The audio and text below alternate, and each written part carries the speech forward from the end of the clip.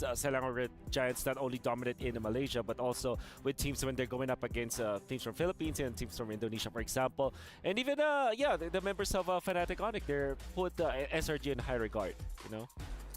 Here's the thing, right? Because looking at both these teams for today, we have to really emphasize why it's amazing. Because this is the group of death. In this group, all 4 teams are champions. And all 4 teams have hype towards them. And because this is the group of death where champions are here, it might also be the group of disappointment. Because we have to remember, these are champions from each region. So imagine 2 teams, 2 champion teams, not making it to the knockout stage, and 2 champion teams getting their keys crushed. Oh, not the hydraulic press. Man. I'm already getting nightmares about that, right? Man. My sleep paralysis demon looks like a hydraulic press at this point. But I do believe that in this group of death, there are going to be teams that are coming in with a significant disadvantage. And I think, I have to address CU soon here because they're not going to have their coaching staff for the majority of this group now. And hopefully, if they can even get a singular point against some of the big dogs here in Group B, I think maybe there's some hope. They're put in a very difficult spot. I mean, if you look back at the group stages and you're going to be looking at day number 4 in a way that you're at least 1-1, you have that homeboy / they have that Evos / Firefox situation where you do have a chance. Even if you lose your matches, you still have a shot. You just have to win it through the tiebreaker, or at least, get more points afterwards. That for CSUN, they now are put in a spot where they have to wish for someone else to kind of mess up, It's out of their control entirely. Yeah. And with that being said, we got to look at the match schedule for today to see which teams are going up against who, and more importantly, when. Because we're going to open up today with Falcon, the champions from Mina, going up against Selangor Red Giants. Afterwards, it is going to be Fnatic Onic going up against CU Soon. And CU Soon will be battling once again, going up against Falcon. And we're closing it off with our ALJ match of the day, Selangor Red Giants going up against Fnatic Onic. We are expecting a high-octane match for that. I'm expecting assassin versus assassin action. A lot of good marksman battle between Chewe as well as Innocent. That's gonna be great. I mean, we've seen them time and time again prove that they are some of the best in their lanes. But when we look at the Group B point system as of right now, everybody's concerned about CU Soon as well as Team Falcons, right? Yep. At the end of the day, the 2 very first best-of-2s that happen is going to be a qualification match, technically to get into the playoffs. And even so, if CU Soon or even Team Falcons, they just won their matchups, there is hope. Yeah, looking at the groups right now, Fnatic Onic just needs to win 1 more best of 2, as in sweeping the best of 2, same as Selangor Red Giants, for us to have the same situation as Group C for yesterday, where the first 2 matches will dictate who gets to go to the knockout stage and which teams are going to have their keys crushed. And then the final game of the day is going to be about setting up that tempo, setting up that I would say ego booster to go into the knockout stage. Of course, being number 1 in your groups is going to give you an advantage going into the knockout stage. But again, personally for me, I feel like it's ego testing at that point. I love that you bring that up because for certain teams, they need a bit of a warm-up period, right? I think, if we look at some of the other groups and unfortunate matchups that have occurred, like C9, for an example, starting off, we think that they're going to make it out of this group, but when dropping an 0-2 against their opponents, now having to scramble to get out of the group itself, I feel that a lot of these teams, especially at the highest level, need that confidence boost. Yeah, that's why I also don't want to sleep on CU Soon, because despite, of course, the penalty that happened to them, if you look at their games, they really had it in them. I mean, SRG is a team that we put in the top spot, right? I mean, easily top 4 for me. But the fact that they have actually won a game and won skirmishes and won so many times going up against SRG, that means that they are not pushovers this time. I mean, with that being said, let's actually talk about the first match of the day, which is going to be Falcons going up against SRG, where for Malaysians, I would say this is the best team we've seen, Gideon, in such a long time. Ooh. And Falcons, they haven't had a lot of international appearances, so it's definitely going to be an uphill battle for them. Look, I feel for them. I feel for the MENA region because it reminds the early days of MPL MY, right after the split of MY and SG. We were kind of lost. We didn't know what our own playstyle was, and usually it doesn't work out in the international stage. But I think MENA is catching up at an exponential rate, now including imports, making sure that the region as a whole is strong. I think SRG, yes, is one of the best teams coming out of Malaysia in a very long time, but that's because of the polish that they have. Wow, how cool is this? We're getting exciting to see all the players like behind us and in front of us. I also want to add to what you were talking about, the development of the region. They've already like added imports, which already, of course, that helps a lot, right? But I think the next step here is for them to get into a spot where they can scrim against top teams. Like for example, some of the Western teams have flown to Southeast Asia just to train. I don't know if there were teams from in a region that actually went to Southeast Asia just to train, but I think that's the next step. For now, they have to show us what they got. We cannot change anything from their preparation, but I do know that this time they're a much more improved region compared to M5. I would pass this to Gideon. Is there a situation where Selangor Giants might choke? Because technically these are newcomers. The only one that's been on the international stage a lot of times is Yums. That is true. I think that, in terms of experience for this Malaysian squad, yes, they don't have a lot of international experience, even amongst the imports, right, Cameron, as well as Innocent. But when we saw SRG face off against CU soon, they were playing by far the worst MLBB I've ever seen. And then Innocent decided to kind of pull it together saying, hey, guys, what are we doing here? I will drag us across the finish line if I have to. And I think that the rest of SRG really needs to have some mental fortitude coming into an international tournament like this. Good thing you brought that up, because I was able to talk to Innocent in one of our elevator trips, and I was able to tell him, like, hey, you're easily top 4, maybe even top 2. And he said, like, okay, yeah, he wishes that will happen, because he knows that many things can happen when it's stages, right? Even himself, he said that he wanted a little bit of a warm-up so that he can, marinate in the stage, get a feel of the actual vibes of what is happening, and then maybe the jitters come off afterwards, Yeah, because we got to talk about Team Falcons as well, because the same situation is for them. They're newcomers in MSC as well. So whatever choking we're talking about that could happen for SRG, it could as well happen to Team Falcons. And Gideon, even you said it, that it looks like they're still looking for their own style. For now, they're playing based on their mechanics. When it comes to the preparation, planning of like, okay, 2 minutes we do this, 4 minutes we do that, 12 minutes we do this, perhaps that needs a little bit of polish. So will this be too high of a hill to climb for them? I think it's a little early to say, right? Anything could happen on this stage here at MSC, at EWC. I personally believe that, yes, SRG is coming in with a pretty big advantage, but it doesn't mean that Falcons are going to be completely out of it, right? At the end of the day, it's going to come down to who executes better. So we've seen what the meta has offered us so far, people who maintain control over the tempo of the game, and more importantly so, the draft is such a big part right now that most teams are really putting more priority to the draft than it is to the game most of the time. Yeah, and especially with the draft positions as well. When you're in the blue side, you're much more comfortable now. Red side, you kind of have that required mandatory bans. Force ban Louis as well as the chip. It kind of felt like if you're on the red side, you technically have only one ban now, unless you're prepared to give up the chip and the Louis, which we have seen after, 3 days during the group stages. Yeah. It's so difficult to deal with. Actually, let's talk about that chip for a while. You guys still remember, if you enter the opponent's jungle in the first 2 minutes, you're going to have more damage dealt to you, 20% more, in fact. Yeah.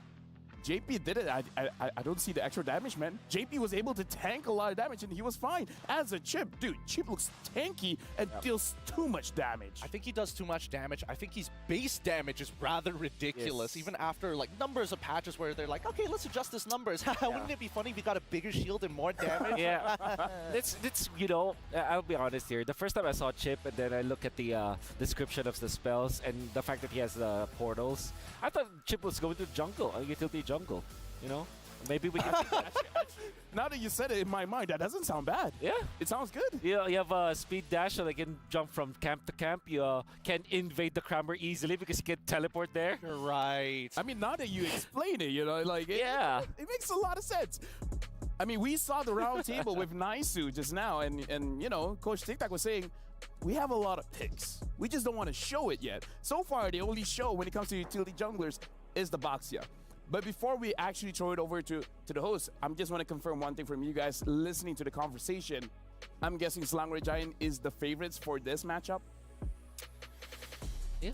Of course, absolutely. Sorry, I had to throw it out there. It makes people really believe in it. But yeah, I do think that SRG should be able to take this 2-0. Even if it's 1-1, that's still totally fine. At least we get to see more Falcons. Yeah, I think the only time that where SRG will not be favored in this group will be when they're up against Fnatic Onic. I think, like I said, easily top 4 for SRG all throughout the whole tournament.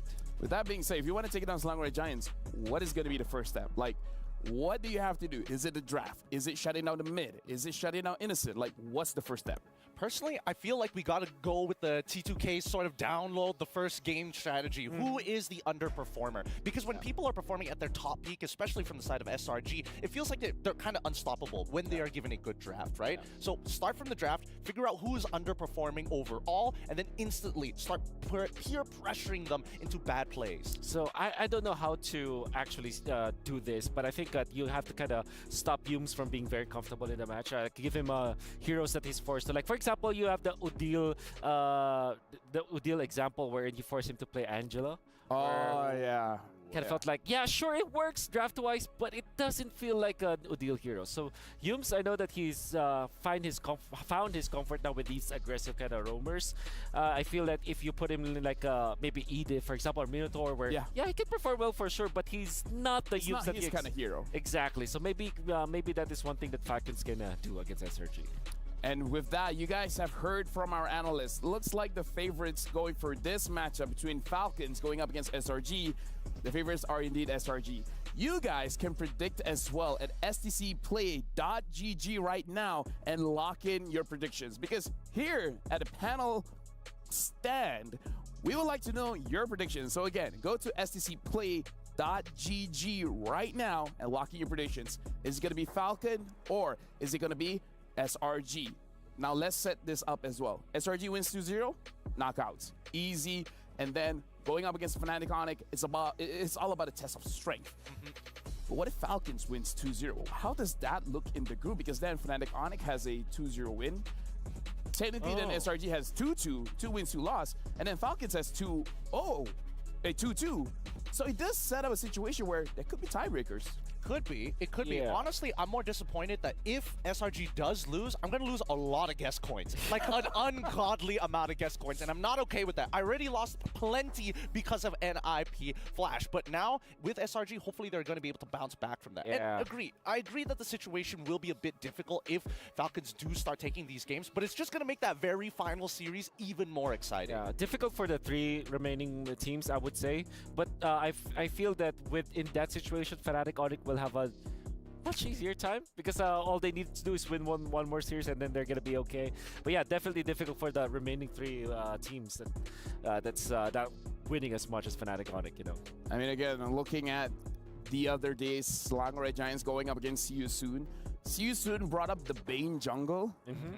SRG almost lost that one. Yeah. Here's the They thing. almost lost that one. Personally, for me, I think that See You Soon is a very unique team. Nobody really wants to deal with them because they're wild, man. These guys will force fights when you don't think they're going to force it.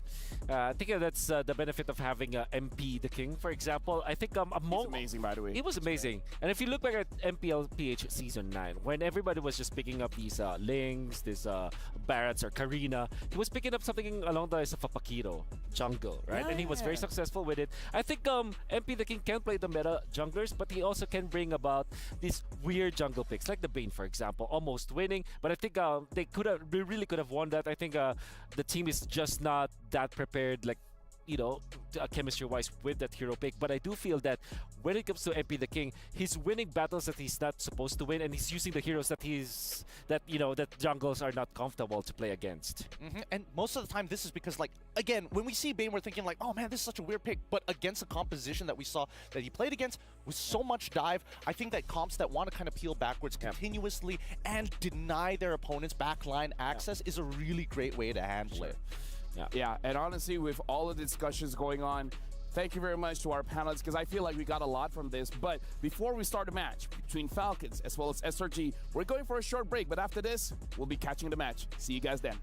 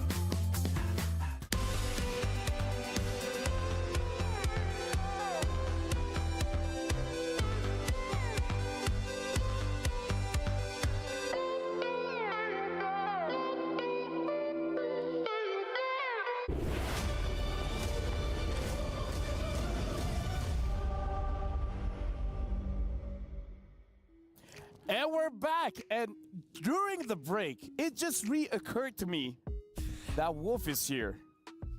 Yesterday we did fine. We were able to survive Wolf's curse, but now we're going up against the MENA champions. I mean, if we're gonna predict our score, I'm afraid to predict for SRG now, because now that Wolf is here, anything can happen. I mean, yesterday, one of your teams went into the playoffs for the knockouts. And then got 0-2'd by TLPH. I have no control over that. That's true, that's true. Today, there will be no Filipino teams. I think there will be Filipino players and coaches, though. Yes. Like, literally every single team. Every single... I gotta say, Filipinos are everywhere. You guys are everywhere. I mean, that's the beauty of it all. That's why technically they have the homegrown advantage here in Riyadh. But I think at the end of it all, I feel like when we start thinking about these matchups, and even if Wolf is here, that's why I was a little skeptical at the very beginning. Maybe SRG is going to be looking really polished today, and we hopefully get to see them at their peak performance. Hey, here's the thing. If we want to know a little bit about SRG, because during the break, before we started the show, we saw the roundtable with Team Liquid Echo. So now, let's actually look at the roundtable with SRG.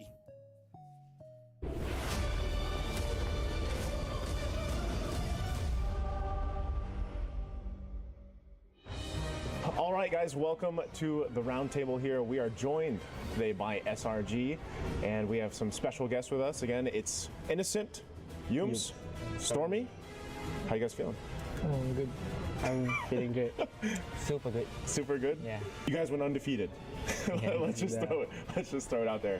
You guys went undefeated. You had a very dominant season, for that. Why did that happen? What was the big change for you guys? Stormy, maybe you can answer this, because, I watched your guys' grand finals too. I didn't get to see all the regular season, but I just felt like no one could stop you guys. I don't know what the answer is. What's the answer, Stormy? As for me, right, I think we're undefeatable because our chemistry is so strong. Yeah. And it makes our bond is really strong.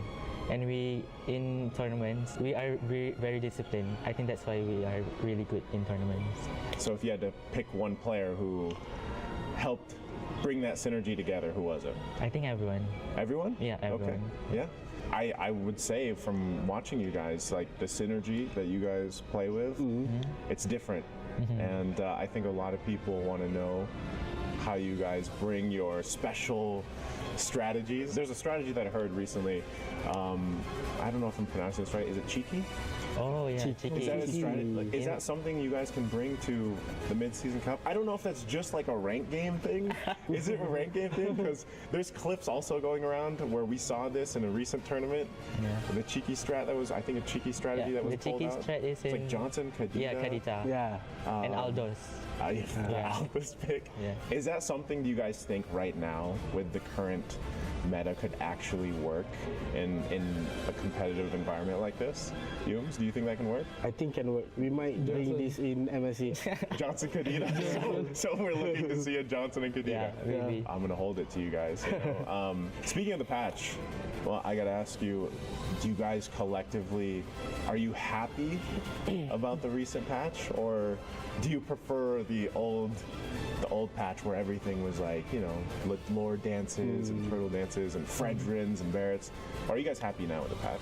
To be honest, I think we are happy, right? Yeah, we are happy because our jungler is a high assassin user. Yeah. So we don't mind the patch. Yeah. We can go in with the patch. Let's say from the jungle perspective, because we see a lot of Roger. Based on the wild cards now, we saw a lot of Roger, we saw a lot of Lings. I feel like this highlights your guys' playstyle too, but Innocent, your picks from the gold lane. Does this change for you? Because so far we've seen some cool things in the gold lane too. Chong. Bringing that. Yeah, I will fight this Ling. This Ling and Roger. You're gonna fight the Ling? Yeah, my Chong is not scared of Roger. Okay.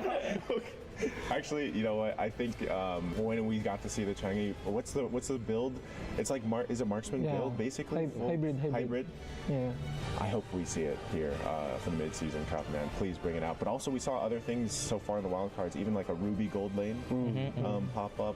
The Hariths are still there. I know you like even to play some of the Hariths. Anything else that I would say? How do you guys feel about the Sky Piercer? This is a topic of discussion for a lot of people. I think you should ask Innocent confident. I because, cannot talk a lot about Scorpius because I don't buy it. yeah, same. You guys don't buy it. How do you feel about? I think they already fix it because I think they already nerf it. Yeah, it's like it went from like 6 to 4%. Yeah, they reduced the stocks. So is that good enough? So I think it's already balanced now. It's balanced. And it's not easily to get stuck because if you got shut down, it will reduce 30%. Oh. Yeah. Yeah, so it's still a risky item. So it's risky, even though it's cheap. Because it's, I think other people are saying like, should it be more expensive? Yeah. It's 1,500, I think, 1,500 gold. Yeah. Because if you cannot get stuck, it's still useless. Okay, well now we know because a lot of the casters and I know Mirko has mentioned this too. There's for a while everybody was picking up like first item even, you know, but now there's some changes here. I would say that so far though, for what you guys see, your group ahead of you. Let's talk about your group real quick. How are you guys feeling about your group? Are you guys confident going against? You know, there's some pretty good names in there, but do you guys feel like you can go ahead and top your group? Is there anyone? Let's start with this. Is there any team here in your guys' group? Are you worried about any teams, or do you think your undefeated streak will carry through the group stage? Stormy, do you want to?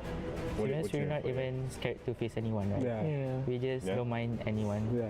So we just go with the flow. Just go with the flow? Yeah. But we are very confident. We are very confident to beat them all. Spicy. Spicy, Yums. Who are you looking forward to play against the most, though, Yums? Is there one certain team you really want to go against? Of course, Keyboy. The champs? Yeah. The champs, MSC champs. Everyone is champs, right, in our group. Everyone, you guys have the champion group. That's right. And so far, from what we've seen from a lot of the interviews, I think most people would put Fnatic Onic at the top of their list that they want to take down. And you guys have a really good chance, obviously, of doing that with the current things. But obviously, too, we know Kyrie. This is also good. I think any of these teams that like these assassin picks are going to be able to shine. Your group, though, the group of champions, I think at the same time you guys have to. I'm wondering because the play styles in Malaysia and then the play styles on international stage, it changes in a way, right? But have you guys started scrimming already too? I know you guys just landed, but yesterday. You already started scrimming? Yeah. You guys didn't rest? I think like 3 or 4 hours. Yeah, a quick You just took a nap? How are you liking it's like practice rooms, right? Yeah, it's very good. Yeah, It's very comfortable. Very comfortable. So big. Yeah. What do you guys have? Is it one big practice room for everybody, or is it think it's split up? Per team, I think. Per team have their own gaming. Okay, and then you guys just scrim against certain teams, or how does that work? Yeah. Yeah, we scrim the MSC team also. Yeah, with MSC. Other group, With other MSC. group. Other group. Oh, with other groups too. Because it's hard to find scrim because the server is different. Right? Yeah. That's right. I wish you guys the best of luck, going forward for you guys and your group, the Thank group you. of champions. Thank you. Real quick, I'm going to ask each one of you this, though. After MSC, what are you going to do? Because you guys, the life of pro players, you guys practice so much, you prepare so much. How are you going to have some downtime, Stormy? Let's start with you. How will you enjoy your downtime after MSC? Maybe I'll just spend with my family because I don't have that much time to spend with my family before. Yeah. Okay. Yes? I think same with Story because we pro player spend so much time in mobile games, right? Yeah, So we want to spend time with our family. Whole family. Innocent? Family. You want to buy a car, right? Same like my teammates. After MSC, just rest for a while, then. Are you going to go home? You're going to go Philippines? Then go back to Malaysia for the Snapdragon. For the Snapdragon. So you get a little bit of time. Okay. To wrap things up, is there any final things you guys want to say? You can say it to your supporters. You guys can say it to the group, maybe a certain team. Innocent? To our fans, thank you for always supporting us, and especially to Malaysian fans. And I hope we can bring you the MSC trophy. Yeah. Thank you. Okay. Yums. Okay, for Fnatic Onic Keyboy, hopefully we have a good fight. See you in the land of down. All right. Stormy, last words? Anything? I don't have much to say, but just keep supporting us till the end. We will give you guys a good result. Thank you. Awesome. Thank you guys so much for joining us for the roundtable. That's going to be it with SRG. Again, Innocent, Yums, and Stormy. And we'll see you guys in group stage.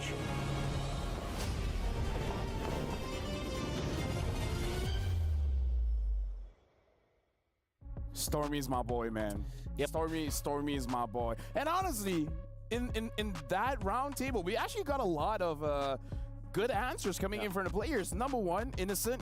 He doesn't care. He'll pick up Chang'e, goes up against Roger, goes up against Ling.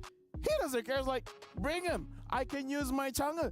And the thing that you know, in terms of analysis, he said Sky Piercer with no stacks, useless.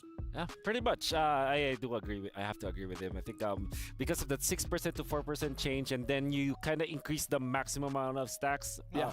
You technically kind of, yeah, I think you nailed it right in the head there. It's perfectly balanced now. Like, it's not that OP. It's not that unviable. So, but if you do snowball, it's gonna be great. So, yeah, share sentiments with Innocent, my boy. Well, Stormy's my boy. But speaking of my boys, we gotta look at Keyboy, where Yume's just like, yo, Keyboy, we're gonna meet you guys and let's hope for a good match. Yeah. I thought it would be a little bit more spicier, but Yume's just like, it's okay. You know what? Nice is here. I'm gonna tone it down a bit. Honestly, I think the fact that Nice was like, hey, you know, just to fans out there, say to the loved ones, it's canon now that Keyboy loves SRG based off what Yume said, right? Yeah, exactly. I think we can all agree with that. And I think, you know, both of them, I feel like Yume's, even though he's left Todak and now joins SRG, a bit of that Todak spirit hasn't really left him just yet, even when it's uncalled for. But I do think that in SRG's case here, I'm assuming, I'm just gonna, wild guess, he's not gonna play the Chang'e. Innocent's not gonna do it, especially on an important match as well. Here's the thing. I believe Innocent, does he want to use it? Yes. Will Coach Arcadia allow him? No. That's the big difference. Speaking of differences, we got to talk about the differences between the two mid laners. My boy Stormy is Malaysia's Mage Prodigy. Yep. He's going to go up against Goodnight, the MPL MENA Grand Finals MVP. That's right. So again, like, the mid laners are amazing, and Stormy, we've seen him changing up a little bit when it comes to the mid lane. He's using the Aurora, and he even showed off the Kagura. Yeah, and he's another mid laner that has been, you know, has J-Lord as a name. Yeah, actually. So J-Lord and mid lane with Hate in there, you know, in the mix. I think the Falcons is in a good spot. As much as they want to be in that good spot, like, can they actually make it work out, right? Because we've seen that the mid trio has been a large part of the metagame, even from like 2 patches ago. Now even more so than ever, just to kind of help out the sides. I think the teams who can identify the game state, not from just the laning phase, but even beyond that, will have a bigger advantage coming down to the mid game. I kind of felt like they were out of their game when they first faced up against, if I'm not mistaken, it was Fnatic Onyx back in day number 1. Even Ding wasn't that comfortable. I know what prowess Ding can bring to the table. Like, he's very, I would say, macro-centric in a way that he is an EXP laner when he played back in the Philippines that can actually carry the games. He's like a damage-dealing EXP laner. From what we saw from the previous days, we are more inclined to have setup kind of XP laners like Terizla, for example, and carry XP laners are kind of frowned upon just because you're focusing so much on the jungle as well as the gold laner. For a second there, I thought you meant carry in the no, XP yeah. okay. Because I was like, wait, I've seen that before, and it didn't work out. Didn't work out, yeah, but yeah, so damage dealing / farm heavy EXP laners are kind of frowned upon nowadays. I think that's the main strength that Falcon can muster. Maybe that is where they can look at heading into when they're going up against SRG. I'm just gonna add on a little bit onto that one. Damage dealers / farm oriented EXP laners is frowned upon unless you're Diablo. Unless you're Diablo. That's true. Wait, there's a nuance here. There is a very big nuance. I think a lot of it comes down to, like, why do you even want these damage-centric, farm-heavy style of EXP laners? And a lot of it really just boils down to, can this hero clear the waves fast and make an impact as soon pre-level 4 or after level 4? Because again, a lot of the lane priority now is a bigger importance in the game compared to, oh, we could just sit back, first turtle we give up, and then afterwards, second and third, that's when we fight. Yeah, carry XP laners are, you know, candidates for Employee of the Month, you know, because they're going to be doing everything. They're going to be farming their lanes, or clear their lanes, they have to go to the turtle, they have to appear in teamfights, and they have to deal the damage. It's a difficult thing to do. It's almost like what LaFell is always doing on a day-to-day basis. So essentially, those that are using the Terizlas, I'm just here to do my job, man. I'm getting paid this much. I'm getting paid this much. If you put it that way, yeah, I would say I think that's a good metaphor for it. Yeah. That's a great metaphor. That really is a great metaphor. But again, with these high damage, there is high damage EXP laners. There is a very big risk of getting like hard shut down, and that could just be, For sure. oh no, I accidentally used my eye for an eye in lane and didn't hit anything, and instantly the lane is skewed into the enemy's favor. So right. why go for the high risk when you can just play Thrizzler? Exactly. Good old reliable. Yeah. Can we comment on how the teams are looking as well? They're looking pretty relaxed, even though like this is a very it's a very highly stressful match because for both teams it's the match of survival, I would say. Because again, for Selangor Red Giants, win this one, you're good. Falcons want to stay alive, you got to win this one. And we have to talk about this is their home ground. They like the pressure is on them, right? I thought it was. I thought it was a Filipino home ground. Well, I was thinking that lost the too. home ground advantage. Honestly, hot take here. I mentioned it in MPL MY, and I've noticed a trend among some of the champions, or at least some of the best players in the world. You ever notice that this just might be the long hair meta? The meta where whoever has the longer hair generally is the better player. Kyrie. Yeah, you're right. Already the best. Come on, think about it. Innocent. Innocent. I mean, the list goes on. Stormy grew out his hair as well. TikTok grew out his hair as well. That's actually very true. That's so true. Yeah. So yeah, it's a long hair meta apparently. Yeah. So you know what? That's why Yeb has this, long. He's trying to catch up. He caught on a little late. Sandstorm has long hair. Mara has long hair. Oh yeah, Mara has long hair. You know what? With that, not cutting my hair anymore. And then it would be anyone's guess. Is it going to be straight today? Is it going to be curly? Is it going to be there? Hey, man, you need to have some level of consistency, right? Because even for SRG, they had a undisputed run in MPL MY. Falcons were also looking pretty good, but until I see that long hair, that's what gives me confidence. I am in my head right now imagining LaFell with long hair. It's No, the thing is, you guys are giving the content team an idea.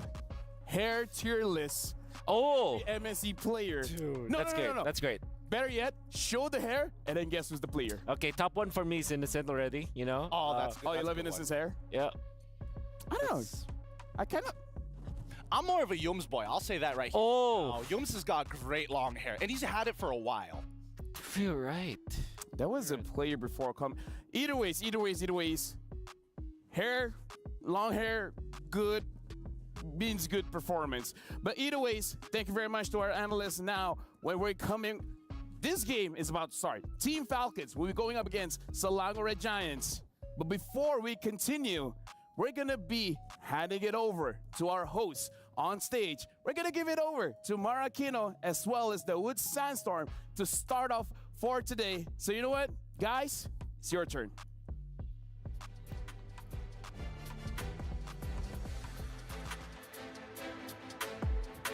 Lots of amazing MLBB action coming your way. We're here at the beautiful city of Riyadh, Saudi Arabia. أيها السيدات والسادة مرحبا بكم في اليوم الرابع من مرحلة المجموعات في بطولة الMSC هنا في الرياض.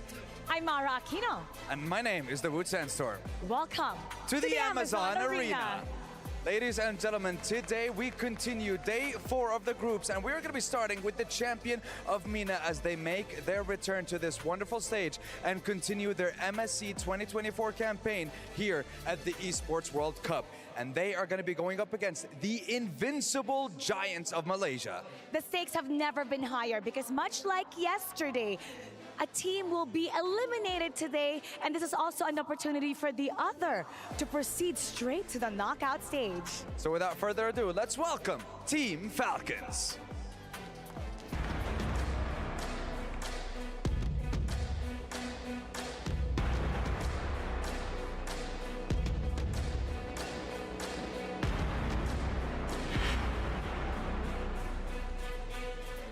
Team Falcons MSC 2024 campaign, well, it started in an uphill battle as they went up against the defending champion, Fnatic Onyx. That they did, and they need to force at least one win if they want to keep their hopes and dreams alive and continue their journey to see the world. Now presenting their opponent. They're looking to remain undefeated. Let's welcome Selangor Red Giants.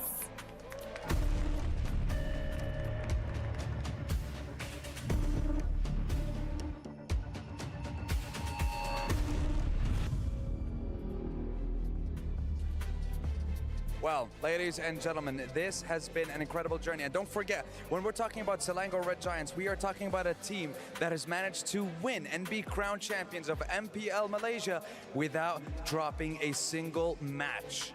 What they want to do is have a 2-0 today because the sweep will let them get to keep this key. Now, in partnership with the Esports World Cup, each team has been given a personalized key with their name on it. This symbolizes their right to be in this tournament, and this represents their life. Exactly, and that is what the key of champions looks like, and this is what the key of the teams that have been eliminated looks like. And you want to see what happens to it once a team is eliminated? Let's see. After the key gets destroyed, it joins the rest of the keys, and it joins the rest of the teams that have been knocked out from this tournament. And we want to see what happens to this key. We are talking about 5 tons of pressure being applied to the pure gold key that symbolizes their journey coming to an end. Now, as this key have been destroyed, a lot of hearts are breaking also, and today we will see another 2 teams' key get destroyed because at the end, only one will get to keep theirs to get the MSC 2024 Championship Trophy. That's right, because only one team can be crowned, then only one key will remain unscathed until the end of the tournament and until the end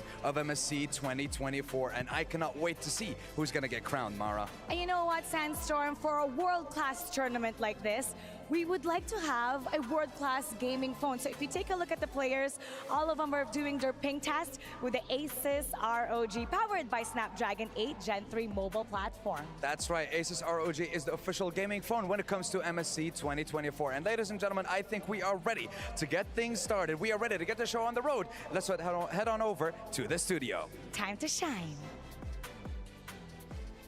And it's also time to see the world. Now, before we go into the draft, this is on topic and off topic at the same time. I really want to take a picture of those keys, man. The broken ones and the ones that are still intact, because you can't tell me that that doesn't look cool. Even the broken ones look cool.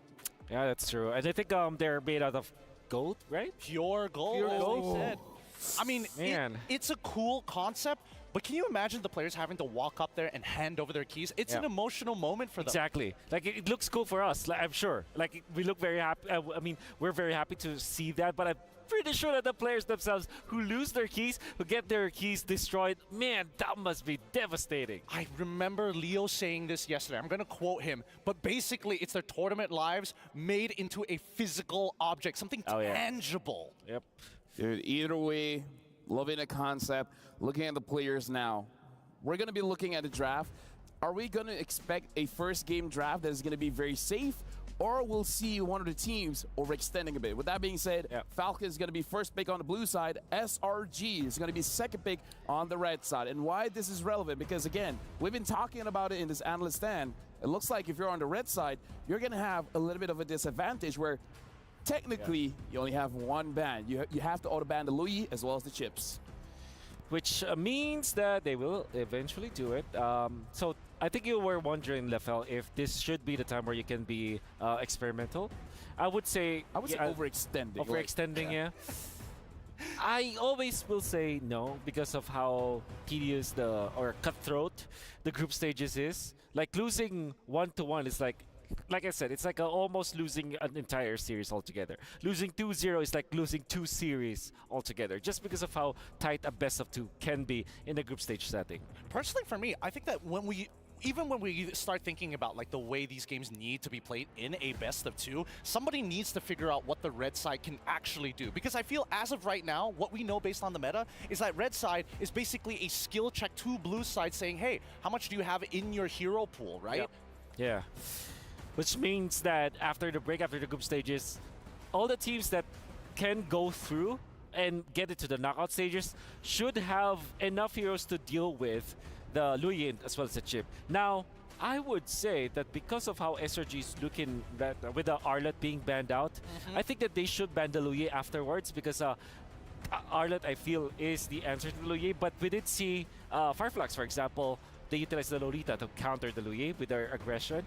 SRG is a team that's more willing to the Luyi, and between Luyi and Chip, I think Luyi probably 100% you will not let go of the chip. 80% you can let go of the. 80% 20% you can let go of the Lui. No, I totally get you here. I personally think that maybe SRG may have taken a little bit of an idea of how to counter this Lui. There might be an opportunity for them to actually open it up, because I'm not sure whether Falcons is going to highly prioritize it, right? Because as much as Goodnight is like their most solid player, the rest of the team does need their power picks to really perform. Yeah. This is interesting. You're blue side, but you're banning out the Lui. Yeah, so what I think here is Falcons are considering getting Harith or Roger. They're going to be running for that kind of pickup, especially because the Ling was already banned anyways. It kind of feels like they are not that prepared against the Lui.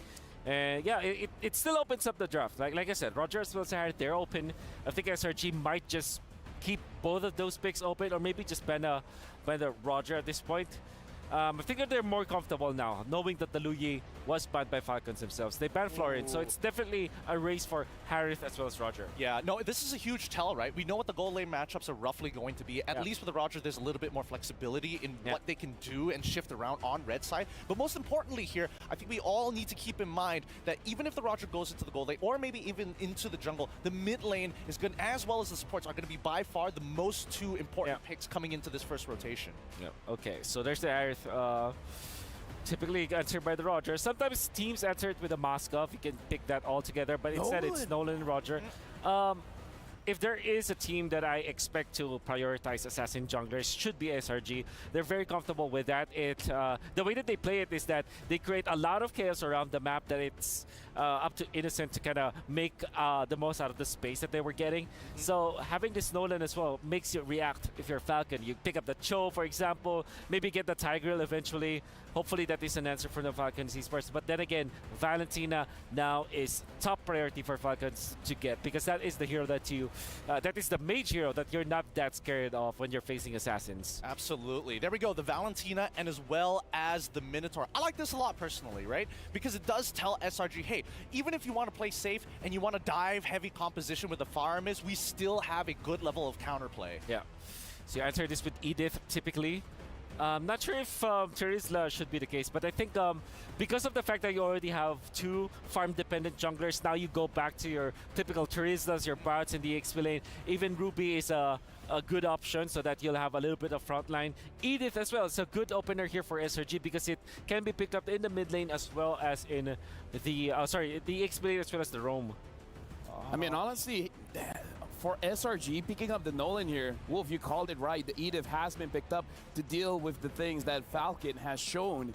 But again, having this Nolan is, even though it's in the hands of Sakai's, it's high risk, because what Sakai wants to do is he just wants to outfarm the enemy team. He's going to take his own jungle, he's going to take the enemy's jungle.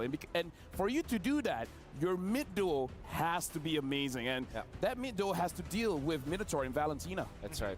I think worse yet, we need to also include into the argument EXP laners, right? Because they're going to be the big driving force into invading your jungle, securing neutral objectives, having priority on that side of the map.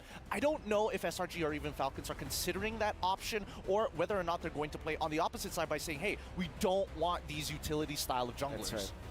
I think it's worth it for Falcon to ban the Kedira, although I think the normal bans here would be Farsa as well as Novaria, two heroes that are decent versus Falcon, but let's see this. But the Kedira is interesting because SRG, you have that hero that can actually burst the Harith. You just need another combo for it, maybe get the Kaja afterwards. Or what they said during the round table, Kedira Johnson. But then there's still one component missing. I mean, they only have the last two picks, but it would be nice to have the Alex for that global vision to know exactly where they are to make that hit and run work. Yeah.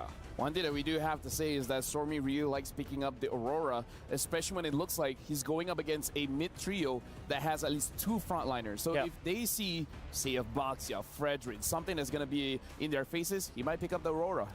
I love that you brought that up because it's a great hero versus the Harith in a way, because you have a lot of sources of mini crowd controls and a big one with your ultimate, which means that Harith can only purify one of those. You don't want to be frozen in that part, and I do like it. Next best option there is the Nana, which also, you know, has this instant hex or transformation we can expect. So yeah, Aurora, Nana are valid pickups here. It's they're both decent against the Valentina. Another option is this Odette that some teams are thinking that it's great versus the Harith, you know? But I doubt that will be the case for SRG, especially with the Minotaur up, as well as the Valentina. You don't want to give a big ultimate to the Valentina like that. So. True. Yeah, that is very scary. Yeah, no, I agree with that entirely, right? Yeah. I think Aurora probably would be a little bit better in this situation, but what I'm noticing here is that maybe with the bans, well, dedicated towards Ding's side, the Benedetton as well as the Yuzong, there could be an opportunity for Edith to actually get thrown into the EXP and then open things up, maybe with a Grok even, just to walk into the enemy jungle to start scouting early on. That's why I like the fourth pick mid laner here for SRG, because that keeps the Edith flexible at this point. And you're not revealing that much for your composition. With this, Aurora looks really good. So is the Kadira for SRG. I wonder what they will pick up with that. They also have Xavier, which apparently is a decent laner, because you just go back. Wow. Oh, there you go. Okay. Wolf called it. Well. Okay. This means that if Xavier's going into that mid lane, that Edith most likely has to be the roam, right? Because in the earlier stages of the game, you really struggle to clear these waves effectively against your opponent, especially when you're up against a Valentina and a concussive Blast Minotaur. Yeah. I mean, you were talking about the Grok, and the Grok could help out as well. So even though they got a Xavier, it's still open. Yeah. Do you want an assassin now if you're Falcon to match up with this Nola? Maybe a Hayabusa eventually. Really? I was thinking more just go straight into the box here, right? There's just a lot of I agree. of damage, a lot of layers of damage that you could be mitigating. Yeah, I do agree with you. I think that's a much better pickup, honestly. Baksha, you have a lot of frontline. Xavier will not necessarily be able to stop that, and you have access to the backlines with this Baksha. Then go to Terizla. Paquito. Okay. Okay, they generally fit the same build that you were talking about. You were hyping Ding up to be the guy who plays damage style of EXP. I love it. And that's why SRG are like, no Benedetta, no Swiss Army knife for you, no Yuzong, we'll let you have a Paquito. That's right. How about the Nesmeralda? This is perfect time, dude. Harith and Paquito is there. I mean, of course, the backshot is going to be a little bit of a problem, but there's no actual one-hit delete hero that can actually stop the Esmeralda this time for SRG. Yeah, Another option is the Grok, though. But yeah, I think Esmeralda is great. Gonna take a bit because it looks like player quote coming in from Zorn. He's saying to SRG, do the best for Malaysia. Even though Homeboy's still here, they're like, you know what, you guys are our hope. No, that's just, I mean, it's just facts, right? It's been a while since Malaysia has been put on the map, and better yet, done well during an international. So we have high hopes, and Terizla finally gets locked in for the side of SRG. What are you thinking about this, Wolf? Pretty standard. I think, they can. They really knew how to make this double Roger plus Nolan work. And with that being said, we see an EXP layer that does the damage, and we see another Xavier. And with that, the draft has been completed. And when it's completed, now it's time for the casters to shine. It's your turn. Thanks, Lofel, Gideon, and Wolf. Dan Leo Kubangay and Herbert Trex Wagner at your service for this best of two between the champions of MENA and Malaysia. Ain't no unique picks just yet, but it was well written. I like what both teams brought out here. I think both teams brought a very solid in their own right. You got SRG with some heavy artillery in the back and some heavy dive in the front. And then taking a look at Falcons, it's solid. I can see them all grouping up, a little bit of Paquito jabs here and there, but overall just they want to kind of stick together, look for those big Minnow and Fury knockups. Despite this meta being very assassin heavy, I actually appreciate how so many things are valid. Both teams were able to draft a lineup that there's favorable for them that go on different axes of aggression. Here we go. Early game up, the first 30 seconds. That's a mirrored rotation for both junglers, orange on each side. Yeah, it looks like they're both going to be kind of hitting opposite sides around the same time. Hopefully, Basha is one of the few utility junglers left that can kind of keep up a little bit with some of these fast-moving assassins. And even now, we're seeing they're both going to be hitting those opposite buffs, but Basha actually gets to his purple a little quicker. Yep, looking at the emblem set, a lot of impure rage for the Falcons. All this while, SRG keeping it sustainable. Again, the front line of Cram and Humes with the Brave Smites. And then you got the burst from Stormy and Sekai's. Now check this out, Sekai's trying to get a little cheeky, stealing away the small buff spotted out by Super. Yeah, but Super's doing a good job. He's keeping eyes, he's keeping vision. I'm wondering, we've been seeing a lot of switch-ups from a lot of teams. Sometimes it's a heavy focus on the EXP lane. Sometimes it's a heavy focus on the gold. I'm wondering what these two teams want to try to go for. This is as 50-50 as it gets. Neither as aggressive unless Kenji coming in. A little bit of damage on to Cram there. Cram should be okay unless Goodnight gets something crazy off. 20 seconds till Turtle coming up. Falcons actually taking the aggressive route. That's one more wave Goodnight's looking for to get that level 4. IMU still not online. Humes and the rest of them pushing him out of that long bush. All right, here comes the Turtle, 5 seconds in. I mean, and I like the way the SRG, they're really kind of, you know, we're seeing mid, we're seeing the roam, we're seeing everyone kind of stick together, getting ready for this Turtle. I got a feeling we might see a big 4v4 as this Turtle comes up. Set guys, keeping vision. And when you have this assassin on the jungle, you don't have to try to force the Turtle, right? You can dive in any moment you want. Yep, and it's Kenji who's incentivized to go a little harder on it. There's the Unite. All right, Ding trying to make his way around the back. That guy's able to take the Turtle, though. Yums not forcing anything, able to step back. A lot of damage on a Ding, though, but Owen's Fury misses everyone. And members of Team Falcon going down. Stunning light, just for good measure, why not? And the Mystic Field. Oh, wow. Impressive how the top teams in MLBB Esports now are able to make the Savior feel like an early game hero. Now the Purple in jeopardy. Kenji can't even contest, man. Early on.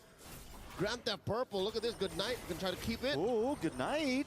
Not able to save it. Set guys does take it, and not only the Purple was in jeopardy, but Kenji as well. He had to leave. He had to just go over to the orange buff, and now a little bit of damage on the Super. Forced to flicker back, and SRG bringing some aggression to the mid side. Team Falcons, despite being the hometown heroes, are put on the back foot. Very difficult going up against Selangor Red Giants. Again, 4 months and counting, undefeated. Cram jumping in the Ding. Ooh! Snipe from long range, again, just for good measure. Sekai's probably would have been able to do it himself, but SRG are wasting no time to kick things off. Humes here, one-man enforcer, keeping in check not just the roamer, not just the gold laner, but even the jungler. Again, Kenji has been having a hard time ever since minute 1. He's been behind EXP as soon as the Turtle started. And now looking at the gold lead, we're approaching 2K. Man, Super and Goodnight are just having trouble even stepping out to that river right now. There is fear in the air. They smell it. They know it's there. Humes just always waiting. Great positioning. They want Super to come out. They want Goodnight to come out. Luckily, they're not taking the bait right now, but what does that mean for their rotations? I mean, it means Team Falcons can only really do so much that Selangor Red Giants allow for it. And you mentioned now, it's the fear of crossing over too much. Kenji forced to use the Ignite. See, usually when you play a boxer in this current metagame, you want to use it aggressively, the way Carl Teasy uses it, right? Getting in your face, forcing fights when the enemy's not ready. But now SRG, they're the ones who are saying, hey, you dare cross the line, you get punished. Yeah, look at Ding, though. Getting some nice locks on to Set Guys. Might be able to get the kill here. Can he find him? Flickers in. One more hit, but Set Guys gets away. Turtle does go over to Team Falcons. Well played by Ding, zoning them away. They lose Super for it. What do we think about the trade? That's good. I'd like to think that the way that fight went, it's Team Falcons showing, hey, Trex, it's not the fear. It's just the timing. We're waiting for a good engage. And now Lark in the back line. Oh, just can't fully follow up. Stormy showing up now. Lark comfortable in the Zmon's force, but we're seeing the pressure be returned. We're seeing some shots coming back from Team Falcons. All right, took a while until some backup came in to help Innocent. But again, that's what SRG is made of. They're so good at synchronizing across the map, of making these plays count, not just 1 for 1, but add up into an eventual conversion. And I think that's one thing that Selangor Giants are lacking just yet. Since a lot of the early game was 50-50, like man-to-man defense and lane-for-lane advantage, they really didn't get to bear down on one, meaning no real hard pushes yet. If anything, it's Falcon who made up for that. Look at Lark. He put the turret down bottom almost at half health. So that means if the same turret, if the same turtle engagement happens again in the upper corner now for the third turtle, I think Team Falcons might be onto something. We'll see what happens here. Falcons want to try to get in position for this turtle. You're talking about Xavier being a late game hero and showing some good strength this early on. I would say the same for Lark here. I mean, Harith does well against the Roger early on, but still, he's already chunking. We're only 6 minutes in, and we're seeing those 900 damage marks come up on the minions. We're seeing him just start to, he brought that tower already down a bit. He could be a threat very soon if he's able to get in the midst of things here. Kenji gonna take a little bit of damage. Sekai's able to get involved as well. Cram might be able to get away from this, should be okay. Cram is forcing things from Team Falcons. Again, I think it's clear now that SRG, they can't let the fear ruin Team Falcons, because Team Falcons, they are champions of MPL MENA. They are champions of the golden season. And I guess that makes sense why Lark is now putting the team on his back. They're trying to fight back. Yum's here, get knocked up, dashing away. Turtle still standing. Both teams now taking this one slow. I think SRG are now showing some respect because Ding keeps coming from the back, but this time he's found out. All right, Ding's been trying that for the better part of the past 2 minutes. And again, it worked out. That's how Kenji was able to steal away that second turtle. And now Selangor Red Giants, although more smarter, Turtle still up, just barely. He's getting the knock up. Sekai's able to take it. Dawning Light does come down. Kenji goes down. It's looking rough for Team Falcons. SRG 5-0. The Giants are forcing Team Falcons to pull out another trick. What else you got in your arsenal? We can't keep up this whole Ding. Goes in the back line, responding to Cram's forced engagements. All right, we're over that. What's next? Team Falcons says, you know what? Gold lane has been pretty open, but y'all did leave mid just as well vulnerable. It's a good trade. I think SRG still way ahead, and I think the gold will tell you all about that, but now Ding! Ding flickers back, able to get the bob and weave, the sidestep, the dip, duck, and dive. Gets back to base there. SRG, though, I mean, they broke open mid. Now we're just seeing them rotate across this whole top side of the map. It's looking a little grim. Team Falcons need to, I think, you know, what do they do from here? Do they try to get some towers? Do they try to get some cheeky steals? Do they already start to huddle up? We're only 8 minutes in. Well, about a minute away from a Lord. Team Falcons unable to get anything save for a turret and a stolen turtle. Something tells me now Selangor Giants turn on Team Falcons and they press on the clutch, because now look, they're giving Ding a good chunk of attention. This was not prior what the early game looked like. During laning, it's usual that, again, you mentioned gold lane gets attacked, XP lane gets attacked. Now it's only happening during the power spike. Ding's in trouble. Oh, poor Ding. Ding, ding. Goes the bell. Take Ding a nap. out. I mean, it's go good night. And to be fair, Good Night is one of the anchors of Team Falcons. There really wasn't much for Ding to do here. There was a good amount of CC waiting for him in the back line. There was a sniper down top, and here we go, the dance! The way they disperse out of that Minoan's Fury. Super doing everything he can, but it's not enough. Innocent finds Lark, and now Kenji. This is looking rough. Team Falcons looking for an answer here. No breakdancing here in this street. The way they all just move. Minoan's Fury comes down and all of SRG literally just whoop. They disperse and then they recollapse. And I understand how Lark was so gung-ho about saying, you know what, we can summon force here. Everybody's ready. And now, oh no, they give him another one. Ding's down. I don't know what the plan was there, to be honest. Of all of the engages that Team Falcon has tried to put out there in this 10-minute bout, that must have been the oddest one. Yeah. I don't know. I mean, Ding's supposed to be the guy that gets to the back line, right? He's supposed to be the guy that can kind of zone away. Sekai's, we saw a little bit, and I think that's why, that's the great genius of this SRG, bringing him to 0 and 5. He can't even hang out in the back line. He can't even hang out anywhere right now. He's so behind. 1.5 gold difference. It's amazing interception from Selangor Red Giants. It's more than just the damage that they're playing with. Again, the vision and the aggressive rotation from Yum's Edith allows for Team Falcons to have a false sense of security and say, you know what, we can move around. You know, this is a four-man coalition, and then you send Cram elsewhere. This is the same formation with a different amount of aggression and rotation. Selangor Giants not even giving a single kill over the Team Falcons, and now they're knocking down on their doors. Knock, knock, Lords here. Innocent gonna play the distance in a nice penalty zone. Into the midst of the tower, Kenji just looking for something. Mon's Force does drop. Lark takes a lot of damage. And there's a Minoan's Fury, able to keep him down, but no one's falling. Innocent still going for it, Lord. Now at the base. Kenji, good night, Ding. Can they do something? The base goes down. SRG gives no time to breathe. It is a flawless game. The game of inches that SRG played in this very fast game paid off and hit critical mass. forcing Team Falcons to go back to the drawing board much, much sooner than they expected. Game 1 goes over to SRG. God, SRG made it look easy, man. 11 minutes in, didn't take a single death anywhere on the map. I can't wait to see what our analysts say. If there's even, I mean, what can Falcon do at this point? This explains why they've gone undefeated for the past 4 months. Undefeated, This zero clean, deaths. This clean of a game.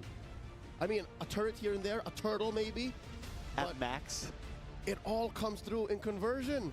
I'm sure Gideon, LaFell, and Wolf would be happy to break this down. Gentlemen.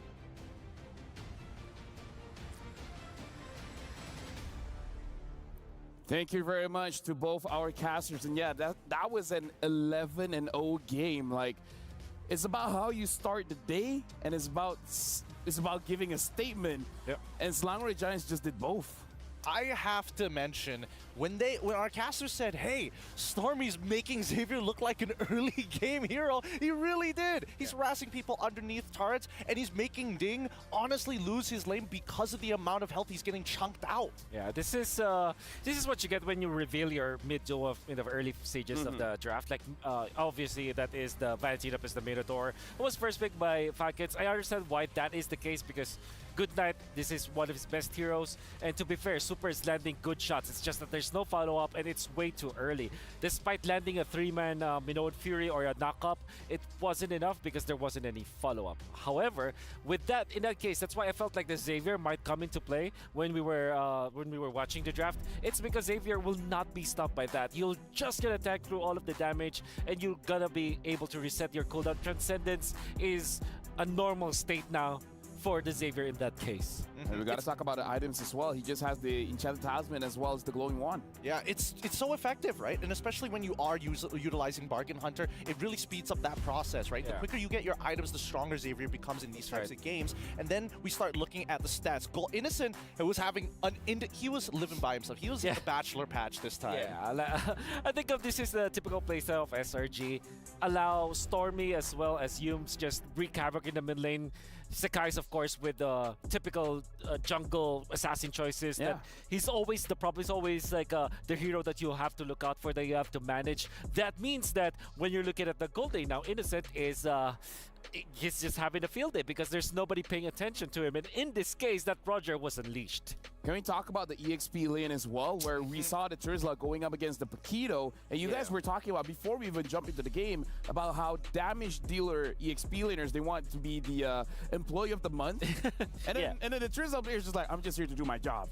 Yeah. And Cram did an amazing job. He did. And I think, a lot of it just came down to, it's not even just Cram, it's the fact that he held out and then started calling the reinforcements at the correct time. Yeah. Because we saw that Ding, before even he walking over to the very first turtle, didn't hit level 4, was in a position when he was already below 50% of his HP, and that was basically first blood guaranteed by SRG on first interaction. And that's the thing with the mid duo, right? It's the Edith that can easily get into the EXP lane.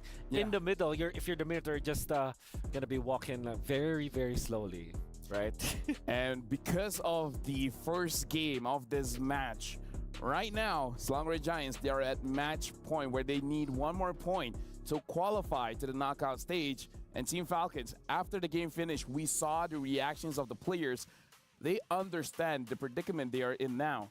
Now it's all about life and death. Like, they have to win this one, because the moment they lose, then by the end of today, they will have to give their key to get crushed. Yeah, and unfortunately, even if they do win the next match, it's going to be 1-1. They have to wish for the other teams to kind of mess up across the... Yeah, exactly. So that is definitely a difficult spot to be in. It's a reality check, honestly. It's a reality check when you come to these international tournaments and you haven't been here before. It's a game of inches, as Leo like to mention, right? Every small mistake you make, honestly, in a local region, it's totally fine. Small mistakes, you can bounce back from it. But here, every mistake is being exploited. Yeah. I mean, looking at them, because, again, it was 11-0. What do you think is going to be the discussion? Because if we're talking about the draft, like, who do you pinpoint to ban out? I don't think that there's ever a world where you have to target ban. I think you really have to just adjust it. I mean, Zico is part of this team that has to fight it out. I think what you need to do is to not reveal so much of your hand and maybe just settle on the meta picks. For example, the Valentine is the Minotaur, although that works a lot. That's a very strong mid duo. It's a very strong mid duo, yeah. But you reveal it, and now you expose its weaknesses, that it's not that aggressive. You think about it. A Valentina can be aggressive, but a Minotaur has to wait for the second item. That's the thing with the Minotaur actually after the Flask updates. Yeah. Before, you're very tanky, you're just going to pick up dominant size, you're good. But in this meta game that we have right now, where you have to prioritize the Flask, it means that in the first, 8 minutes of the game, that Minotaur is actually very squishy if you think about it. It is. You don't have a tanky item. No, I can't confirm, yeah. He is equivalent to your mage, essentially, right? Yeah. And that's the biggest problem. I think even when we're not talking about just the draft and revealing that mid-duo, obviously, I think even on a micro level, Falcons need to be more decisive on these calls. That first interaction already costed them so much and ended up bleeding into the jungle way too early in that game. I think Ding should have said, hey, I'm not level 4. There's no point for us to actually go into these types of fights unless we guarantee a positional advantage. And continuing that conversation, we got to see how this became an 11-0 match. Let's check out the Sony MVP of the game, and it's going to be Yumes as the roamer for Selangor Red Giants. We're going to look at the highlights here to see he's everywhere around the map. He doesn't make too many mistakes here, and I think that Yumes being this aggressive is always great, right? Because as we heard from the roundtable, their chemistry is really good. I can almost imagine what Yumes is communicating to the rest of the team. And sometimes it's not even him talking. It could just be Cram saying, hey, I got an angle here. Anybody can follow up, and Yumes just goes. Yeah. Good first turtle take coming out from the entirety of Falcons. But then again, second turtle, that really went badly in their favor. Look at Cram. He's facing up against 2 of the members of Falcons. Really not going to have any problem. But what really happens here is that your mid duo is kind of locked into the center, literally the center of the map, where everybody else is making a play. Yumes going for the flicker play out there with the suplex. Honestly, looking at Yumes, he reminds me of how Sanford was using Edith yesterday, where he basically just chain CCs a bunch of opponents, making them not be able to move. And let's talk about how beautiful this is. This is a team that compromises of Malaysian players and Filipino players, and they're talking about their synergy. The thing that I love, they don't talk about their synergy in game. They're talking about their synergy out of game, and that's lovely. Yumes now are a Sony game MVP, 7 KDA, 64% kill participation. You know what, you asked me who teams should target when they're facing up against SRG, and said Yumes, like limit him to heroes that kind of, they're not active. And I thought that Edith is actually gonna fall into that spot. Well, Yumes just proved to me today that that's not the case. He's Edith, the way that he plays it, he can play it as well as his Cho can be. So in a way, you've already suggested what should be done. They did it. Yeah. It still didn't work. Still didn't work. Yeah, I really think that it's tough to really target them in the draft, and it's really just a skill check at this point for Falcons. I think that, man, I don't want to say that like maybe they'll have a better advantage going on to the red side, because the red side is already so difficult to deal with. I'm guessing that Falcons is going to stay on blue side, but as you mentioned, don't reveal that mid duo first. But somebody has to be the sacrificial lamb. And I'm thinking that it just might be the gold lane. Just might be like get the meta heroes like Roger, for example. There's not an actual direct counter to that. Harith as well as Roger, they just naturally can solve the problems. Even when you say they pick up Moskov as well as Nathan, those heroes can easily be managed. But between Roger and Harith, they have so many ways, because of the dashes that they have access to. They can win or at least mediate the lanes. And for you guys at home, we've been talking about 2 new amazing skins coming up. Well, it's actually coming tomorrow on July 7th. Soul Vessel Series skins, Aemon Vessel of the Seed as well as Hanabi Vessel of Rage are slated for a stunning reveal. It's going to be tomorrow, so don't miss out. Make sure you guys grab it as soon as it comes out. Speaking of, Jushin, the new mage hero, has arrived. With her exclusive pack, get the hero and her ethereal Serenity skin during the launch week. It's only 469 diamonds, and if you guys bought it for battle points, you can also get the skin for only 51 diamonds during the first 14 days. It's running out soon, so make sure you guys grab it while you still can. Talk about game number 2. You guys talked about it. The draft is going to be a difficult task to tackle. So now it's all about skill checking? Like, can you expand a bit more on that? All right. So when I'm talking about skill checking, we're talking about the rotations as a team. When you find a micro advantage against an opponent or you identify a significant pattern, I think that SRG has done some really good pre-preparation, not only towards the draft, but also amongst their laners, right? If Innocent is in trouble, I think they wouldn't have made that first rotation to the top side of the map. I think it really just depends on the game state. And I think that's the big problem with Falcons right now, that they can't identify a game state that is actually in a winning position for them, and they need to be decisive about it because we see them just kind of like walking around thinking about it. That's very difficult. That's a very difficult situation, which I agree, unfortunately, that Falcons has been put in. Although we can say many things about the draft, it still is a skill issue for this team. Like, for example, the Paquito versus Terizla problem, right? Although that is technically Terizla-sided because you're not gonna die, Paquito has some ways to solve it. Maybe you can proxy, maybe you can get a little bit of help. It comes down to emblem setup, honestly. Yeah, I do agree with that, like, too. If I remember the game correctly, you know what's the craziest thing? You know how Wolf suggests something, and it makes sense. And then, so they should do it. They actually tried. They brought the jungler come into the EXP lane. Yeah. But the thing about Cram is that he knows what's going to happen. It's like, okay, 3, 2, 1, jungler come up, I'm backing off. So it makes the rotations coming in from Falcons mute, because it's like, we know what you're going to do in 320, it's 320, and then, okay, back off. Yeah. Everything can be calculated in terms of set timers. Like Nolan, for example, how fast can he actually farm? If you really put it down into numbers, it gives you some perspective for your side lanes to actually slowly back away. Yeah, but it's like, how do you fight against a team that knows what you're going to do before you do it? Oh, difficult for sure. Oh, okay, so SRG is going to be in the blue side. Red side for Falcon this time. With the Fanny being banned, you're not in a good spot now for Falcon.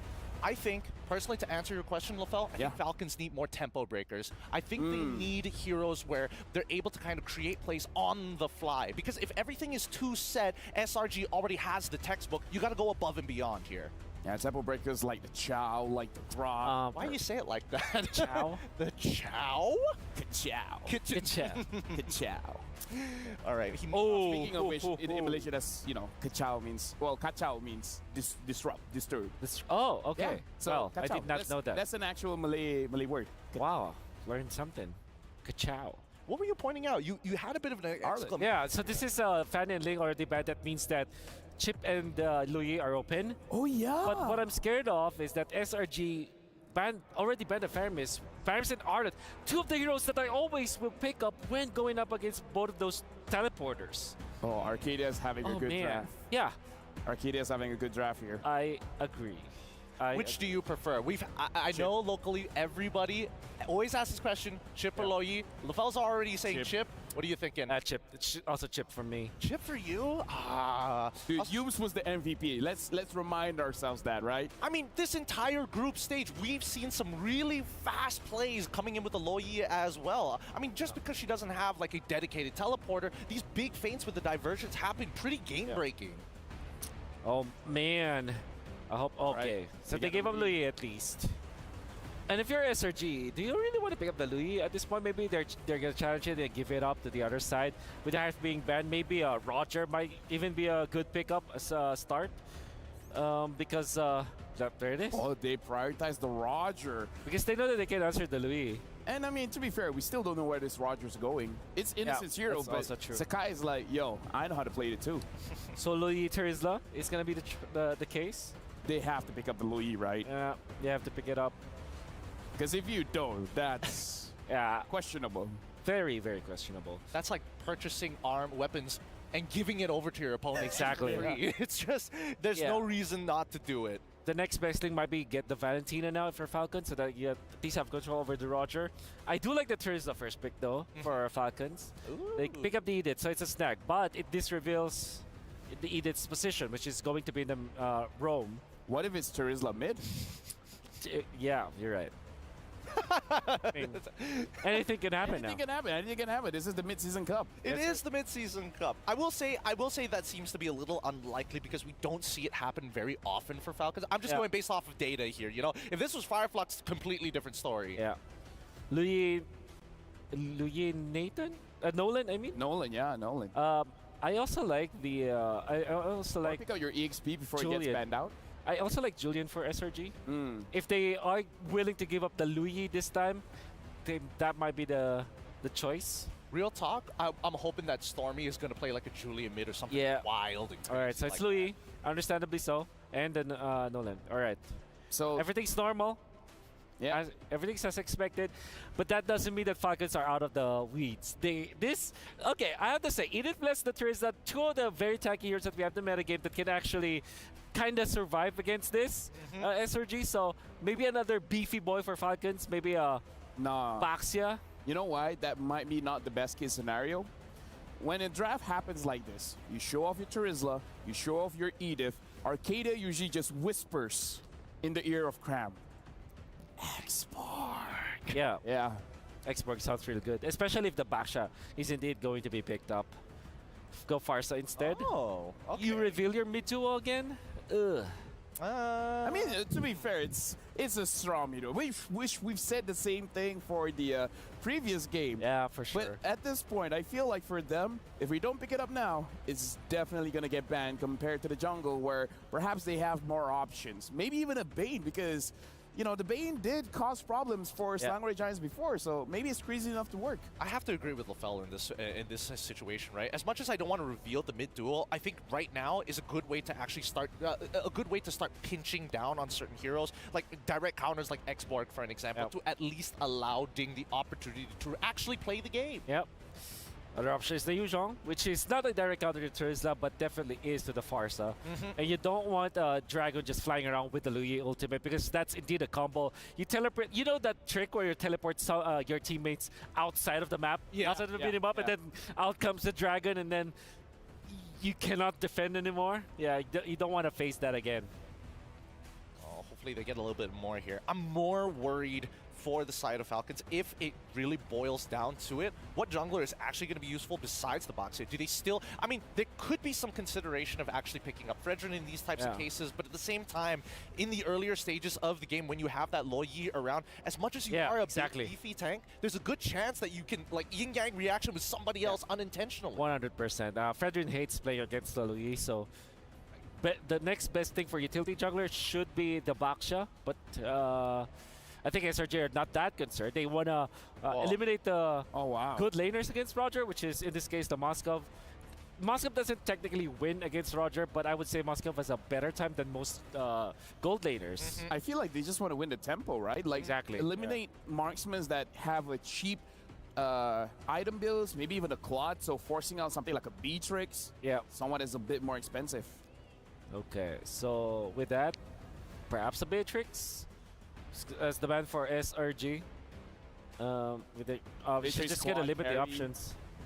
Honestly, like, I feel like slippery heroes that maybe the Nolan doesn't have a good time bursting down because looking at the composition from SRG, Louis is good front to back and the Nolan can flank. So it's kind of like covering all the different angles of a potential team fight, making it so that they have answers no matter what Falcon has. But it just feels like they're attuned to Falcons more of being self-sufficient, right? It's not like, oh, I'm going to go look for the counter draft. It's more so I'm going to limit your options and really make sure that you don't have any answers. That's practically checkmate from Coach Arcadia deciding to go for the Baxia, which we did prescribe is going to be the ban. Now you're pretty much limited now if you are Falcons. But I do like the odds for the Beatrix. Another hero could be the carry. So at least you have that lockdown, and then even when there's a teleportation that's going to happen, hold your ground, get the flicker, maybe outplay them with your burst through the ultimate. Maybe that's the choice for Falcon. I would say that they have to pick their marksman now so that they can flex their last pick jungler, which could be somewhere around the Hayabusa, which I was getting into that. No, I was thinking I was literally getting into that, but I wanted to have it on the last pick so that it will not be answered. Hey man, man. I was thinking about Hayabusa, but I was thinking the response from SRG. This could be like a Cho pick, honestly, right? Cho, it's great. They need some way to not only cancel out the feathered airstrike, but to be a legitimate threat, a single target lockdown towards this assassin. Yeah. Now that SRG is more comfortable, what if they pick up maybe the Xborg actually? Or maybe somewhere along the lines of a glue, which is... okay, Hilda. They go Hilda. Oh my word. I mean, it's not a cho, but it's definitely ka-chow. Oh, dude. Man. I don't How do you know. answer this? I don't know. I don't know about this one. It's been a while since we've seen the Hilda, and with the 2-minute like extra damage, like is this actually gonna work, or are they gonna wait after two? No, they just have to invade. They just have to invade Hayabusa. Yeah, Yums he said that, oh, I don't care about Sky Piercer, I don't build it. Yeah. What if he's lying? What if it's like? What if it's gonna be first item Sky Piercer on the Hilda? Yeah, This is my moment. I think for Falcons, you're now left with carry. Actually, you have no choice. Carry. If they're bold enough, you go for the Beatrix? gold lane. Clint. Okay. Okay. Clint has range. Clint can win against Roger. Okay. Casters, settle up. Because this is going to be the match decider for SRG going up against Falcon. We're seeing a Clint. We're seeing a Hilda. The analysts have said what they think. So, Casters, what do you think? Welcome back to the Casters desk here with Trex and Leo. And yes, confirmed, we do have a debut pick in the Claude. And if I'm not mistaken, that's also a debut Hilda. I think we saw one in Wildcard. In the groups then. In groups. Either way, we have a lot to unpack here with these two drafts. A lot to look at. We have the Hayabusa. He's been kind of, tiptoeing along the lines of will this work or not. And I think right now it has to do a lot with mechanics, if the jungler can really pull it off. And the question is, can Falcons pull this off, Leo? That and the fact that maybe, just maybe, Coach Arcadia, Coach Vecchi, they may have just cornered Zico into finally just picking the Hayabusa, the only one left after that last phase ban.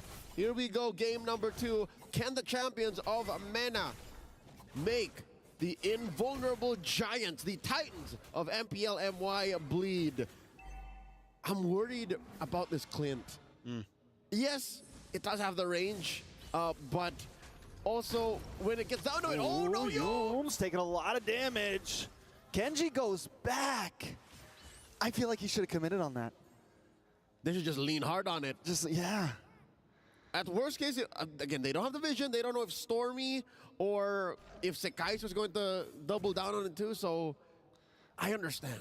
I don't know, man. Sometimes you just got to take the 50-50. You got to go for it. I think a lot of this game is going to come down to how Kenji plays this. A nice knock-up. Sekais goes down. Team Falcons getting first blood in this. All right. Good start here for Team Falcons. Eventually, they do fix that little boo-boo, and it helps that they put the kill on to one of their early game cores. I don't expect Kenji to go as fast yet, so invest in their anchor. Put it in to the hands of Good Night. Get him a solid first item. Oh, the flicker by Super! Another jump up. Down goes Stormy. Good Night gonna pocket the kill. That's 2-0 for Good Night right now. All right, starting off strong for one of the pioneers of the import game in MPL MENA. Talking about what SRG should be doing right about now. Another one! They're just walking into it. Youm's on the run, but no, the Wings by Wings comes in. Good Night said not today, but wait. He still goes down the trade up. Sekais finds a response. Super gonna hightail it out. It's a 1-for-1. That's a shutdown. So whatever Good Night was working towards, it's gotta stop, says Sekais. You were saying prior to this fight. Yeah, I mean, he gets something. Sekais gonna get involved. 1-1. Good Night, though. It would have been nice if he got a 3-0. I think that would have really tilted the scales, but now SRG gonna even things out. Super taking a lot of damage from the duality, getting proc there. Stormy brought down to about half health. Kenji, Cram looking for something here. Sekai still able to get the turtle. Super now very low. Kenji goes down. Super forces back off, gets the knock up, the flip up, the takedown. Good Night finds the kill. Feels good saying Good Night's name. Good on the exit there, Team Falcons, but I hate to mention this, but another bout of doubt for Kenji. You see how he hesitated on the retribution? I don't know exactly where the line is when you're this far. Look, see? It still went to Sekais. And it's not like he's down on EXP, though. They were both level 5. And the burst was coming through, so yeah. Massive objective going over to Team Falcons, but now Super in trouble. Oh, Super taken off the map. Kenji gonna get involved here, though. Quad Shadow's back in. Able to get the kill on Youm's with the Hugi Shadow kill. But now Innocence here, gets a Lycan pounce. Kenji's gotta try to hightail it. But the Divergent gonna be coming soon, and Kenji goes down. Stormy picks up the kill. All right. So now, for once, Kenji's the one putting his foot forward. Even used that final quad shadow to get in, get a kill, shadow kill through, but did not have an exit plan. Okay, Team Falcons showing us that, hey, we do not have what Mr. Fear looks like. It's not that. It's just that maybe Selangor Giants are playing a little bit off kilter and are changing the way the game is. What? Ooh. Oh, they didn't get to do this early, but now Yums and Cram finally able to deny Kenji. Oh, with the big A lot of damage on it. Good night. Good night tries to drop the feathered airstrike, but he might not be able to get away from this. Segai's under, dodges the knockup. Segai's able to dance through. Good night just escapes with a sliver, a piece of health. But Team Falcons now feeling the pressure from SRG. Goodnight knows exactly how Nolan works. Oh, the diversion right in your face! Kenji! Kenji was trying to get some bread, man! He was just trying to get his purple ball! And now Stormy punished here by Goodnight. Goodnight is carrying a good amount of this game, man. 80, 90% after this quick diversion play that came out of nowhere. Goodnight says, you know what, we gotta punish these guys. This can't happen. Super with the amazing onward too. That was overnight delivery right there. That was an instant airdrop. Amazon Arena Prime. Amazon Arena, instant delivery, baby. Via drone. Right to your purple buff, right to your house. And you see in Goodnight's face like, I'm just taking what I can. Oh, we're just waiting for all of this to come through. Cram in trouble. Ding trying to dance around. Set guys does get the turtle off screen a little bit there. But still, SRG, they might have fumbled the ball for just a minute or two, but now they're back in it with the 500 gold lead. Sekai is just going to play ever so aggressive right now. They're trying to deny Kenji everything. And because of how Kenji is being bullied out of his resources, Lark is also second guessing. Lark is also wondering, hey, should we fight this? Should we come in? I don't think there's a cleanup crew. And that's what's so difficult about Hayabusa right now. Ooh, Innocent coming in. A lot of damage on to Kenji. Kenji with the shadow kill, trying to dance around, doesn't have the quad, able to just get away there. Ooh. Well played. Because of all this pressure Selangor Giants putting up top, there was a push down bottom by Cram and Stormy. You know, they didn't leave here. They didn't leave this this quarter of the map for the past minute. And because they can just leave just as quickly. You see that? Diversion. Team Falcons don't know that Cram and Stormy are on their way up. And Yums is still cutting the way from the back. Yeah, the diversion just turns Mobile Legends into a very disgusting game. It is tough to deal with. Super. Gonna get a little bit of damage on a Cram there. Nice, I'm offended. Cram dancing around, finally does go down. Super able to pick up the kill. Innocent. Dancing around, Yums gets punished. That's tough. That's tough. I think Selangor Giants has a solid plan.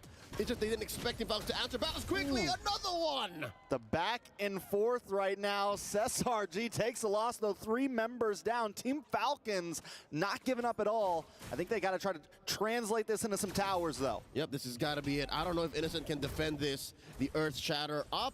Team Falcons scoring their first major objective. Top lane tier 1 goes. A quarter of a minute before the third turtle of the game spawns. And I don't know if Kenji is where he needs to be right now. He needs some backup. And Team Falcons, they can't fold the map the way Selangor Giants can. All right, so divergent. Oh no, there it is, see? Here comes the movement. Genji can't even hang out in the bush, man. He can't even just camp somewhere. Nothing comes from free. Though, taking a bit of damage. SRG left him, and now he's alone. Goes down. Super able to get the kill. And now the turtle getting worked on here. 3 members of SRG. Super gets the conceal. Can they do it? Oh, they don't get there in time. Penalty zone does land on top of Set guys. He's able to back up. Duality procs. Ding. Super. Both taking a lot of damage. Can they do something, Kenji? Cram bursted down by Kenji. All right, he walks in. Oh, G-Shadow kill. A lot of damage on the Set guys. Gonna try to pop back. Team Falcons, they lose the turtle, but they get another kill on the board. Respect for Ding. Again, it's been a tough 8 minutes for the jungler of Team Falcons. Yet, still, he keeps up. He keeps up the work. You know, he shows face. He tries to check in bushes, even though he knows that there can always be a couple of members of SRG there. And looking at his item game, he is down by about 2,000. All right, you know what? My optimism might be misplaced, but I like how Team Falcons is making it work. Yeah, I'm taking a look at Goodnight. At least we're making it up somewhere. 1,000 gold lead over Stormy right now, which that Fars is just going to hit harder and harder and harder. The problem has been, though, is the positioning. And every time Goodnight drops down the feathered airstrike, here comes Stormy, here comes Cram, here comes Yums or Sekai's. Everybody's on Goodnight right now. It's very clear when it's a go for SRG. As soon as the Goodnight feathered airstrike is done, then they can go for the re-engage. And again, let's not even consider the repositioning potential. Right? Oh my God, this is 5 members of SRG. What are they waiting to do here? They're waiting for Kenji, but Kenji knows they're there right they now. Know Kenji's there too. Kenji with the quad. Able to get the shadow kill on the Sekai's, but now he's between 5 members and instantly annihilated off the map. Gone, and here comes the Divergent right back to mid. Now, let's push somewhere else. And that cost them very little on the map. Usually when you try and camp up, they spot Ding. Ding, ding. Gonna get pulled back. I'm offended. Not gonna be able to walk. Oh, wait a second. Penalty zone, still unable to walk away. And all too super. Maybe next on the block, the Primal Wrath, trying to get some nice damage on the Sekai's. The 1v1 comes out on top with a shutdown, too. Big trade for Sekai's. He was sitting on a kill streak, but just the same, Team Falcons are on the back foot.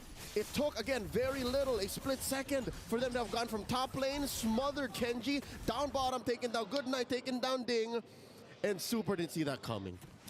Yeah, it's at a point now where Team Falcons playing this very split up comp, and SRG is taking advantage of it. They're finding a member here, they're finding a member there. I think it's time for Team Falcons to, 4-1. Let Kenji maybe do his thing, but the rest of the team needs to stay together. Yums taking a bit of damage. Lord does go to the side of SRG. Ding knows it's gone. They know there's no chance. They got to back off. Quick diversion out of there. Take care of business, clean up house in the jungle, and wait until Lord spawns in about 5 seconds.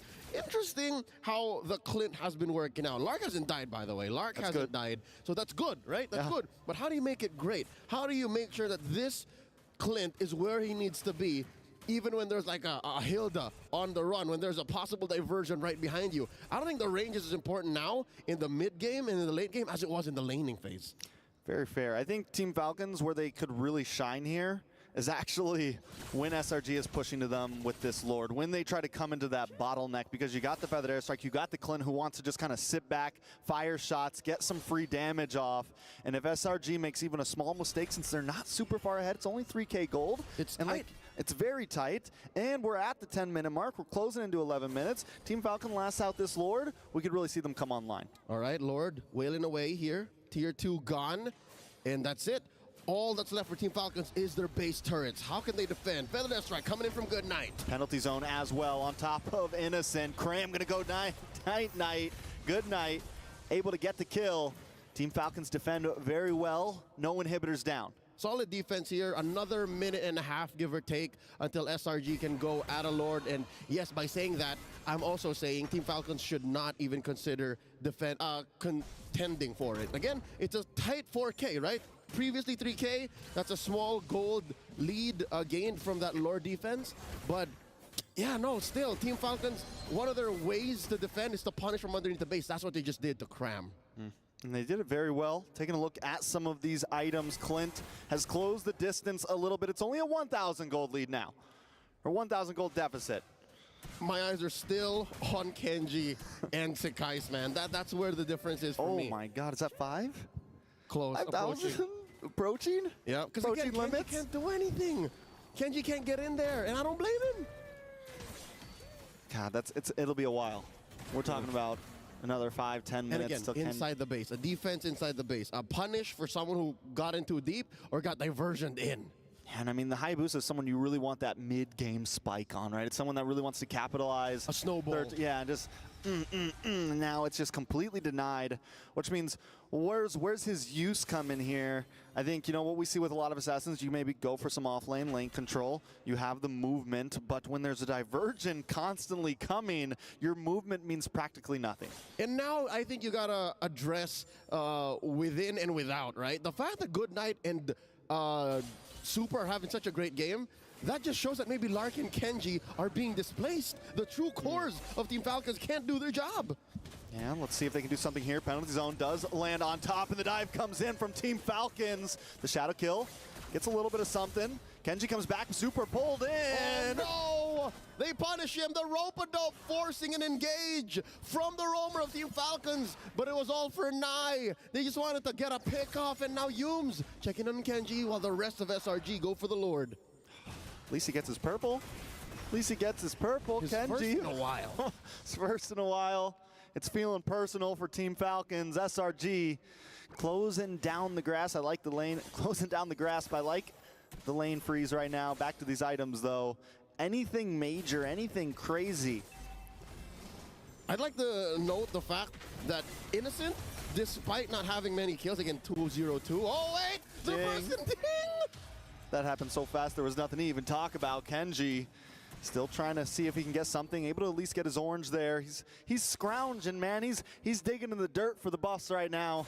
Lord coming. I mean, lore-wise, that is accurate for a shinobi, for a ninja. They weren't really the most well-equipped warriors in medieval Japan, in feudal Japan. Oh, but no!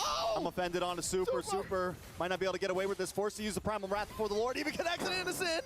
Gets that kill.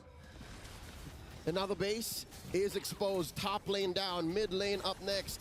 2-lane penetration. Selangor Red Giants can feel it. This might be it, Trex. This might be it.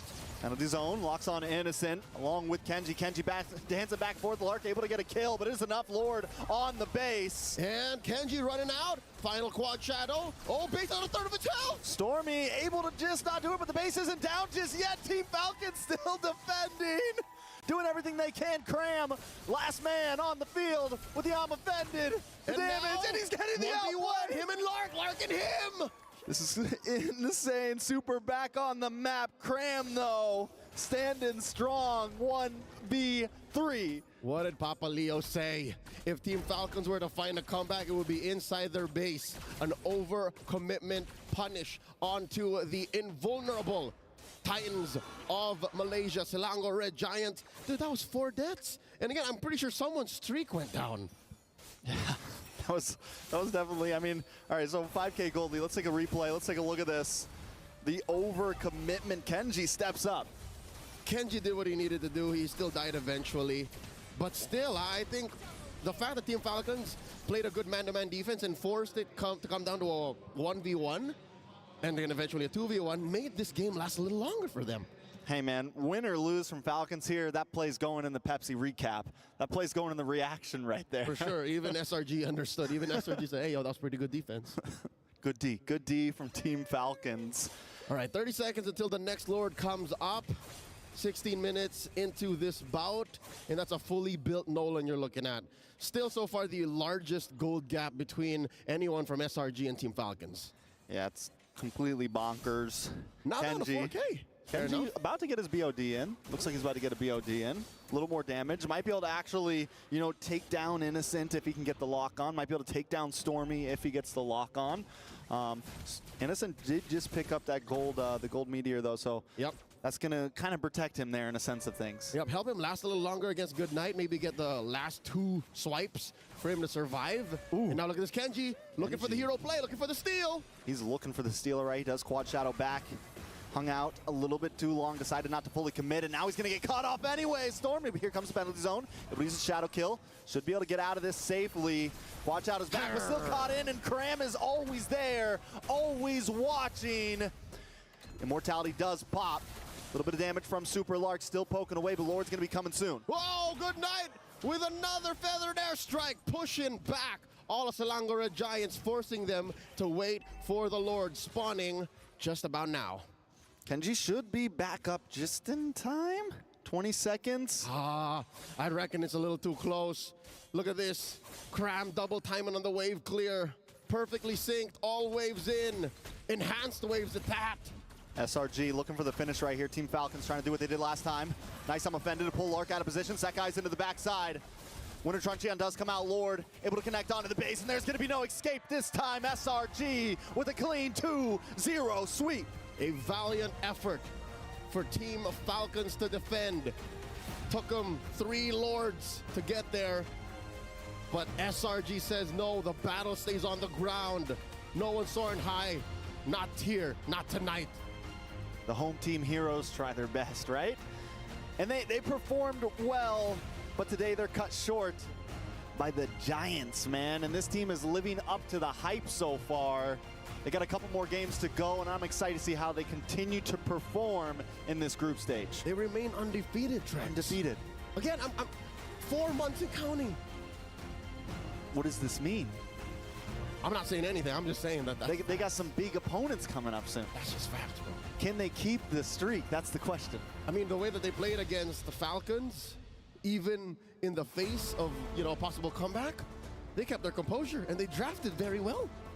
They forced the Louis through. I love the love between these two teams, though. Good night, played an amazing game. No tears to be shed, all smiles, all esports in the Amazon Arena. That's what we love to see. Takes a champ to know a champ. Amazing. The showcase of these two teams. Once again, much respect to Team Falcons. But hey, maybe the rumors are true, Trex. Maybe it is all about SRG now. Maybe this is the rise, the redemption of Malaysia. I mean, it would be hype. It's a storyline for sure. It is definitely a storyline I think we all want to see somewhere deep down, whether you're Indonesian, USA, Filipino. SRG definitely has, you know, the hype around them right now. With that said, we are going to be throwing over straight to the stage. SRG, I'm sure they have words, man. I'm sure. What kind of questions do you think Mara and Toad Sandstorm would be asking? Let's throw it over. Here on stage, we're here with the mid laner prodigy from Malaysia. Stormy, congratulations. Thank you. Selangor Red Giants managed to advance to a knockout stage, and you kept your win streak. It's been 4 months. How easy was it for your team to keep that all throughout here in MSC? I think big thanks to Arcad, yeah. Because without him, we can't do anything, right? So credits to Arcad and Vicky. So with the coach, they're crediting their success to their coach. They're very smart. Yeah, true. And you know what? I'm honestly looking forward to your next matchup because you guys are going to be going up against Fnatic Onyx, and they are touted to be one of the favorites to take the MSC. So my question to you is, how do you feel going into that matchup? We're very excited to face them. Yeah, we can't wait, honestly. You know what? I love that. I love that, you know, staying positive, staying focused, and that's exactly what we want to see when we're looking at MSC 2024. So, ladies and gentlemen, we are going to get ourselves ready for the next set of games and see exactly what's going to happen, and we're going to head back straight to the studio. Let's go. Thank you very much, Stormy, my boy, man. But again, in this matchup, this is one of those games where if you're playing jungle, you're like, you know what? Can I play something else? Do you guys want to jungle? It's called the ambulance, but not for me moment from Sekais. Oh. This is where it actually started to really go back to SRG's way. Especially after the teleport that they did, where they were able to get ding afterwards. Prior to that, everything was going okay. Like the side laners and the mid laners, particularly for Good Night, for Falcon, they're doing okay. It's just that their jungler is not having a good time. But after that teleport play, after the Sekai's play, it all went badly for Falcons Esports. They have lost the tempo and they have lost the farm, despite Lark not dying the entirety of this game. I feel that Falcons had an opportunity, right? In terms of just raw scaling, bar for bar, hero for hero, I think that overall Falcons would have been able, at max items, deal with the majority of the roster of SRG. And obviously, you can see how happy everybody here is because of Cram's play, except Arcadia. Yeah, we were talking about it. Once we were watching, like Arcadia's like, "What the hell are you doing? You're supposed to end this quickly, right?" And everybody was celebrating. Arcadia was not, and you understand why, because it kind of feels like there is a way for Falcons to eventually win the game, and that's what he kind of is concerned about. But apparently, the SRG players aren't. Let's talk about itemization here because we got to talk about Innocent on that Roger. First item, Thunderbell. What do you guys think about this? Honestly, this was rather interesting for me, right? Because this is like an old traditional build when Roger first came out. Well, sorry, not when he first came out, but when he was introduced into the gold lane where people were trying to figure out the best itemization possible. Yeah. Personally, for me, I think the new Thunderbell definitely helps when you're up against these these assassin types, these big artillery players like Good Night. And even in these moments, you could see that he can stack up pretty quickly, but he's the big finisher, not the starter. Yeah, I think it also helped him a lot when it comes to like dueling in the early stages, not against the Clint. I think that he did not itemize that specifically for the Clint. He wanted to be active in the team fights, especially because they're playing the Louis. So teleport plays will eventually happen afterwards. So having that extra damage from the passive of the Thunderbolt, as well as some hybrid defense, kind of goes a long way. Let's not forget that he, again, in terms of backline divers, he had to deal with both Terizla and as well as the Edith, right? And as soon as that Primordial Form comes out, I think that this Thunderbolt really made a difference. Like in 12 minutes into the game, he is just face tanking it. Yeah. Let me ask you guys a question, because we saw in this matchup where in the early series of the game, they're willing, Slangray Giants, they're willing to trade their lives just to slow down the jungler, right? It made it look messy, but let me ask you this. Do you guys think this kind of strategy will work against Fnatic Onyx, trading lives just to make sure Kyrie doesn't get online? There were so many videos that you can watch where Kyrie had 0 and 3 on the assassins, on the Hayabusa, on the Hayabusa, Lancelot, Korea. You can date back up to 2019, 2021. Oh, sorry, not 2019. That was way too early. But yeah, 2021 during MPLI, and then the transfer eventually. In all the M series. All the M series. The answer is no. No, that cannot work. Yeah, I completely agree with that, right? Because again, we still need reliable players in the other areas of the game, right? I think that if we're talking about like Lark compared to Chewe, for an example, I don't think Chewe would have picked up the Clint, but I do think that he would have been able to make some kind of impact later down the line, especially with the help of Keyboy. That's right. Yeah, so for you guys, looking at this, we've seen Hilda's dealing with the assassins. Personally, for me, I don't know about you guys, but I feel if you do want to pick up the Hilda, even though, again, Slangray Giants win and all, but maybe you gotta wait after 2 minutes, because in the early first 2 minutes, it does look like Humes is a bit feeding there. Yeah. Worst yet, Hayabusa did have the war cry on top of it. So it's like, oh yeah, you have extra damage on top of extra damage. And as soon as he hits level 2, it's like, I'm just going to run you down. To be fair, I think that's the only reason why you pick up the Hilda. You're not going to be sitting down and just wait for your level 4, just so you can really contest the jungle. When you are doing this Hilda, you're kind of all in. You're committed to the jungle invade. I die or you die. Exactly. One of us has to get taken down. Then again, this is Farsa Edith, which is, yeah, sure, I understand the Hilda can kind of manage the Hayabusa, but Farsa Edith, that's a completely different case. Yeah. Good for him, though. Stormy was there to kind of help him out for quite some time, but after the duality is over, you're kind of on your own if you're the Hilda. Well, I gotta say, honestly, Stormy did an amazing job on that Louis, but now we gotta look at our Sony game MVP. And it could go on to anyone, because against Slangray Giants, it was an amazing game. We're going to look at our Sony match MVP. And it looks like it's Cram, and you know what? He deserves it. I mean, he clutched up. He definitely clutched up when it mattered. There were a couple of times where he did kind of blunder. He kind of like whiffed a couple of times to try and stop the feathered airstrike. But at the end of it, he's doing his job to be a constant threat. There was a time where, because of Cram's being active from the XP to the jungle, Kenji was left around like only earning about 700 gold in a span of 2 minutes because of how much emphasis they're putting into that purple buff. And that is also started by Cram, and he understood the situation. Terizla, you can never win against a Terizla, but if you're fast clear against a Terizla, that means that you can be active around the map, which Cram was overly active in the early stages to the point where he's throwing, but this was definitely the Cram moment where he gets a double. With Queen swings up. I feel like Queen swings enables you to make those kind of plays. Exactly. We're seeing a lot more EXP laners actually pick it up as a second item most of the time, right? Because they are heavy engagers. They want to be able to get in the middle of that fight. And if they can clutch up and survive and sustain the raw damage, usually the team fight will fall in their favor. So I think that Cram in these types of situations is good, but at what cost, right? Because the entirety of the team, they're playing based off of tempo, and if they don't have the timings correctly, they sacrifice more than they should. We saw Cram. He sacrificed, what, 2-3 waves even? Even mid lane, Stormy was sacrificing more waves than he should just to be there on time. There was an old adage in the Philippines, but this is not in MPL, but there was a big tournament before MPL started when Cram was still a rookie. It's called the Cram Time, where he's just tanked up. He's got 3 items, defensive items. It was Uranus and Tams before, but now it felt like Ruby. You did say that he needed to be on time, and we waited for that critical mass. And when it's Cram time, it's go time for SRG. Cram time, it's go time. Our analyst did say the favorite coming up into this match is going to be Selangor Giants. Now we got to check whether you guys were correct or not on your STC predictions, because we're about to see, it looks like 58% went for Selangor Giants. It's pretty close. It's pretty close. It's pretty close. So for you guys at home, thank you again for predicting. And it looks like 58% of you guys are correct. And make sure you guys keep on voting who you guys think is going to win for the upcoming matches.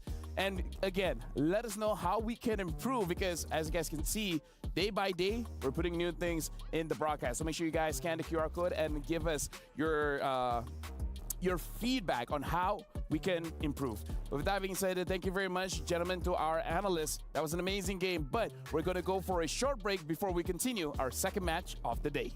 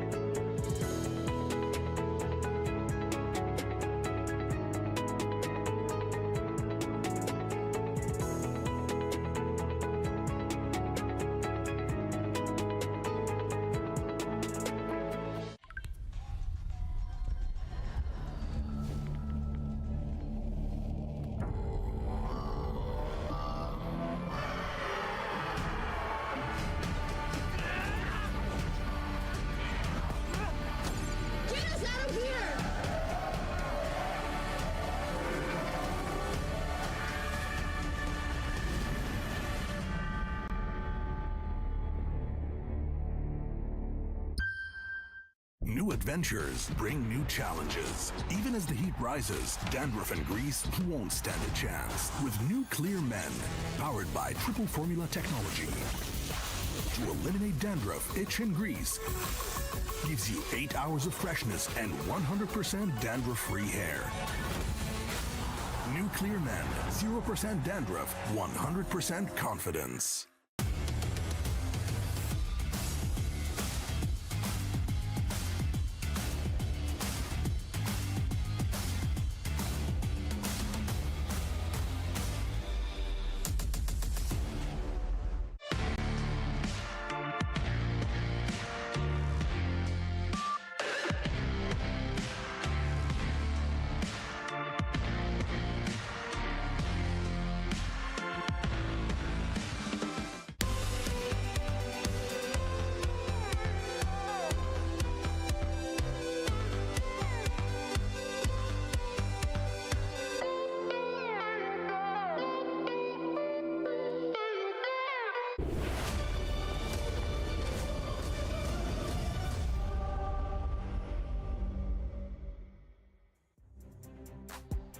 Welcome back. You guys are just on time to catch Fnatic on it going up against See You Soon. Welcome back to the Mid-Season Cup 2024. My name is Ophel. Alongside with me is Gideon as well as Wolf.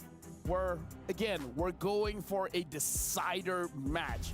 If Fnatic on it wins 2-0, if they get a sweep, they will too qualify to the knockout stage. Oh man, it's just back-to-back with these high-octane, high-stakes matches every single time. We're going to be seeing See You Soon walking in here, but I think that See You Soon, at this point of time, the odds are really stacked against them. Yeah, really, you have to mentally reset from whatever penalty that was put on them. Obviously, that really hurts a lot with your mentality. That definitely will affect how they play today. But unfortunately, they have to move on real quick. They have to act quickly. Otherwise, Fnatic Onic will just destroy them in this match. Well, honestly, in this matchup, we have to remind ourselves what people say about Fnatic Onyx. Because of the new patches, Assassins being a hot community for all teams, this might be a forfeit. They might be back-to-back MSC champions because, frankly speaking, a lot of people are having the same opinion. This is Fnatic Onyx meta. 100%. I don't see a world where Fnatic Onyx will struggle. Eventually, some team will figure them out, but I think that this is just their playground. This draft, meta game is their playground, especially because Coach Sheb is a type of coach, drafter that likes to play it in a flexible manner, like picking up the Arlo, picking up the Edith, picking up Roger even. There's so many good flexes now. Even Ruby comes into place. There are so many heroes that can be played in multiple roles that it kind of feels like when you're drafted against Fnatic Onyx, you're always on a guessing game. I think for a lot of teams, especially when we are at that top 1%, the real questions start to come down to, really start boiling down to where can we find these exploits, right? And usually, so far, we've basically been only seeing them on that blue side unless some teams get creative, but they also get punished heavily on red. Yeah.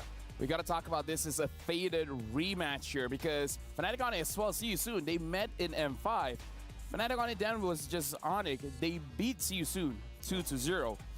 So See You Soon, this is their revenge match. But again, going up against Fnatic Onyx, it's one of those teams that, you know, you want to defeat them, but it's easier said than done. Wouldn't it be the ultimate story here without any support, no background support? It's just See You Soon raw, and they take this game 2-0 against Fnatic Onyx. How much of a statement would that be? That's a massive statement. I think it could happen. It's very difficult. I'm not saying that it will happen. It could happen. Especially because if you're just drafting as players, you're not really overthinking things. Yeah, you're just going to be playing like whatever it is that works for you. In a best-of-2 setting, in a match where you're almost guaranteed that, well, you're not almost, you're actually guaranteed to not get into the knockout stages if you don't win. Maybe you're just going to rely on your comfort picks, right? And maybe that is where more freedom comes in. Because sometimes, you know, coaches, they overthink stuff, especially when you're facing up against after like Mr. Coach Yeb. Mr. Coach Yeb, yeah. Raja Yeba. Maybe that is a little bit of an advantage. I wouldn't say that it is an advantage though. I still would prefer them for them to have their coaching staff. But at the same time, they can get something out of this. So let me just say, just saying here, me and Wolf, we've had experiences drafting on stage, and trust me when I say you can definitely get inside your own head, and that can eat you out. It's like, oh, this, and it's like, oh, it's the obvious answer, and then we just get caught in our own trap. I mean, the best answers are always the simplest of answers, right? There's no point going above and beyond unnecessarily, especially when you only have so many limited bands in the drafting phase anyways. I think for me, right now, I'm paying a close attention to whether or not See You Soon, their jungler, is going to be able to pop off this time around, right? Because usually when you get an assassin, you need a support system around it. Yeah. There is this argument that can be made that maybe you can counter the assassins, not by utility junglers, but actually fighters, which is kind of, it's like a trinity, right? It's like fighters, assassins, and the utility junglers, right? Honestly, I made that whole circle with tanks and marksmen as well. Yeah. Like, tanks, good against. He's not complicating things, right? We were just talking about how you should simplify things, and now you're overcomplicating it again. Yeah, but you know, like, you gotta always prepare, because in your mind, it's always like, what if it's a Yeast and Chin? Yeah. What if it's a Granger? And trust me, it's happened to me before. Yeah, for sure. But nevertheless, I think you have to really just, you know, zoom out and just look at it in a perspective where it's just a utility jungler, quote unquote fighters, and then assassins. Maybe the fighters are the answers to the assassins. Like, but what actually falls into that fighter category, right? I'm thinking Argus. Okay. Never, but I'm thinking like Cho, Jungle, Julian, I think, kind of falls into his assassins, right? Well, but it's more of a sustain, mage right? assassin. Mage assassin to agree. I think I'm gonna agree with Will. I think it's closer to like a mage fighter more than anything else, right? Because a lot of it just comes down to like, hey, even if you don't one-shot the person, you're going to use your enhanced auto attacks to make something happen or make something of yourself at that point. And that's where a good chunk is gonna help. Warcry especially. Yeah, that's right. And then you have Bane, which I would say will be put in that spot where. No, I like Bane. Immediately shakes his head. Hold on, Bane, War Axe, and then Thunderbolt. I believe that was MP the King's first 2 items. Yeah, that's right. And then just with those 2 items, he could 1v4.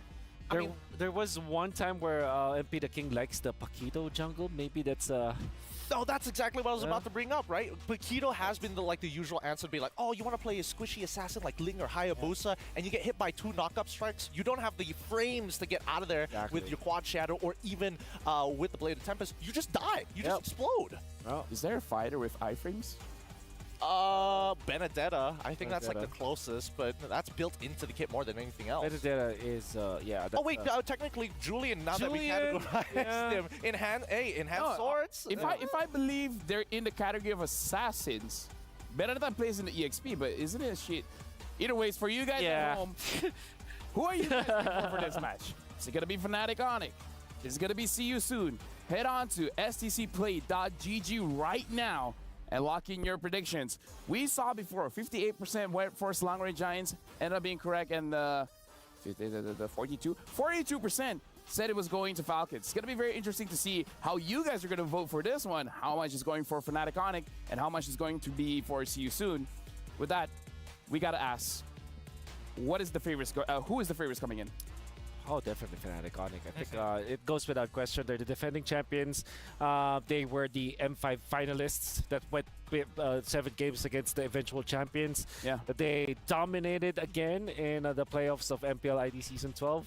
And day 1, you saw how comfortable they are. So yeah, I think it goes without question. Fnatic Onyx are favorites. Personally, for me, I'm going to say Fnatic Onyx as well, right? Usually early in the year, especially with the current meta, the way that it is as of right now, really benefits them. I mean, last year they tried to go for the Golden Road. This time around, they might be able to complete it.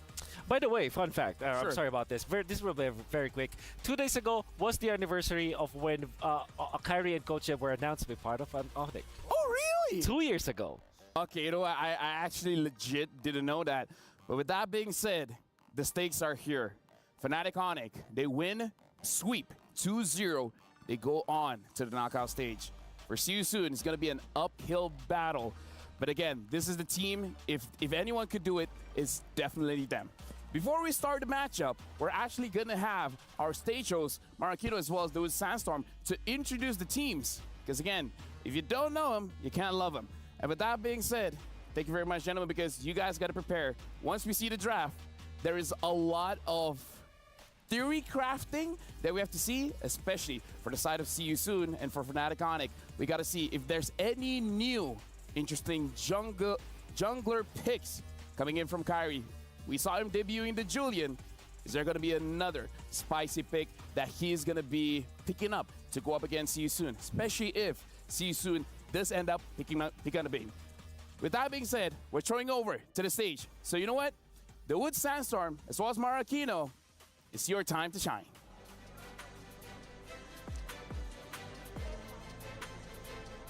The Amazon Arena is set to welcome the teams that are playing in the second match of the day.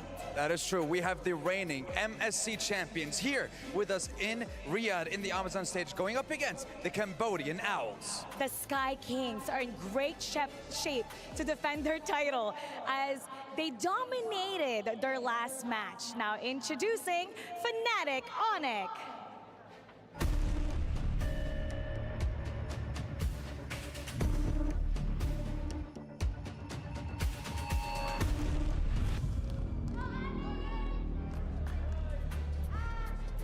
The 4-time consecutive back-to-back champions of MPL Indonesia are looking to punch their ticket to the knockout stage by sweeping their opponents in their next game. Now, if you notice the last game, it was very dominant. CW for their opening, well, he did a savage using his Beatrix. The question is, can CW lead his team once again this series? If not, then maybe the 3-time champion of MPL Cambodia can maybe get the chance to soar higher than the Sky Kings themselves here on this stage. Ladies and gentlemen, Sooners all around, welcome! See you soon!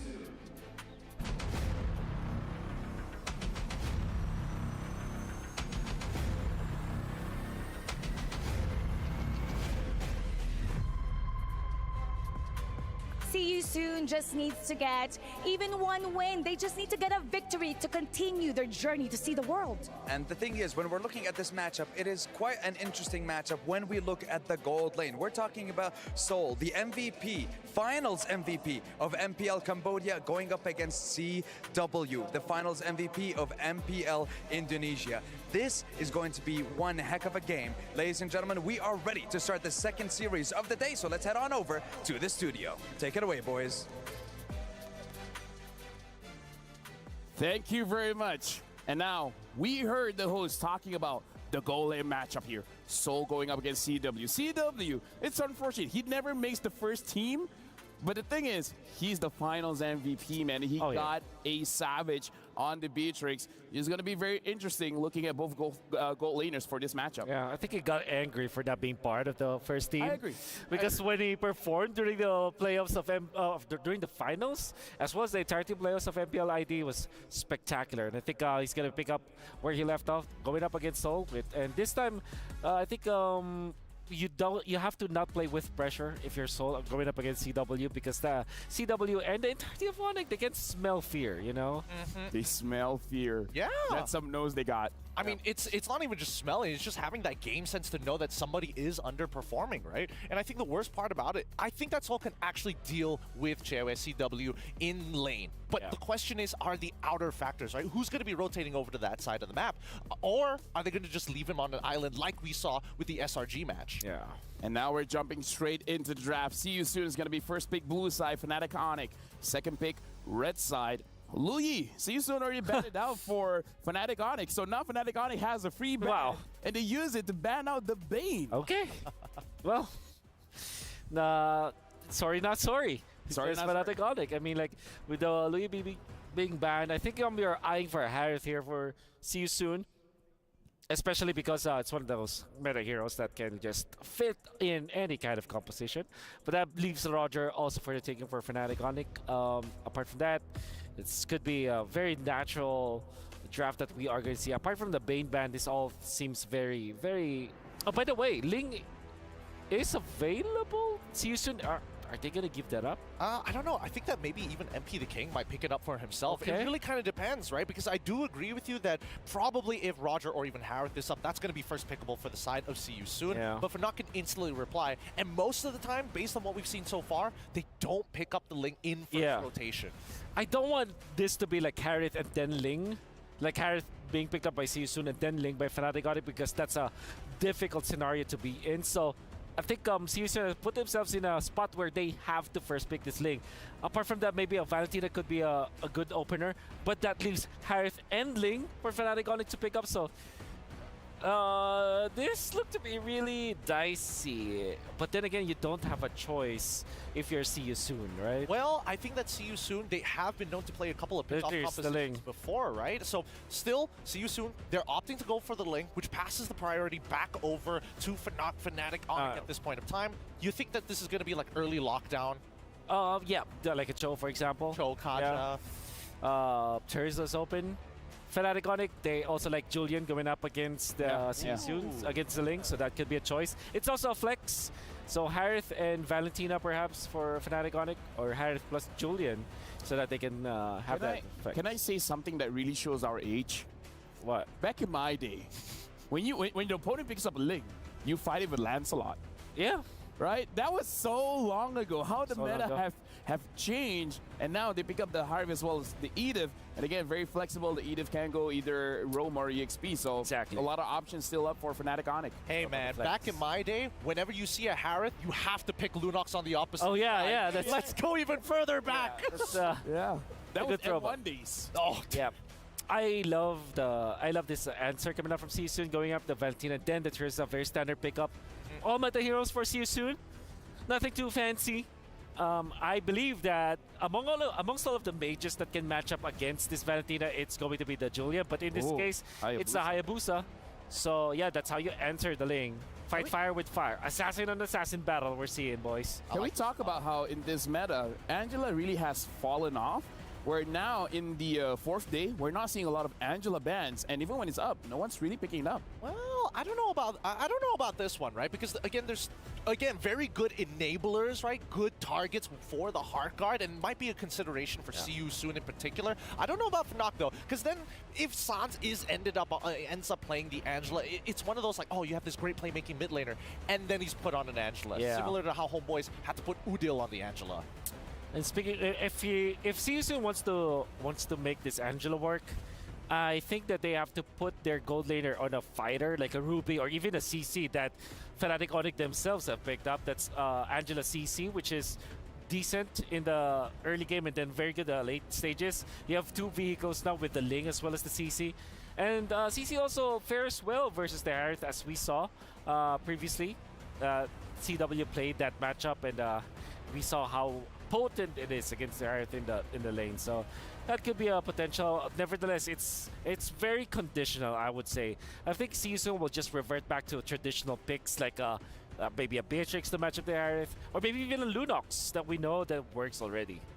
All of them, very good options here. Very, very good options. The fact that they got rid of the Grok does kind of give us an indication that maybe Fnac wants to actually play the Pharsa. Yeah, that's right. I just don't know if it's going to be last pick or instantly first pick. I think that's fourth pick because you keep the Edith in check when it comes to like you can play the XP, you can play the Roam.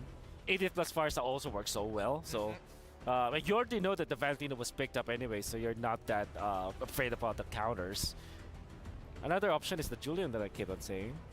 Gwyn, wow. Very interesting bans coming in from See You Soon, because even I'm trying to wrap around my head as like, what is up with the Kadita ban? What is up with the Guinevere ban? Because both are showing lockdown. So maybe these bans are specifically, you want to make sure that Soul doesn't have a bad time where someone's just waiting. Oh, I get it. I see now.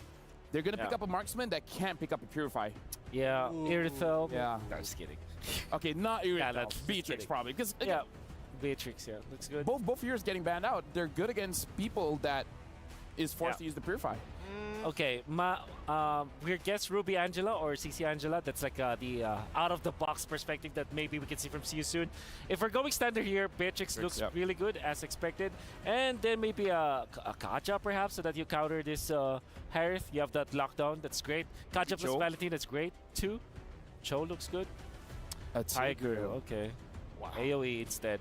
Okay, interesting. Well, at least there is more application uses for the impulsion rather than just like single target lockdown. It's interesting because at this point, honestly, both roamers are going to have to make some really critical decisions in these fights. Yeah.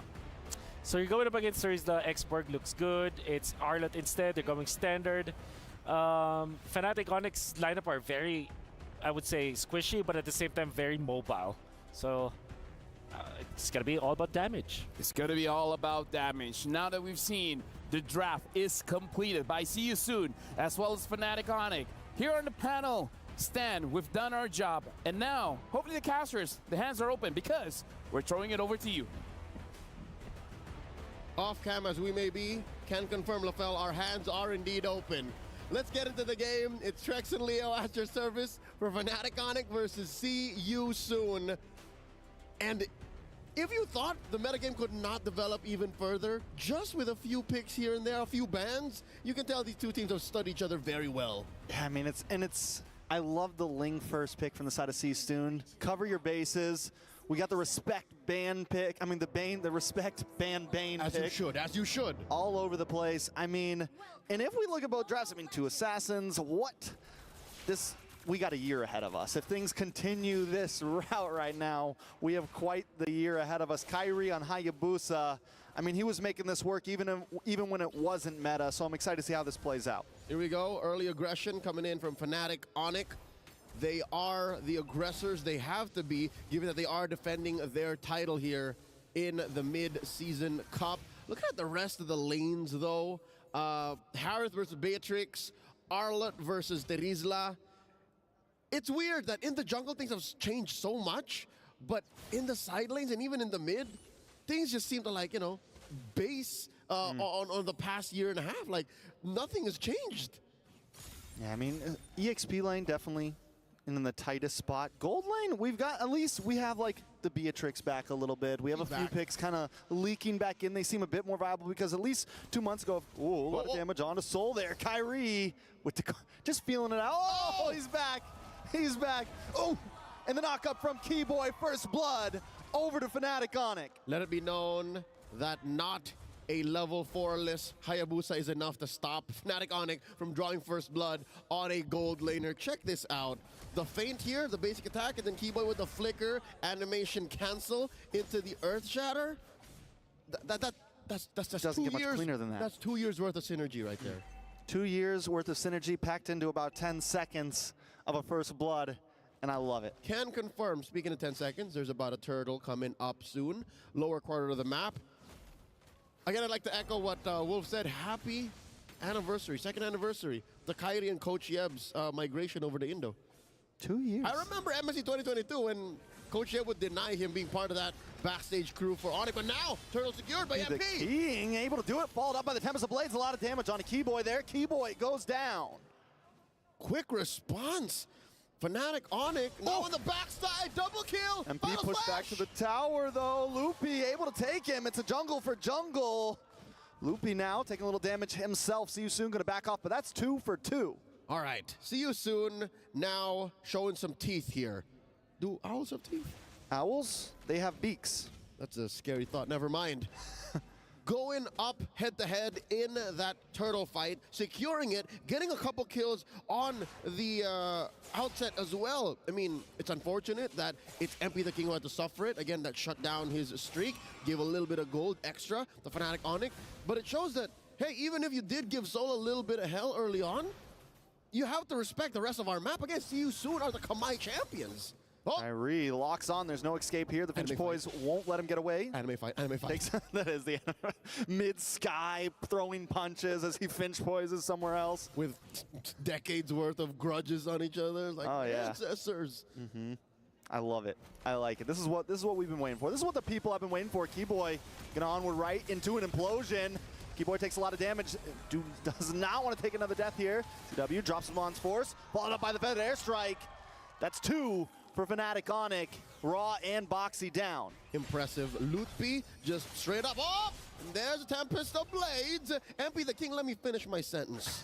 Lootby serving up Boxy into Fnatic Onic's circle. Now it's more of a circle. No longer is this the box meta. It's all about the circle. And look at this, the smile on the young rookie's face. Can I just say I love Lootby? He redefined, he reinvigorated Fnatic Onic's playstyle. Yeah, and I think we even saw it through their playoffs, going through some growing pains, you know, figuring some things out, testing, limit bounding, and Onic now seems to be back in their prime. And I mean, what more could you ask for? There's been this huge meta shift into the Assassins. Kyrie should be as comfortable as possible. It's almost like they were meant to come in here and just do their thing. Destiny is what sent them here to the EWC, to MSC 2024 here in Riyadh. Quick item check. Kyrie picked up the Hunter Strike. Lutpi just picked up the Thunder Belt. And that's what explains why he's just so ready to keep going, right?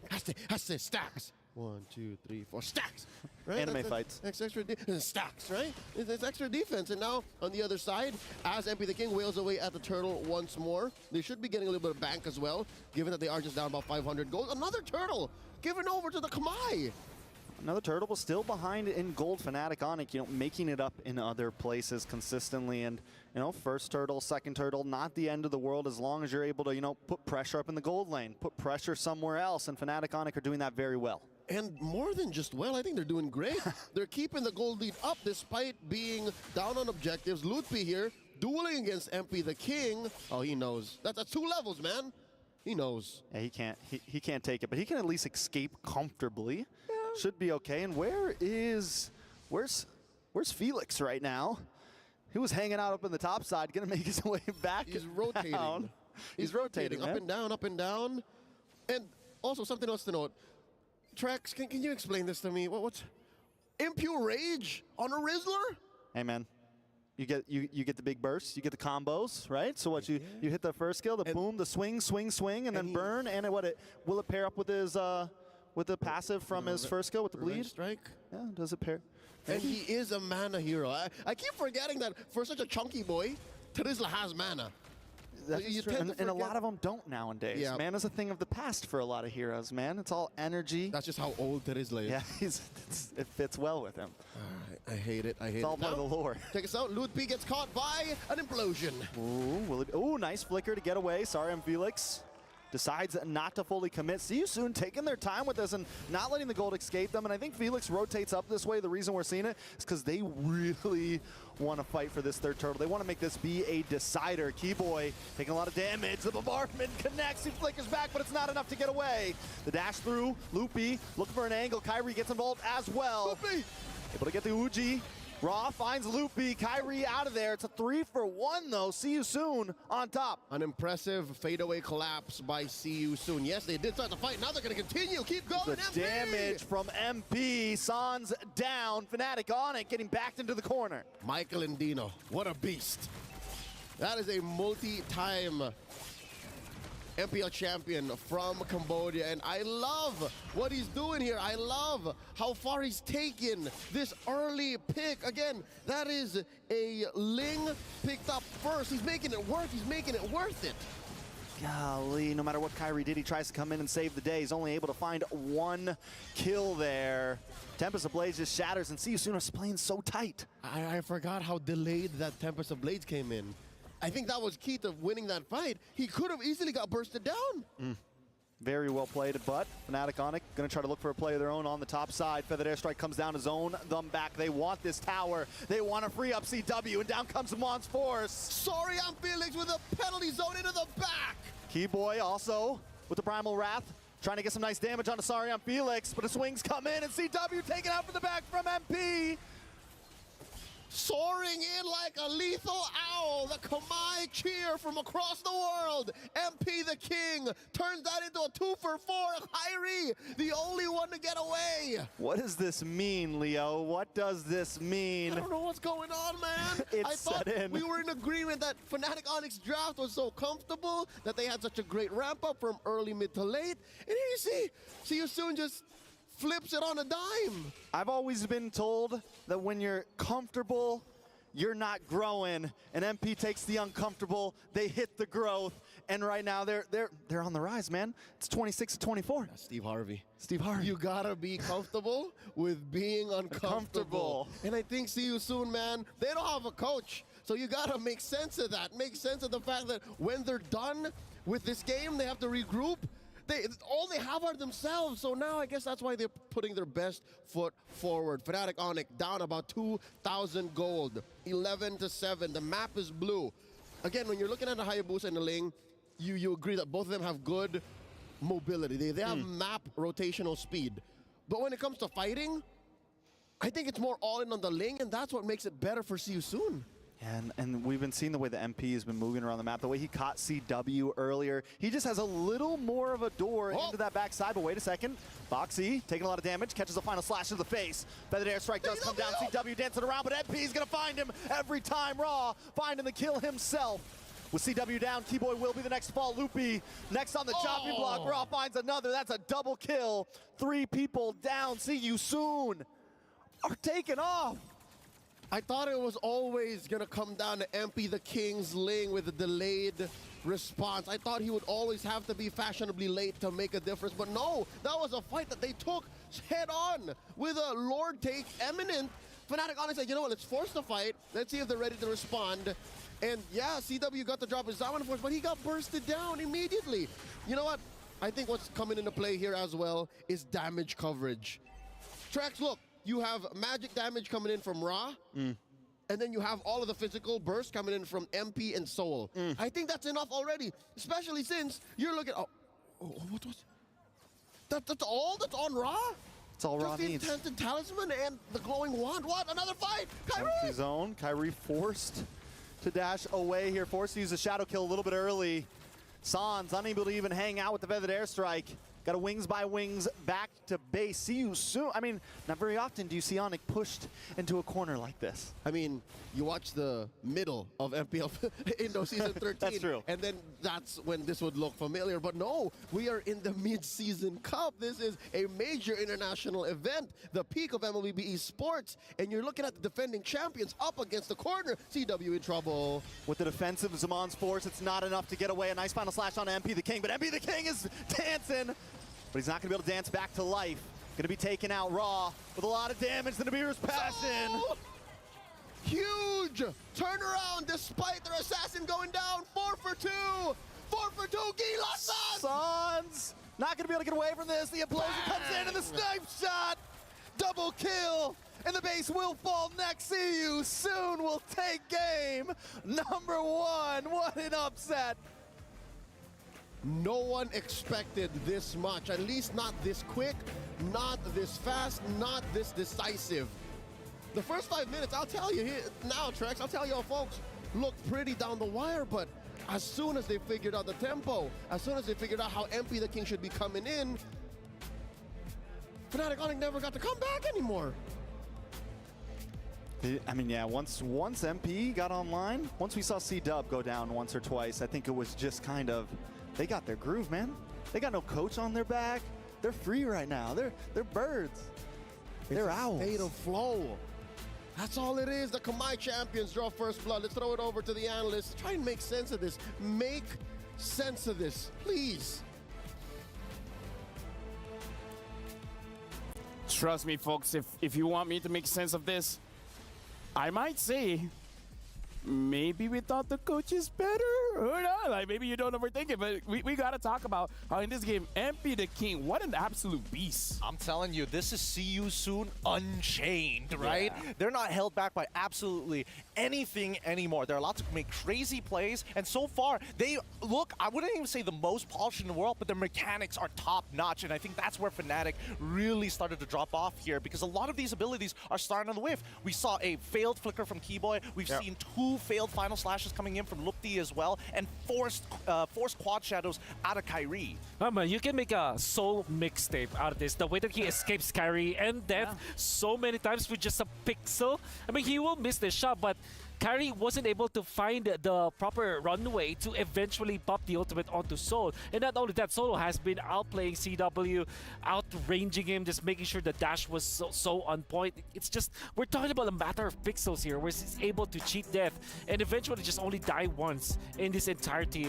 I mean, Beatrix going up against mobile heroes, against Farsa, against Hayabusa, against Arlott. That's crazy. 11-minute match. A few things to talk about. See you soon.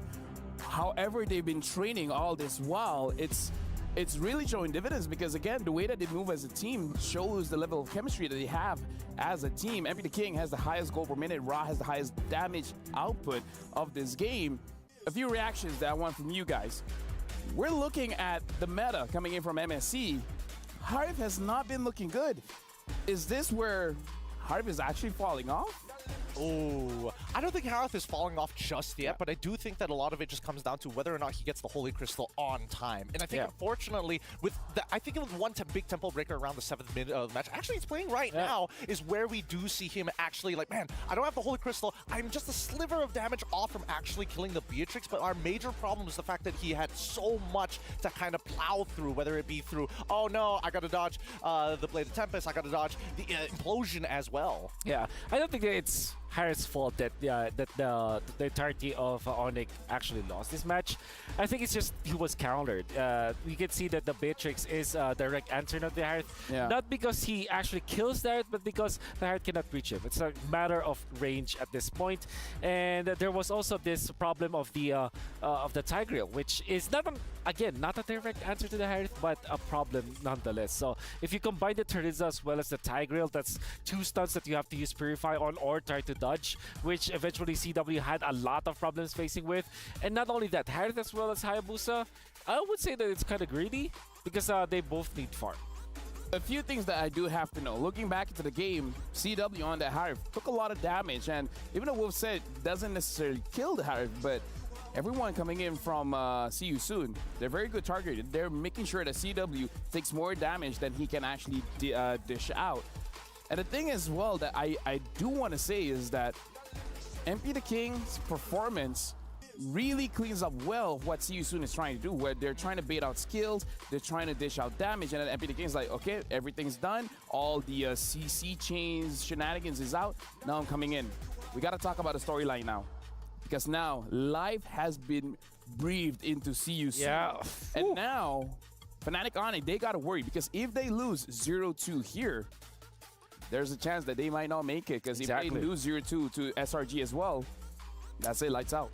Honestly, this really shakes up the current group, right? Just this one singular win coming in from See You Soon. Yeah. And hopefully, this might just be the ultimate comeback story of a lifetime from See You Soon. No coaching staff, has penalty bans, and is still able to 2-0? Come on. Come on. We're going to talk more about this because we're going to look at our Sony match MVP.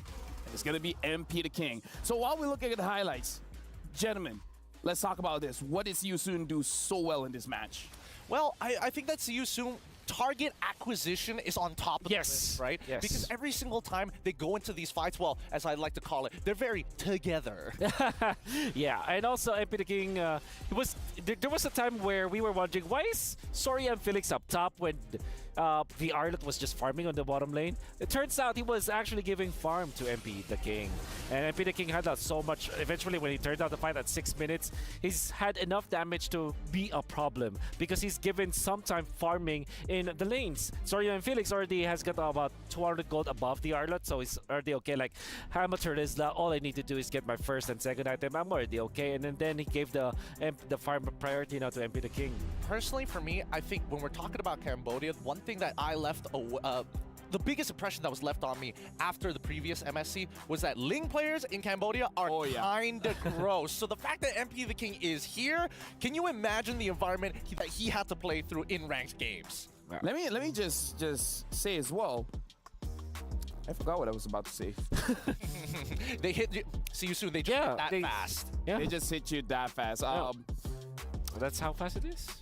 And what was I about to say? Yeah. I swear I had something. It's probably adaptation coming in from Fnatic. Because I do think that it's a little well, honestly, it did feel like they had their coach there technically. Yeah. That wasn't that bad from season 2. That's what I was about to say. The draft, we have to come back into draft. That was amazing because look at the final two bans. It was the Kadita as well as the Guinevere. So I would say the first 3 picks, they already know it's going to be a Beatrix. So again, it looks like they had a system going into the draft and the system works. Yeah, the system works. They're very comfortable with it. I think comfort plays a lot in this particular matchup. But like I said, when you don't have a coach, when you're just up to yourselves, when you're as players, typically the generic answer is you just don't overthink stuff. You make sure that you get your good heroes. You pick up the Tigreal and then you're okay because Tigreal answers assassins most of the time. You pick up the Beatrix because you know that it naturally wins over the Harith, not in a way that it kills the Harith, but it wins the farming battle. It makes sure the Harith doesn't win. That's right.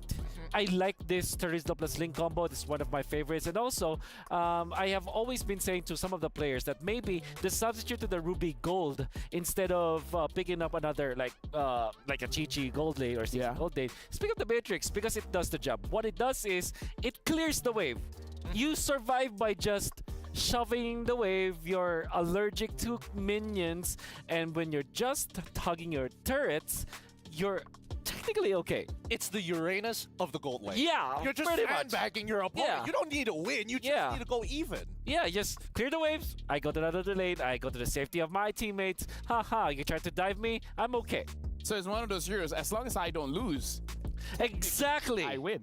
Exactly. Right? We have heroes like the Aldos, like honestly now even the Xavier. As long as I don't lose, I'm winning. Yeah, I fairly remember in day 1 when we were casting, when I kind of guessed the Beatrix when we picked up, Mirko eventually, almost automatically asked me off cam and when we were on broadcast, Beatrix is a means to an end kind of hero.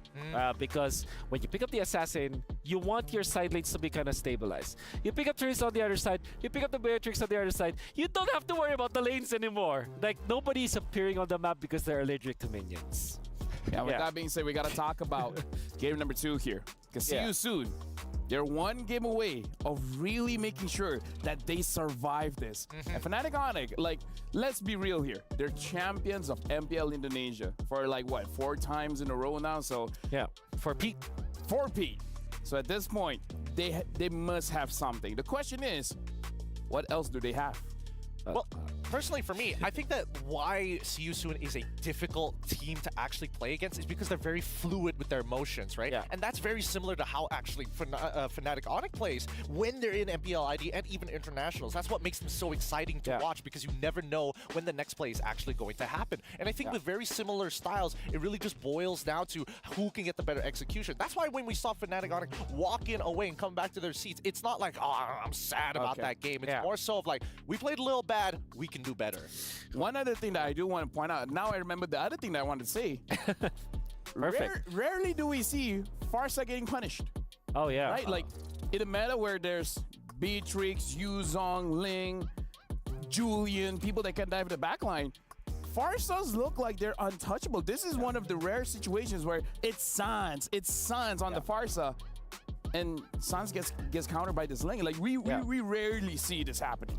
Yeah, I totally understand why the Farsa was picked up. It was going up against Valentina, good combo with the Edith. To be fair, Sans, this is one of his favorite heroes. True. I think the main problem here is that, and this is a hot take by the way, that first phase picked Hayabusa together with the Hythe is Fnatic Onyx maybe underestimating their opponents, you know? Because you revealed your Hayabusa very early. And surely you have 2 bans, but it gets countered by the Tigreal. At the same time, you reveal that your Hythe is that this is your core duo. Like you have the Hythe as well as the Hayabusa. It gives so much information to the opposing team, and I'm sure that Fnatic Onyx have gotten away with that kind of draft before. But this is MSC. This is group stage of the MSC of the big tournament. They're going up against champions. The hot take is I think they have underestimated the prowess of their opponents. I think personally that Coach Yev is going to revoke Kyrie's assassin card this time around. They're not. They're going to have to follow his orders here, because I do feel that, like, to a certain degree, yes, they did underestimate them. And it's like, oh, Kyrie, what would you like to play this time around? He's like, give me the Hayabusa right here, right now, in first rotation. I can make it work. And now that's revoked. Yeah. I mean, I imagine if there will be a little bit change up. Perhaps they. Are you on Leomord?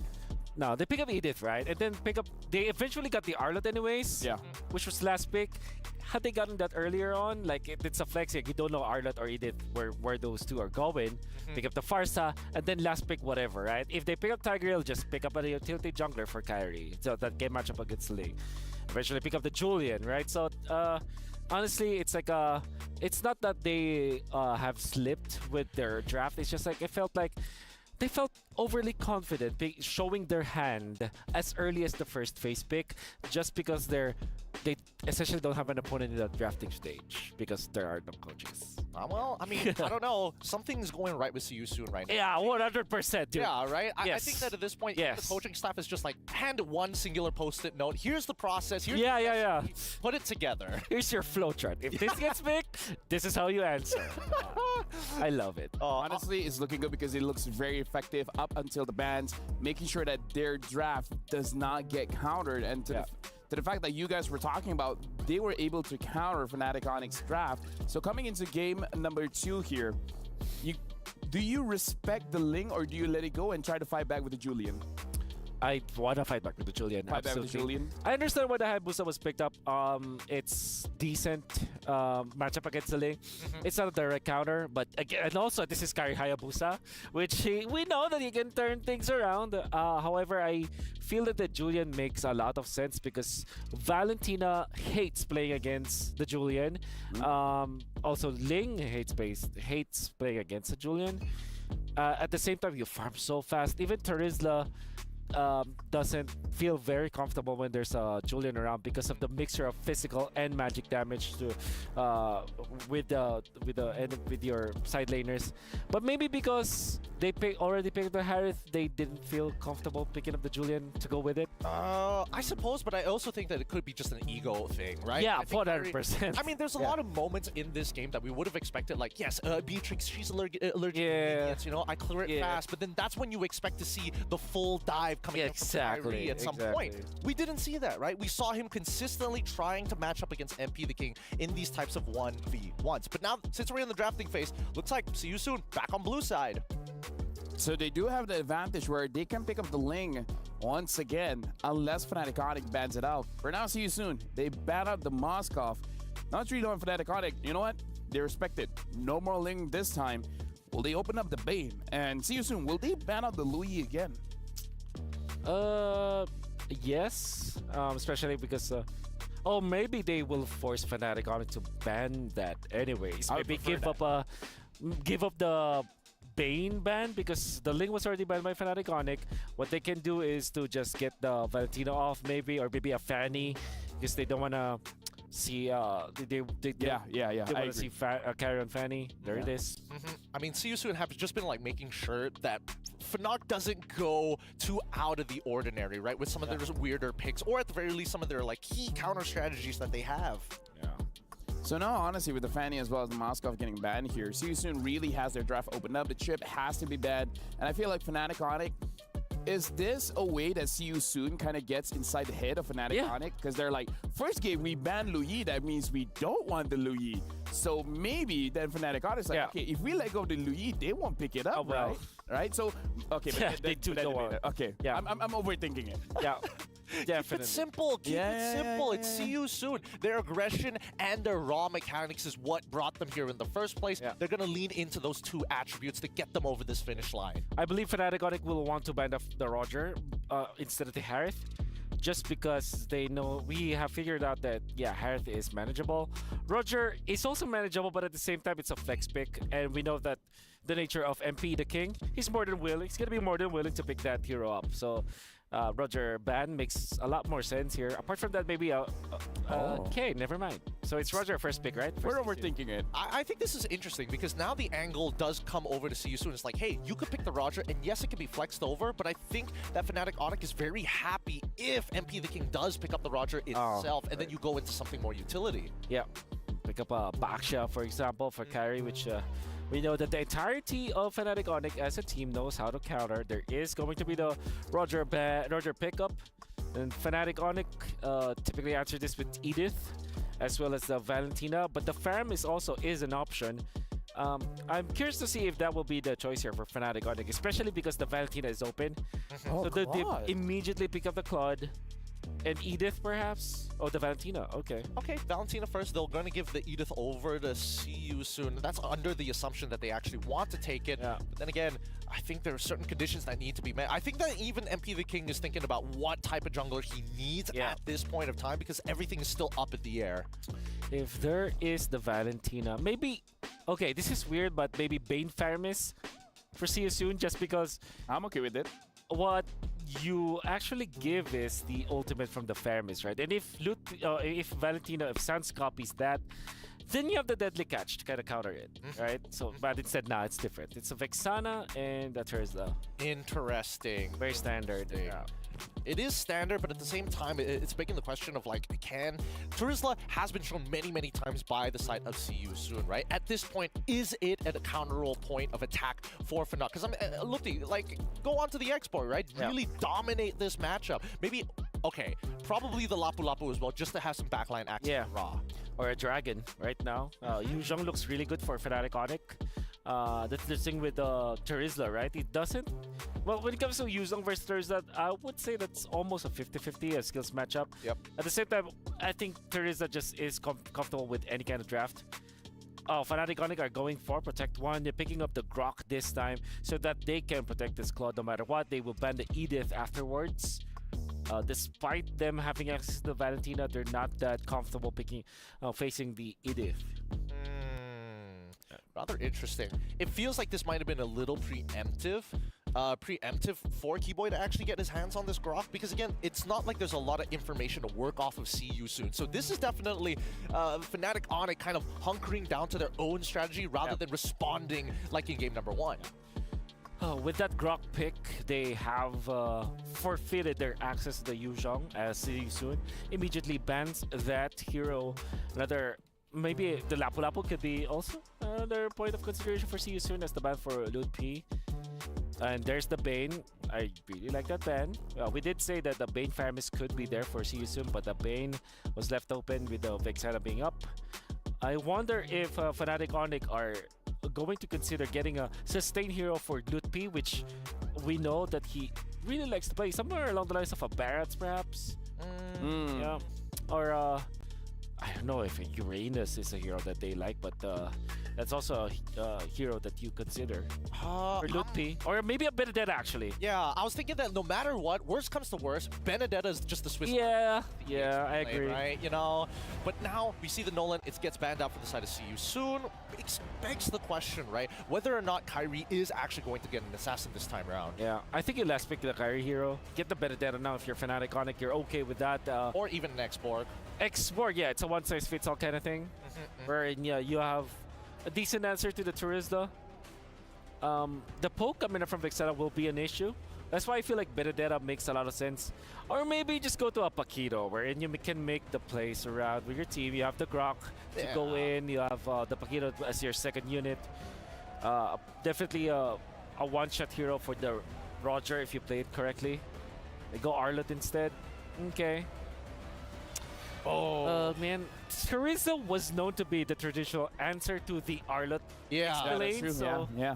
Because it used to be just too thick to deal with, right? You don't have that raw level of damage unless you like commit to something crazy like a lethal ignition, for an example. But I don't know. I think this one it's starting to look very similar to game number one. It's kind of dependent on what the jungle pick here is for Kyrie, but we'll see once See You Soon complete their composition, and I'm liking it, right? The carry, making sure that their frontliners don't get that much space, but more importantly, I think that even Keyboy sees the opportunity. This might be his moment. Yeah, Kyrie Ruby looks good for See You Soon. Another hero. You kind of need a knock-up. Edith is already bad, so they go Kaja. And they're very brave because there's a Valentino on the opposite side. Yeah. Okay, so you Assassins are kind of iffy now for the side of Fnatic Onyx. But you don't want to go Fredrin in, going up against the... Right, with the carry. The carry is such a big deterrent. I think as long as it has iframes, I suppose. I think you're left with Alpha or Julian, I would say, for Fnatic Onyx. Alpha is decent. A little bit of a fighter in there. Yeah, you don't want to go Barretts against Gary Roger. That's death sentence for you. I think you're left with Julian, honestly, for Fnatic Onyx. Or, come on, let's pick up the Lancelot for all time's sake. For all time's sake. Gotta go back, Sha. Okay. Well, looking at the drafts here, all 10 heroes have been picked up. I gotta say, See You Soon. I feel like this is a very comfortable draft for I agree. For Fnatic Onyx. This is more of a draft that we've seen in previous patches. Now, I'm gonna say, I'm pretty sure the casters didn't expect what happened in game number one, but casters, prepare to be surprised, because I'm gonna throw it over to you guys again. Here you go. No matter how prepared we are, given what happened in game one, there really is no precedent. There really is no way to say we're ready for what comes, but then again, here's game two, Fnatic Onyx versus See You Soon. Trex and Leo at your service.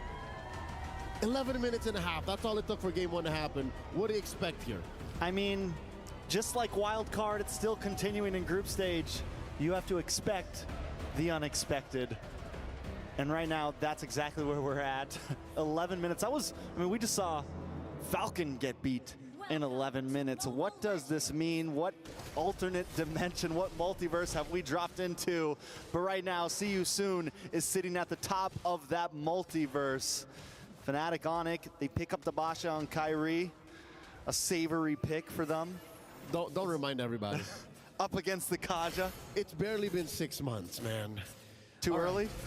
Too soon even after another championship. Here we go, one more look at the emblems. Again, folks, do note the Impure Rage on Sorian Felix, which did so well for him in game number one. I respect it now. I actually like it. Yeah, I mean, it's definitely spicy. It's definitely something that they showed worked before. How do we feel about this gold lane? We have the carry. How do we think it's going to man up? Is it going to be able to play the distance? Is it going to scale? You know, what are our thoughts? That's a classic KK combo, man. Carry and Kaja. Mid-game, you just pull on someone, burst them down with true damage. It makes sense, and what I love about it so much is the fact that it's a mobile fighting unit. Like, that's what See You Soon is. Like, they just pick off one, jump in, kill another, and then you have the Teresa to cut right through. As for the other hand, Fnatic Onyx, yeah, it's very reminiscent of the kind of lineups they played in M5, but just the same, I think it's a safer box for them. That's one thing I can say. Oh, here we go, up top. A little bit of damage onto Felix. Felix gets terrified. Might not be able to get away from this one. Tries to use the flicker, but still brought down. MP the King, though, with the Lycan Pounce, able to pick up Luffy. It's a 1-for-1 EXP for EXP. Yep, in the purest form. Down bottom, though, CW asserting dominance against Soul. Oh. Now Soul throwing out the light wheel. Lets it go. Turtle spawned upper quarter. Soul's got soul, man. He's willing to get in the box with CW, willing to get in the ring right now. Ding, ding. And it's going back and forth. I feel like this matchup here is definitely, it's a lot of mechanics. It's not, no one just completely dominates the other. But if you ask me, I'd say Soul is a lightweight in the early. Oh no, Kyrie secured the turtle. Fight's already begun. Flicker out by Boxy. Purple secured by MP. They disengage. I was saying Soul is a lightweight, while CW on the Claude is a featherweight. Because again, like you have the basics on carry dealing more damage the more you do it with it, right? But you do have the mobility advantage on CW. That's one thing he has. So a lot of things to say. I love how Onyx, they were ready to kind of go for that purple after the turtle. Instinct told them, but then they saw it got taken. They decided to back off. Now Boxy takes a lot of damage to respond with the Eternal Guardian and MP the King trying to lock down onto Kyrie. Kyrie might not be able to get away with this. All it takes is one Lycan Pounce. And Kyrie down, man down. Up at the top side. Felix up against Lupi. Nothing too major, though. All right, forcing responses from the EXP lane. I love that engagement, that counter engage by See You Soon down bottom. It was a perfectly placed Eternal Guard by Ra, by the way, which we did not talk about much. We did not talk about this. Come on. Oh, Boxy! Boxy down. Now it's 2-2. 9.4 to 9.4. Back to what you were saying. Yeah, no, Ra has such great game sense, and we didn't really talk about it. Final slash by Lupi! They don't want to let you talk, man. Sans now trying to get engaged as well. Sorry, I'm Felix. Trying to kind of kite back a little bit, taking a little bit too much damage. Should be okay. Kyrie playing the distance, looking for the engage. I'd rather have it this way. Them keeping going, keeping fighting, because this is how Fnatic Onyx gets ahead, right? They're about 400, 300 gold up, and a game of inches is what you gotta do against a team like See You Soon, because the Kamai, they're so good at forcing fights. Maybe only second to how then their prime in M5 ECA does so. Divide Gaming, I don't know what the equivalent is in the Kamai language, but maybe their local Homoy Mao, you know, like they just cheer on, fighting, forward, CW, dueling against Soul once more, the flicker! The flicker, and he gets it! Soul, the lightweight, up against the feather with a knockout punch, but now Soul in a little bit of trouble. Kibo able to find him. The power of nature. Eternal Guardian lands on top of Sans. Sans taken out from MP the King.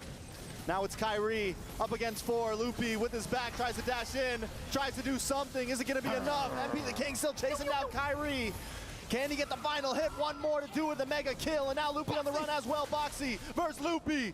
1v1, MP on top, looking for Keyboy as well. See You Soon. Bouncing back, Fnatic Onyx still holding. We're holding the goal lead, but it's gone now. Michael, somebody's got to stop Michael. He's at 5-0 now. 5-0 even before 5 minutes, and they're going to take this turtle. Now Fnatic Onyx and See You Soon are a major objective apiece. Let's watch that again. It took a while for MP the King to finally get the kills in the back line, right? Kyrie got away. That's a dive in by Lutfi. Oh, an amazing final slash, dare I say. If only, Trex, would you agree with me? If there was a wild charge in Keyboy, that would have looked very, very different. Very, very, very different. But See You Soon is willing to flip the coin, take the 50-50. And, you know, we saw the items a minute ago, and it looked like MP the King was holding a strong lead over Kyrie, and now it's going to be even more. And what do you do when you have Roger on the field? You feed Roger. 5-0 right now. And it looks like Fnatic Onyx, I don't know if by purpose, if on purpose, or if just by their rotations naturally, they're starting to avoid MP the King. I think given how he performed in game 1, much respect, that's the Ling, he can catch you. But as a Roger, it's kind of hard to, on purpose, run away from the Roger. And Lutfi doing his best to defend his lane away, I think that is one good way of looking at it if you're a Fnatic Onyx fan. If you're a Sonic at that, at least there's no major objectives on the map, like permanent objective that's taken away, right? No good conversions yet.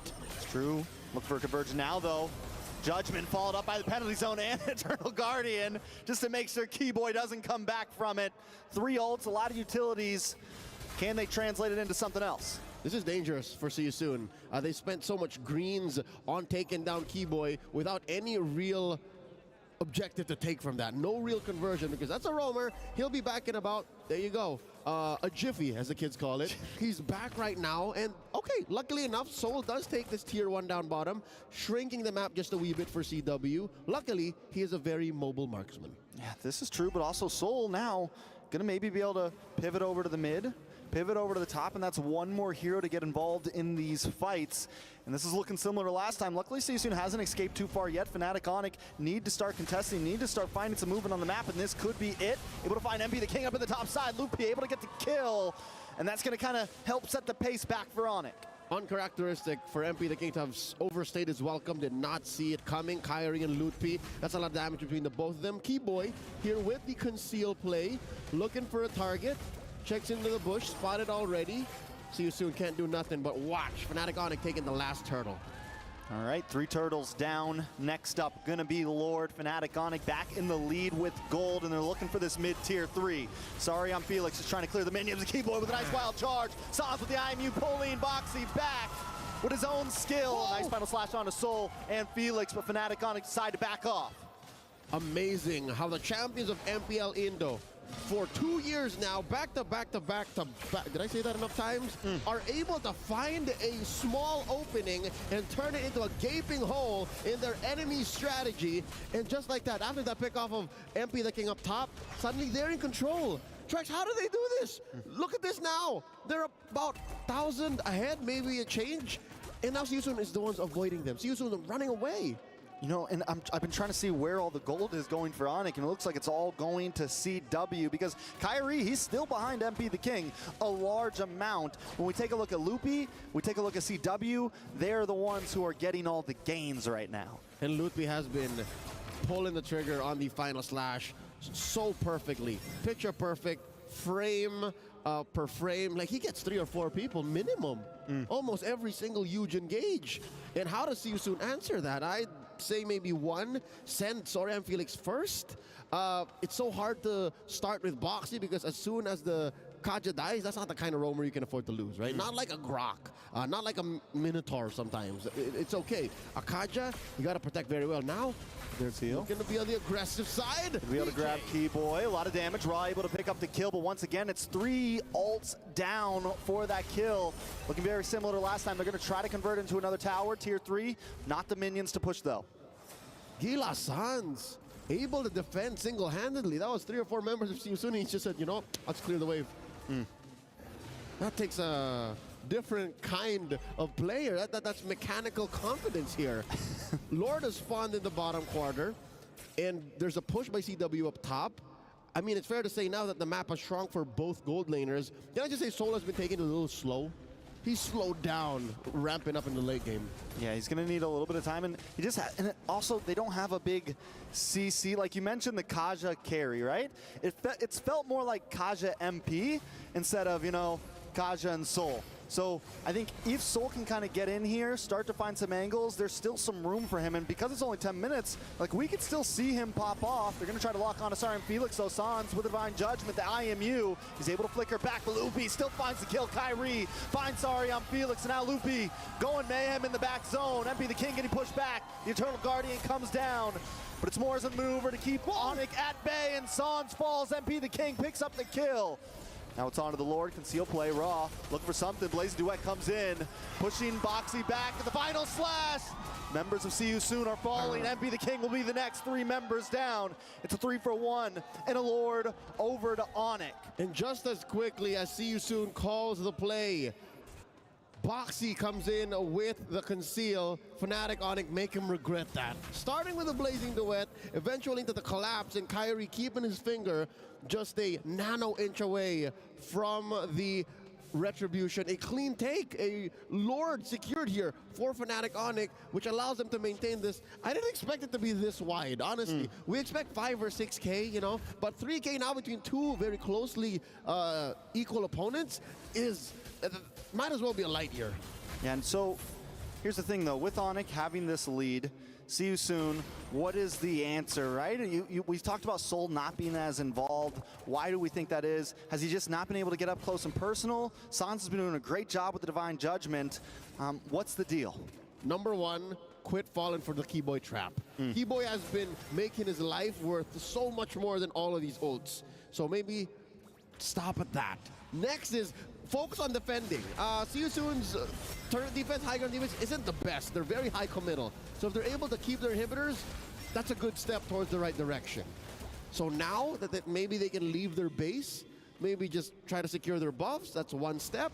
Another is to, focus on Soul. How do you activate Soul, man? They really only have one way of peeling. Oh, wild charge from Keyboy. Wild charge, followed up by Loopy, and look at Kyrie taking the back route. CW to the backside with a blazing duet. Melting down, Boxy the King, the immortality pops. The Terrify onto Sarliam Felix, and Kyrie now is on the chopping block to turn around. MP the King, Sarliam Felix with the flicker, looking for Sans. Sans dances around, maneuvers, able to just get away, but MP the King wants more. Moving on to CW, one more shot, and he finds it. It's 3 men down for Fnatic Onic. The coin's been flipped, and See You Soon's on top. Whoa. MP the King still deep behind enemy lines, son! The dance back, the Terrify. MP, is he gonna re-engage here? Forcing the winner crown trigger. Sans still alive, Keyboy keeping up a barrier, the enforcer to his mid laner, his core. Interestingly enough, See You Soon, again the coin flip. Suddenly, they're up 1,000 gold now, and the map belongs to them too, it's all blue. What happened here? Boxy the King immortality pops. Look at MP reverting back, gets a couple free shots on the Kyrie, and then he knows it's on. Once he gets one, it's back to back. I see now. Eventually, what would be MP the King cleaning up the jungle, forcing the response from Keyboy and Sans to play defensively. What happened there was those walls in the orange side jungle of See You Soon acted as the aforementioned lack of peel. Fnatic Onic can't just get a beeline towards Raw, towards Soul, even towards MP the King, who had to, double back and then consider the re-engage. Those walls were what acted as what a Minotaur, what a Grok would be for See You Soon's lineup. And they're cheating death already by playing so soft. Now Boxy the King looking for targets. Y-Bush controlled by Fnatic Onic. All right. I thought he was about to use it on Keyboy again. I was like, don't do it, bro. Again, right? He's learning. Okay, so far so good here. Again, barely 1,000 between these two teams. I wonder how far that last engage, that team fight win for See You Soon went for Soul. Because again, eyes are on Soul, man. Eyes are on this import from the Philippines that really didn't get much play in MPLPH, but won a championship in his debut in MPLKH. All right, Fnatic Onic use up the conceal to gain some ground over this Lord Pit, but here comes the penalty zone. Tied up with the flicker, MP the King still holding down the distance, waiting for Soul to possibly engage here. Onic taking it slow, Sarliam Felix takes a lot of damage. MP the King walks right into a final slash. Soul now with Speedy Light Wheel, getting a couple shots on, but takes a couple shots back, brought down to about half health. See You Soon back off, but they push Onic away. Masterful retreat by Fnatic Onic. That is exactly how you de-escalate a team fight, coming in from a very aggressive team such as See You Soon. My favorite part was the final slash response. Like usually you want to use that to put him closer into where your skills would hit, but again, shows you the level of communication that Fnatic Onic has with their rookie XP laner, one of the most mechanically gifted players out of MPLID right now. Lutpi says, you know what, guys? It's okay. You can go back. I got you. He gave him a little backhand real quick, Front hand, backhand. Front hand, backhand, real fast. And just let him know. Oh, Kyrie, this bush, very familiar. Keeps it under control. The conceal play. And it looks just like last fight. We're going to come back to the mid, push you out of this bush. Boxy the King, though, finally finds someone important, and Loopy goes down. Keyboy brought down to about half health. Sans on the run as well. Soul finally with Speedy Light Wheel. MP the King looking for the dive in. Kyrie goes down. That's a revenge strike damage, MP dueling with CW. Back underneath tier 2. Fnatic Onic down 2 men. Already a big win for the Khmer. And now they're going to move on to this Lord. See You Soon take the win on that one. 27 seconds on the clock for Kyrie, 15 for Loopy. And Fnatic Onic can't do a thing about it. Wow. For all the boxing fans out there, I'd give the first and second round over to Fnatic Onic. But in the third, See You Soon might just find the knockout. It's not about how hard you get knocked down. It's about how many times you get back up. I like how you doubled down but still figured out, because that's exactly what Season is going through right now. They may have had to learn the lesson the hard way in the first 2 phases of the game, but in the late, they figured it out. Hey, this is the way. As the Mandalorians say, this is the way. Don't fall for Keyboy. Get the DJ on someone that matters, and when Fnatic Onyx does the 2-step, don't fall for it. Find another engage. Don't waste your ults. Now the Lord gonna knock into the mid. All right, watch for Felix. He's got the penalty zone ready to go. Conceal play comes in as well. Felix able to jump in, get a nice penalty zone onto C-Dub. Sans, along with the rest of the team. Kyrie taking way too much damage, and MP finds the kill. Loopy's next on the block. The base is at 20%. Bring it down more. CW trying to clear things up with a blazing duet. Raw brought down low, but the base drops. And Onyx drop with it. See you soon with the biggest upset in Group B. We are but at the halfway point of today's broadcast, and already a huge upset. The tournament favorites, the defending champions, Fnatic Onyx, suffer a loss at a team without a coach. The Kamai champions hold their heads up high. Where did this come from? And the group has been equalized. See you soon. Feeling confident, coming in strong. It's all love on the stage, but in the land of Dawn, See you soon reigns supreme right now. Again, the sportsmanship between these two teams, much respect. Playing for the mecca of MPL ID, going up against a developing region in MPL KH. This is, I'm not going to say it's unheard of, but I definitely wasn't expecting to see this. At least a 1-1. At least call it down the middle, but See You Soon came to play today. Yeah, I felt like once they came online there, and it was the same thing kind of in game one. They were falling behind a little bit. Once they came online, MP the king, man. He's always had his reins on his team. Look at that. From mid-game shot calls to understanding how to get to the dub, and even towards the end. He only really celebrates when it matters. Michael Andino, remember his name. MP the King, leading his team to a win, a sweep against MPL ID's champion, Fnatic Onyx. He's on stage right now with Mara and Dawood Sandstorm. From See You Soon, we're here with MP the King. All smiles from MP the King. Congratulations. You've upset the defending MSC champions. You gave them a sweep. Now, before coming in here, how were you feeling? Were you guys feeling nervous? Because it's no secret that Fnatic Onyx is one of the favorites. They have a great coach. You guys don't have a coach. So how were you feeling coming in here? Were you a little bit scared, nervous? What was it?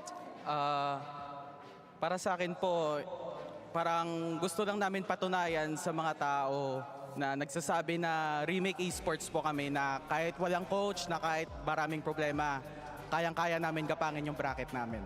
Wow. He's saying for him, he wants to prove that even though you guys, people are saying what? Remake Esports. Remake Esports. Even though they don't have a coach, the people are calling them Remake Esports. They want to show the world that they can handle their group. I mean, they really did. They took down Fnatic Onyx in a 2-0. No, I don't think anyone here, anyone watching the stream on any of the languages expected this kind of result. But I do have to ask, 2-0ing Fnatic Onyx, how does that make you guys feel after this game? And how do you see your chances going forward with the rest of the group stage? Regardless of the result, we are already happy of what we can achieve right now. So we're just happy of it. Honestly, you deserve to be. Yeah, that's a massive statement to make, and I'm very excited to see what these guys are going to do with the next game. So let's head on over to the analyst desk, because you guys got to break it down. How did this happen? Please, explain. And we'll see you soon.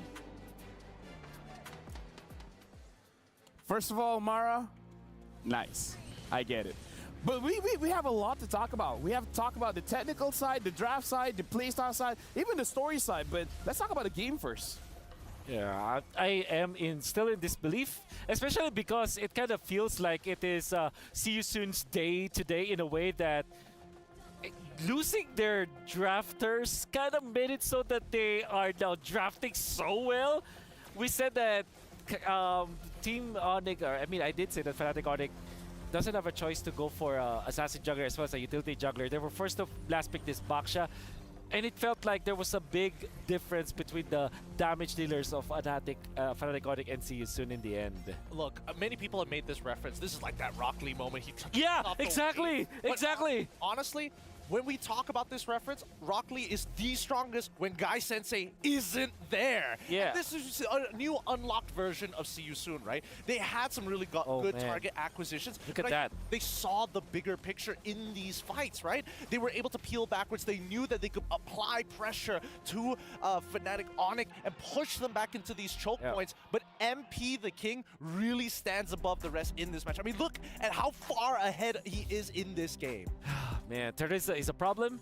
And back-to-back games, we saw the Lutpi Arlot going up against the Felix Teresa, which we did say that is always Teresa's sided, no matter what stage of the game. Even patches ago, it looked really difficult for Fnatic Onyx to win this game because they've already revealed their Grok was the Vanity in the first phase. Then eventually they already know the squad. It's like, for some reason, we were hyping Coach Yeb to be that guy that flexes everything, but back-to-back games, they were just so honest with the heroes that they're picking up. Yeah, look at this. MP the King. What a carry, man. 862 gold per minute, 74,000 damage dealt to heroes. I have a lot that I wanted to discuss with our analysts here. And let me say this to all the audience watching, to all the Fnatic Onyx fans, the See You Soon fans. When we're talking about the essence of coaches here, it's like we're not saying anything bad about the coaches. It's more about how right now the players, with the circumstances that they're in, they're fully focused. And that's the sign of a champion where despite everything going on, you know what's important. The important thing is you gotta win. How do you win? Draft good, play good, destroy the base. And that's what they did. They checked all the boxes, honestly. They really did check all the boxes, and I think, you know, this is an impressive team, and that's why I said from the very beginning that any teams that are coming out of specifically MPLKH are honestly really difficult to prepare against. And this is carry Kaja that usually is not going to be used when there's a Vanity on the opposite end. That's true. That's true. You don't really pick it up. But I think what See You Soon did was to overload the Suns with a lot of options. It's like options paralysis. I forgot what that term was called. But basically, you're looking at Trelista Ultimate. You're looking at the Kaja Ultimate. You're looking at Vexana as the potential heroes that you kind of want to copy with the Ultimate with. And unfortunately, it wasn't given enough choice. In fact, in this game, there was only one good Divine Judgment copy that we saw, but the entirety of the match, it was just the Kaja, just whatever he sees, whoever sees first, be it Keyboy, be it Lutpi, he's gonna pop the Divine Judgment and they're gonna burst him down. MP the King was very impressive, but we got to talk about Rod, the mid laner coming in from See You Soon, because we saw, like you said, Divine Judgments pulling anyone in, but the Eternal Guard, any engages coming in from Fnatic Onyx with one ult coming from one mid laner, disengages everything. Yeah. He's a door stopper is what I'd like to call him. He literally just puts it under the door and it's like, you stay right there. You don't need to move any further. And that Eternal Guard is so effective as well because it takes quite some time to really start chunking it down. The initiators coming out from Fnatic Onyx were dependent on their flickers and dependent on the dive, technically speaking. Although there could be a box that could be done. If you look at conceptually what Fnatic Onyx wants to do is that they want to jump in with Claude, with the Grok flicker, with the Arlot going in flicker as well. Valentina wants to get up close and personal. So is the Arlot. So everybody from Fnatic Onyx wants to dive. Guess what? The lineup of See You Soon is just a box composition, right? They want to go in, whoever goes into their box of or circle of influence, whoever goes in, gets gun up on one combo from the carry, can eliminate anyone, literally anyone from Fnatic Onyx. And when the ultimate is done for the carry, guess what? There is the Roger to clean things up. Again, the Vexana pick is absolutely genius. It really shut down what Fnatic Onyx wants to do. And now we got to look at our Sony match MVP, and it's going to be MP the King. And while we're looking at him, let's talk about the plays that he made. Like, he made it possible, not just in this game, but again, people say remake esports and everything, but we have to remember them going up against Slangore Giants. Slangore Giants legitimately almost lost the second game because of MP the King's Bane. MP the King has used what? Bane, Ling, now Roger, any damage dealer. He's amazing at it. If it's carry-oriented, I think MP the King is going to be top of the charts all the time because he really accelerated this game, right? At a certain level of cost. Like, Felix was taking good brunt of the punishment, but that was actually good because then it allows MP the King to be like 4-0 by around 3 to 4 minutes into the game. And even now, you can see 7-2 by 12. Yeah, you can see this good exchange, good sequence of events for MP the King. CW is full HP but no stacks, and MP the King just literally, you know, scratched it. Scratched that card, literally. He's buying he's buying scratch cards and winning every single one of them. Oh, dude. 7 KDA, 862 gold per minute, 88% of the kills. I gotta say, MP the King is a good acquisition by See You Soon. He's definitely carrying the brand really, really well. We're gonna talk about technical stuff as well, but I do want to say, let's talk about the storyline. Yeah. The day is wide open now. Now there's no. I mean, I would say I think that SRG is still confirmed going to the knockout stage, but now. Are you sure?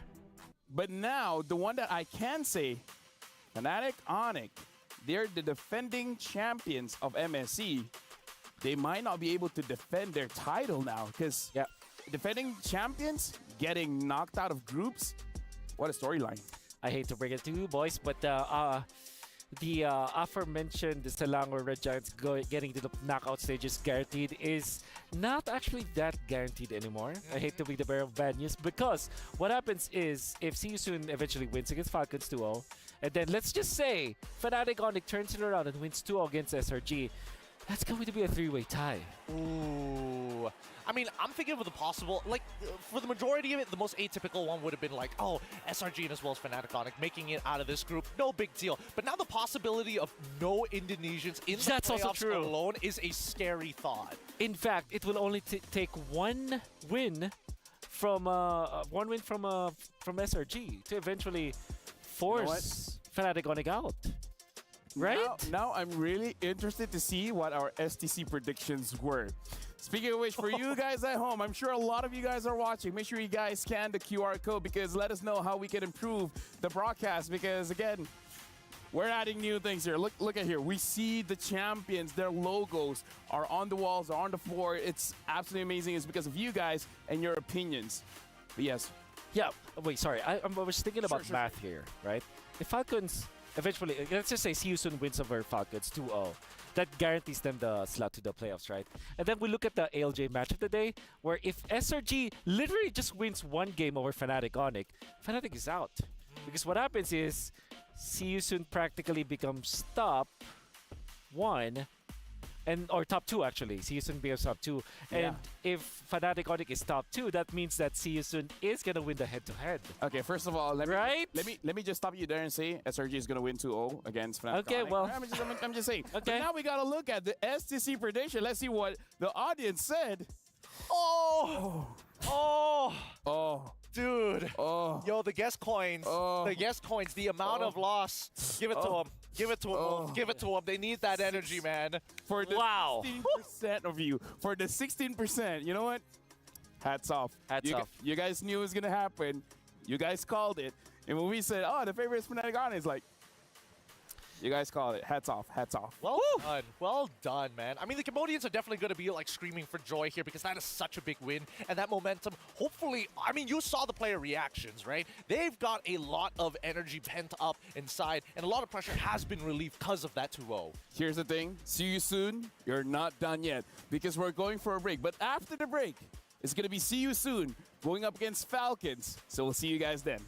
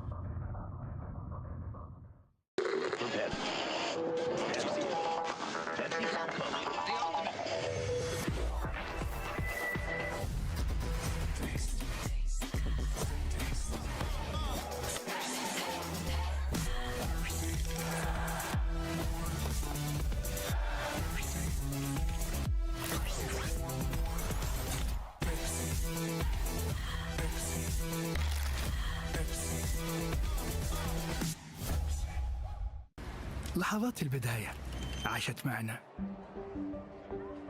كنا نحسبها وقت للتسلية بس. نحسبها بس ذكريات. عبود أعطي أختك اليد يا ولد. ابتكرنا فيها ابتكارات، وإذا بغينا قلبناها خرافات. كنا نحسبها بس لمة وصحبة وسهرات. انتبه نوب ترى نوب. لكن كنا نشوف عالم ما حد يشوفه. لا تشغل وقته بشيء يفيده. الله عليك على اليد سود. عالم كبر وعاش فينا. عالم الحماس فيه يوصلك كل مرة لحلم أصعب، بس ما يصعب عليك. بارت معك وين ما تروح.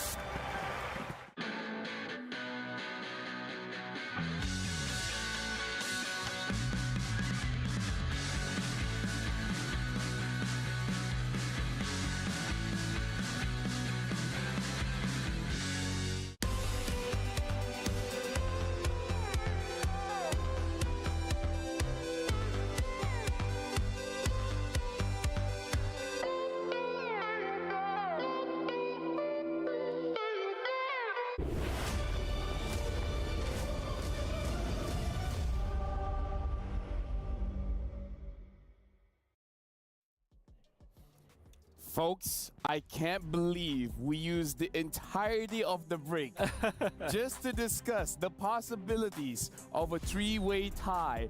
But again, that's the story. That's the story of the group of death. When you put 4 champions in one single group, this is the things that's gonna happen. Now, welcome back to the Mid-Season Cup 2024. My name is Rafael. Alongside with me is Gideon as well as Wolf. And again, we have a lot to talk about, but for now, we're jumping straight into the stage with Maracino as well as Dude Sandstorm. The high-octane matches continue here inside the Amazon Arena as we continue for the 3rd match of the day. That's right, and the Cambodian Owls have their eyes set on that knockout stage ticket after sweeping the reigning MSC champions in our last set of games. Can they continue this success? We're about to see. All right, well, you know what? I am very curious because I want to see what's going to happen. We have to reintroduce the MENA representative back on the Amazon stage. So, without further ado, let's welcome Team Falcons.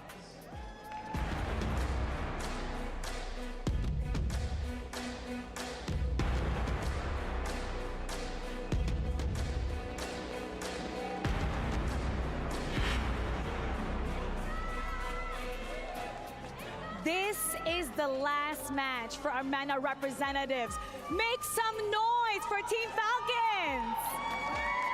There you go. That's what I want to hear. That's what I want to see from this incredible crowd that we have here in the Amazon stage. And I do have to say, Falcons, the MENA representative in this tournament, it may be their last game.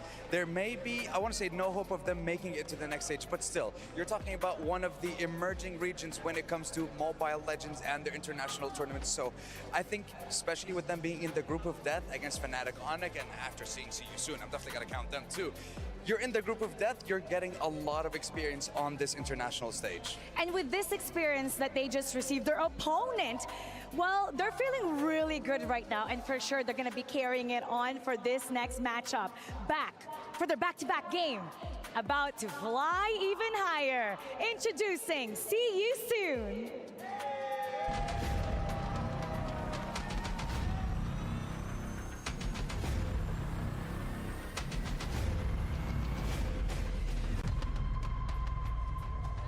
That series sweep against Fnatic Onyx, the Sky Kings, is definitely why Group B is known as the Group of Death. Even with the performance earlier, they're quite happy with that. Now we're gonna see if they can shake things up a little bit more and fly higher than the Owls. Let's get it started. Let's do exactly that. We need to answer that question. Who will be able to make it into that knockout stage? So let's hand it over to the analyst desk and the lovely boys that we have here in this stage. Boys, take it away. Thank you very much. And before we even drop into the draft, gentlemen, I have some news to share. Okay, okay. It's good to have friends. I asked them to do the calculations for me. Okay, okay. There's 5 different possibilities that will turn out, but I'm just going to talk about one, all right? Okay. I'm just going to talk about one where there's no tiebreaker and See You Soon makes it out. Okay. This is the scenario. If See You Soon wins 2-0 against Falcon, And then if Fnatic Onic is 1-1 against SRG, SRG will be number 1 and CU Soon will be number 2. Oh my goodness, you were right. Literally, You were right, Wolf. The viewers did not hear that. So, but yeah. so meaning to say, if CU Soon really wants to make sure they go to the knockout stage, they need to win 2-0 against Falcon right now. And then hoping that SRG takes at least one game off of Fnatic Onic. I believe that no matter what happens right now, what needs to happen for... I think for what needs to happen for CU Soon is to get the 2-0. That's their first step at the door. And I believe that even when Fnatic Onic wins 2-0, going up against SRG later, which, because you're around here, is very unlikely. I was just going to say that. Because you boys are around here. But if that happens, there will be tiebreakers. So no matter what the result is of the ALJ match of the day, CU Soon's first step to the door is a 2-0. Let's see whether they're able to actually pull that off, as we're already in the draft, and I'm seeing the Lloyd as well as the Chip instantly banned from both sides. It really begs the question, right? When you think of CU Soon in these types of drafts, do you think they already have a pre-plan, or are they just going with the flow here? Especially because they don't have draft, I think there's pre-planned. I feel like it's pre-planned. The only thing that's adjustable is the last 2 picks. Yeah, that's fair. I agree with that. And it kind of feels like the last 2 picks of CU Soon from... I guess the formula here is pick your gold lane and your roamer last. I would say. I think that's the formula that they're following. Louis and Chipman, okay, everything's normal. Maybe the lane will be next.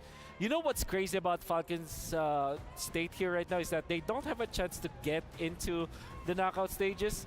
But with just one fell swoop, one win, they're gonna take CU Soon with them to the grave. They're man, don't even that shipment alone. No, this is the group of champions, man. Like, if as a champion, it's not enough for you to win. It's sweet when you make someone else lose. Yeah, that's right. It's My like enemies have succeeded. Yeah. Truly, like this is one of those moments that Falcon can really show can be the gatekeepers here. Exactly. There's Laban, they've been watching the game. They have been. I like that a lot. I really do. But the Edith ban also from the side of CU Soon really means that this game is going to be pretty high octane, pretty explosive. Yeah. Okay. Whew, what is going to be the first pick? Take away the Roger. Yeah, but then let MP the King get his Ling. Oh my goodness. Ling, pick bad. Ling Valen. Oh! Very quick picks here. Very quick picks. No Teresa is great for Falcon Esports. That's a great start. You don't have that Ling Teresa combo. But then again, you don't have your Edith, so are you left with Arlet now if you're Falcon? I think that's a better. I think that's the only other substitute, right? That can kind of like clump them up together. I think so Falcon likes Minotaur a lot, but I think Tigreal makes a lot more sense. Mino and Fury is a difficult ultimate to give to the Valentina. So is the Implosion, but at the same time, you are left with a situation where you have to handle the link with a good hard start. Yuzhong is great, and finally we get to see Yuzhong. Oh, after so use long Farsa? Use Farsa? Or use on Valentina? Farsa or Valentina here? Yeah, Farsa is great. Farsa's pretty good. The only thing is Ling, you know. We see Nempi the King against Sans's Farsa. So Minotaur. They pick up the Minotaur. You know, this is the, 5th time that they picked it up? I don't know actually the actual stats, but yeah, that feels like the 5th time that they picked it up. The entirety of today, Falcons have been picking up the Minotaur like without any hesitation as well. They always do it within first rotation at the same time. I mean, pretty obvious answer for the side of CU Soon. You got a bunch of tanky boys, no problem. Carry is going to be the one to knock them out. Yep. So a means to an kind of hero as well. You will treat this like how you treat the Beatrix, the way that you want to clear the waves. And by the way, there was a rising. There was one time where the fighter carry has been meta. Maybe you can go hybrid if in this case, especially if there's a Yuzhong. That's the thing. Just pick up the Thunderbelt. You're not one shot anymore from the Yuzhong, and then you're okay. If you pick up the Beatrix in this case, it's much harder because you don't have access to that, and the Yuzhong one-shots the Beatrix. So I like the idea here from CU Soon picking up that Scary. While we're having the draft, can I just update as well? If Falcon wins 2-0 going up against CU Soon, and then SRG gets 2-0 over Fnatic Onic, we still have a 3-way tie except for the bottom 3 teams. Oh yeah, wow, okay. Yeah. So if Falcon wants to make it to knockouts, they have a chance. All right. Beat CU Soon 2-0, and then let SRG beat Fnatic Onic 2-0. All right. This is indeed group of death. Group of death. Oh, all right. So the Pharmacist as well as the Vixana are banned out from red side of See You Soon. Yeah. The Kaja, and now the follow-up from coming in from Falcon. What are you thinking? Going to be Tigreal, actually, is a good ban here for Falcon. I think the Cho as well. But that means a lot of options for See You Soon. There still is the Grok, which is going to be a really good combo. There's the Franco that you combo with the carry as well. Hard lockdown to go with that. But I'm thinking Tigreal actually just makes a lot of sense. You got a lot of front line with you. You can kind of prevent the Roger jungle because of the fact that Roger will struggle from the invasion coming out from this Tigreal, and the Minotaur is too slow to protect that. So that is my guess here for See You Soon. Apart from that, solid EXP lane. The kit match against the... Okay, there's the Lapu Lapu. One of those solid EXP lanes. It is a solid EXP lane, but I think they're trying to they're trying to get access to the backline, right? Because Ling is going to need some help. It is very difficult for carry to actually go for these like big flanks without a little bit of help or a delivery system. Ruby looks enticing now for Falcon in the gold lane. Yep. And then they will have to go for a little bit of damage. Farsa is still on the table, but then there's Lapu Lapu and Ling. So probably you're stuck with Aurora or Nana as Falcon. I wonder if they pick it up.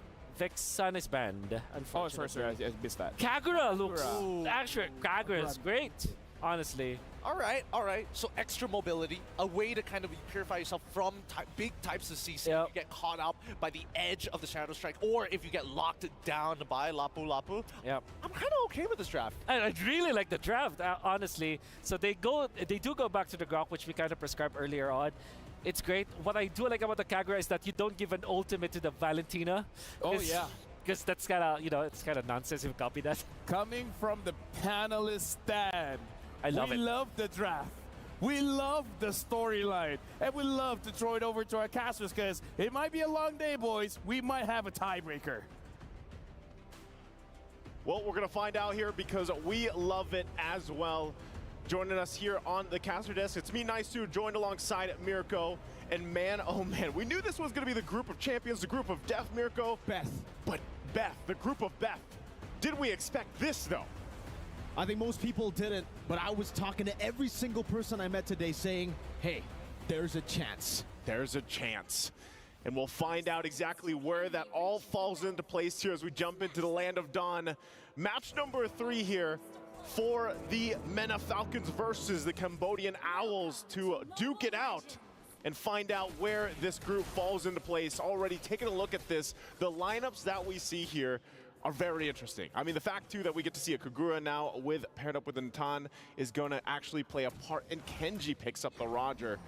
And for See You Soon, man, off the momentum that we just saw them go against 2-0 for Fnatic Onyx, that is insane. So very big kind of, I feel like, morale boost for See You Soon. The analyst panel said it, right? I mean, right after that victory, See You Soon, they were just ecstatic. They were jumping back and forth. You can see the momentum definitely favoring them here. And you can already see as well, even though Soul is on a pick like a carry, he's already very, very aggressive in lane here up against Lark. Trying to bully him all the way at the start of the game. Kenji going to be able to reveal MP the King there as he tries to go for an invade. And we can remember game number 1 against FNOC. See You Soon. MP the King, he might as well just change his name to MP the Ling. MP the Ling, I like it. How well he was able to play and execute this Ling. You know, he's locked in. If anything you saw from the last series, he is ready to just play. It's funny because I see him always training. He's always actually in the gym in the morning, and I happen to see him there really locked in, getting his cardio in before the matchups here. And interestingly enough, because he's playing out of his mind so far throughout this this day, we'll see if he can replicate it here. And I think that begs the question for Team Falcons. Yes, MP. Yes. What do they do? Yeah, what do they do to handle MP the King on this Ling? See, Team Falcons, I feel like now with the Kagura, they're just going to try to surprise him. They're just going to try to burst him down before he can even go for anything. But the thing is, the way See You Soon have been able to make it work is the fact that they've been layering it so well. MP the King, every single team fight comes in very late. And you can already see Falcons, they need to utilize this pace all the way from the start of the game. Kenji on the turtle already. Even though See You Soon actually have a bit more prio up top in the XP lane, Kenji will be able to secure it now with the Brave Spider. Felix trying to go for some damage, will be able to get the slice twice. Furious dive into the Petrify. Down to the Yin Yang overturn. Good night. Takes him down. Ra gonna be caught on the 4 members in the enemy purple buff. Team Falcons are online. Hi, Team Falcons, they're like Momentum from See You Soon will go ahead and fight them for it. Boxy pretty deep, but he should be fine. He is on this Grok here. Just going to check things out and delay that Pro Ball. We're going to take a look at the replay brought to us by STC. This was already after the turtle was taking, but great decisions. And look at the early burst also from Goodnight already early on with this Kagura pick. That's the power of this hero. Doesn't pop up too much in a current meta, but it does. I feel like it's starting to shine here. You know, picks in the mid lane. I know the gentleman on the desk earlier talked about the picks in the mid lane. You see a lot of Farsa, you see a lot of Valentina, but it's nice to see this Kagura locked in. And how little round this lineup from Team Falcons already getting that early lead on. Slowly but surely, Falcons now trying to push that lead. Super getting that knock up. And now it's just going to be Kenji and Goodnight to secure Lethal Wanderer. Still going to be playing it a bit passively, though, because again, right, for Team Falcons, they can play with the super fast pace, with this kind of composition going for the burst, but they can also scale up. They have Kenji, they have Lark. Lark will be online in around, what, the 12th minute of the game. So Team Falcons, they're actually quite comfortable just playing it like this, the way See You Soon want to play it so far. Also still waiting for the mid game, but definitely for Falcons, I think there's one thing that they need to get done in the early game, which has to be shutting MP the Ling. Shutting him down, shut down MP the Ling. And part of that too is utilizing, you know, Minoa and Fury, you have that, you have the Yuuzhan pick that we see Ding utilizing here. Is already using that Dragon form in this 1v1, but part of it is stopping MP the King from roaming around, getting the setup potential. But so far from what we've seen, he follows up very late in the fights, and that's how he's able to capitalize. Sometimes we don't even know if this game he's going to pick up the Sky Piercer here, but he goes and starts this turtle up, objective now online. See You Soon wants to go ahead and equalize the turtles, so they keep them busy in the mid lane. This could just very well be a free turtle in the hands of See You Soon. Yeah. Falcons can't really go for anything here, so it should be MP the King just picking it up. Now wild charge on the 3 members. The Soul rotates over as well. Super forced to use the Minus Fury onto Ra. Up top, MP the King finding the kill. Minus Fury now by Ra as he steals it away with the IMU. Meanwhile, up top, Kenji trying to do some damage. Tempest of Blaze will be able to knock him up. MP the King trying to go for the Blaze right now, but Kenji will be able to outplay under the turret, finding a kill back. Boxy, no wild charge, puts the barrier down. Kenji will be able to get out. I guess that's the answer. How do you stop MP the Ling? There you go. Kenji's going to do it. He's going to scratch him to death and wasn't able to utilize even the Tempest of Blades there. And Kenji's been having a heck of a time just trying to get his buff. You know, Boxy the King's going to go ahead and continue to just be a nuisance on this Grok. That's what he's doing. We're taking a look at the gold differences falling into place here. Nothing too crazy just yet. But at this point, you know, even for Saria and Felix, as he builds up on this Lapu Lapu pick. Oh. Okay, it's finally going to be handled. Boxy might get fired back here. He should be able to get out. He doesn't have the wild charge, but he will decide not to use it. Not the flicker, not the wild charge. Boxy decides to give it away. Wow. Wants to save it for the next turtle. Yeah, so we'll see if that ends up being value, you know, later on. And I think as we take a look at the first items being locked in, a Berserker's Fury now there for MP the King, Hunter Strike over there for Ding. As these first items are picked up, you want to also pay attention to this Nathan pick, this Natan pick for Lark. Lark is one of the best gold laners, if not the best gold laner from the MENA region. And I believe he was the finals MVP as well. So going against Soul here, when we saw just the performance from Soul from the previous matchup, we're gonna see if that 1v1 or later on, if Lark's damage on this Natan paired up with Kagura could work out really well in the team fights. You know, fun fact, in the MPL MENA Season 5 Grand Finals, Lark was the one who utilized the carry a few times to beat Twisted Mind. So very comfortable on this pick right now. The Yin overturn catching Boxy. He's still able to go for the wild charge. Cancel out Goodnight using the anti-CC, or the Purify rather, in his kit. Very well. Black Dragon form by Ding, gonna be melted down from the skies by Soul, but it's baited in the ultimate. Now as MP the King goes on as well. Now Super with the Minus Fury knocking 3 members up. The Raw will be able to respond over to it. MP winning the retreat battle. Super gets demolished in the front lines. Kenji won't be able to go for more. Will be forced back. See You Soon with a great trade. Yeah, I feel like, hold on, MP the King gonna get the kill on Ding too. The shots, it's not gonna be enough to get the kill, but okay, they go and trade at pretty much objectives, the kills as well. You know, from that last fight, Super started up that fight. This is all for the purple buff. They're gonna force Kenji out. Oh, Lark, I don't know about that. Pops an entropy, gets bursted down by Soul on the carry. 1-0-1. But what was that damage? We were just talking about the gold laners, man, and Soul shows up interestingly enough, that Team Falcons, you know, you find themselves responding to the pressure on these resources. Look at this. Boxy has been doing this the entire game, but this time around, they force so much pressure, it forces Team Falcons to respond, and then they get punished off of it. You know, Boxy the King here, I had him on the round table. He's not a man of many words, but when he does speak, you love to hear it because of how confident he is. He's been with See You Soon since the beginning of his career as he got onto this team and is only stuck with See You Soon since then. Solo kill down below, Lycan pounced there to dodge away, but MP the King again, finding the assassination, escaping as well.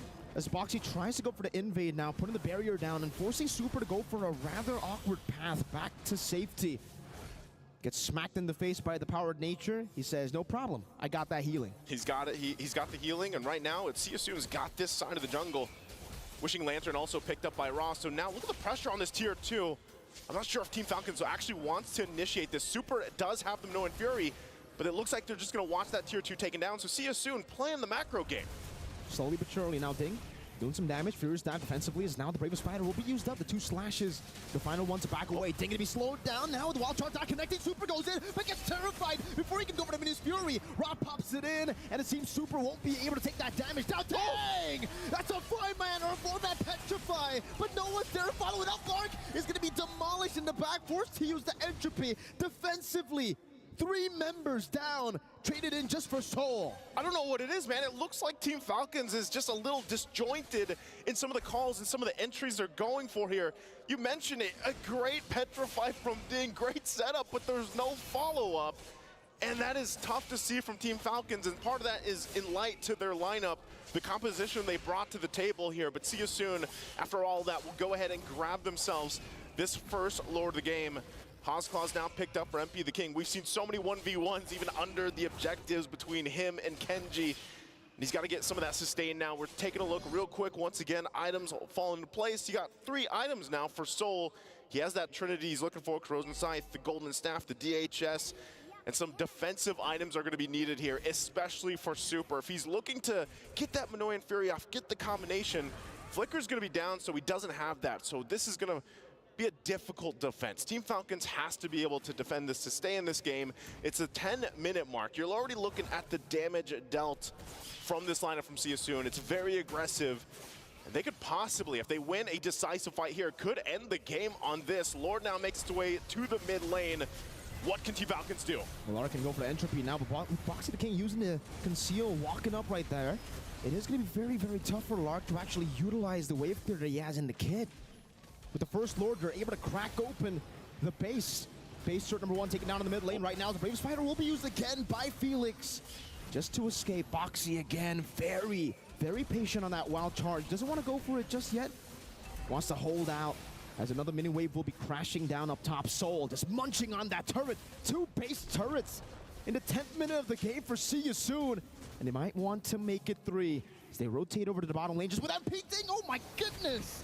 Almost gets bursted down the wild charge. Straight into the damage from Soul. The fade away. One last shot to do it, but Felix won't be able to get it. Forced to flicker back out now. Goes for the stun. Just anticipating some of the damage coming out. Lord, oh! The fade away coming up from Soul as Rod disengages with the Minions Fury stolen away. MP the King's returning over. Top of the blaze to escape from the Minions Fury. Is now it's going to be MP the King picking up all the plays, but will be forced back with the Finch poise. See You Soon. They'll take 2 base turrets. They'll lose 2 members, and they'll say, okay. It's a little messy, but hey, they're still in the game for Team Falcons. That was brutal for them, but eventually they hold on to the 1 base turret. We're gonna take a, there's so much happened here. Look at this portion of the replay. It's already, when a lot of that happened already. Ding nearly goes down. Great usage of the Minoan Fury with that Temps Blades. They hold on a little bit longer. They get MP the King out. Because if they weren't able to get him that low, I feel like he probably could have picked up the kill. He's not going that route of the Skypiercer, so that threat of getting executed isn't there just yet unless we see that later in the game. But right now, 12 minutes in, man, See You Soon is just on point, gets the BOD locked in. Good Night does pick up the Divine Glaive. So what we're seeing here, if you're from Team Falcons, you want to be able to get the setup, Minoan Fury or from Ding, and then follow through with that Yin Yang overturn. And Lark hasn't been able to shine just yet. Conceal play going to be used though. Boxy the King will push further in. forcing them back. Oh, wall charge not connecting. Ding able to escape with the Black Dragon form. They baited out a big ultimate, but they used 2. See you soon now. Going back to the lowered area, trying to go for it. Lark actually has picked up an item, Power Spike, but take a look at Soul. And take a look at See You Soon. Oh, no. Deleting the Lord. Now, MP the King goes for the Tempest of Blaze onto the back line. Knows Ding doesn't have the Black Dragon from, goes for the Blaze as well. Oh, gets gunned down before he can even fly away. Team Falcons, they find a big pick. And it's a good time for them to find that pick. See You Soon want to go for the siege. That Holy Crystal pickup gonna help the Lark there pump out a little extra damage to get MP the King down. So we'll see. They still have the full force of the lineup. Minoan Fury 4 Raw here. Last turret goes down, Lord's in the base. That's an enhanced Lord now. He's already on the base. They're not actually going to try to take it away. That's a wild charge connected to the back line, but Lark will be able to purify out of it. Super goes over to Minish Fury as well as Raw. But take a look at Lark, still free. Hitting in the back. Good night. Again, able to find a Yin Yang overturn, but there's no damage. Soul with the flicker forward. Try to go for the pick onto Lark, but will not be able to get it done. Falcons, though, they live to see another day. I don't know what it was. Like, it was a great entry from Good Night. The Yin Yang overturn was there, but there just wasn't enough damage. And if you look at it, you know, they're, what, 7,000 gold behind? So maybe if it was a little bit more even in terms of the economy, that would have went better for Good Night. Again, as we take a look at the replay here, great usage. Once again, Super has done a fantastic job at using the Minoan Fury, buying more time for the follow-up to come through, and that's where we see Good Night entry in. Isn't able to capitalize on that damage. And you can see some of that, you know, the reaction, the frustrations here too, of course, as they're still holding on. You know, they still hold on to this game. It hasn't ended just yet, but See You Soon, they might try to go just for a game ender, but they have to respect this damage. Ding's gonna go ahead and get on out of there. Will get back to base, heal up, has to use the dragon form. But man, at this point, some of these last items are going to be picked up. Athena Shield now for Super. Definitely needs that to go ahead and have a better time for the setup potential with this Minoan Fury. Lane's pushing in here. See You Soon. They don't really have much they can do until that Lord possibly comes up in about a minute. So they just want to control this side of the map, control the jungle. We're going to see some key items being picked up here. This is where Natan shines. Has the Holy Crystal, has the Divine Glaive now available to him. So Lark, the positioning is massive here. He does have a Purify, and that might be a crucial point in staying alive from the initiation.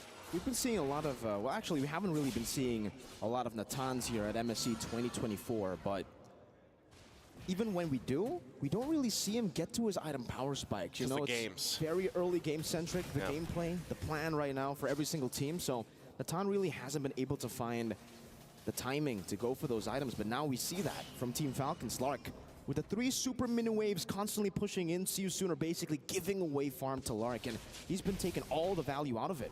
So See You Soon, they need to get the job done here with the next Lord, because the later the game goes, Lark will make it as though, you know, he's the assassin. He's going to be doing some true damage, it feels. We already got a preview of that, you know?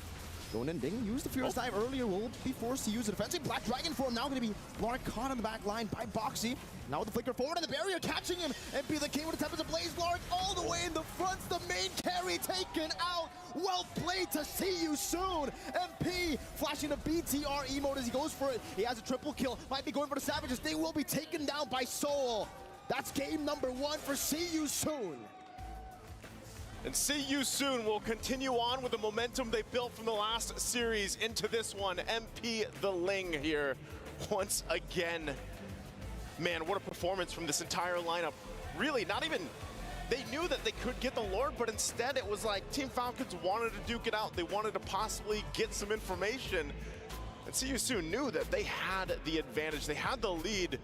And if they just solved it by getting a great Guardians Bears set up, closing in on Team Falcons, they could get a kill or two. And they happened to get Lark, as we were talking about the Natan, especially in the late game. Man, again, great game here that we got to see from See You Soon. And I know there's going to be a lot to break down here and say on the analyst stand. So, gentlemen, go ahead and take this away and tell us how this one went.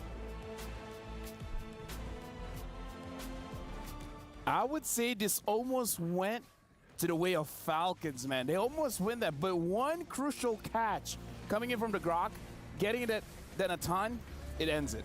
Yeah, I have my own draft principles, and typically if I want to go double scaling, like Roger, for example, as well as Nathan, they need a lot of farm, right? I have this hero that I always call the Bridge, which is a mage typically with long wave clear, so that whatever happens, you clear the waves, you prolong the fights, you get into that zone where you're late game, and when you're getting pushed like this, you have a way to end it.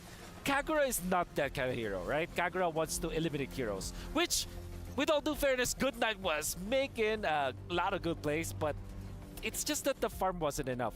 I believe that I can sum this up as Falcons just being very greedy with their composition, but they have a lot of potential to show us what can happen in the late game. When everyone's stacked up, it's gonna be a big brawl versus See You Soon. Yeah, personally for me, I think that even when we're looking at the composition, even some of the items, right? Like Goodnight was very close to making the big Maniac, like one-shot build against everybody, but still, great itemization from See You Soon. They recognized the initial problem and afterwards started itemizing against that magic damage to eventually start snowballing out of control.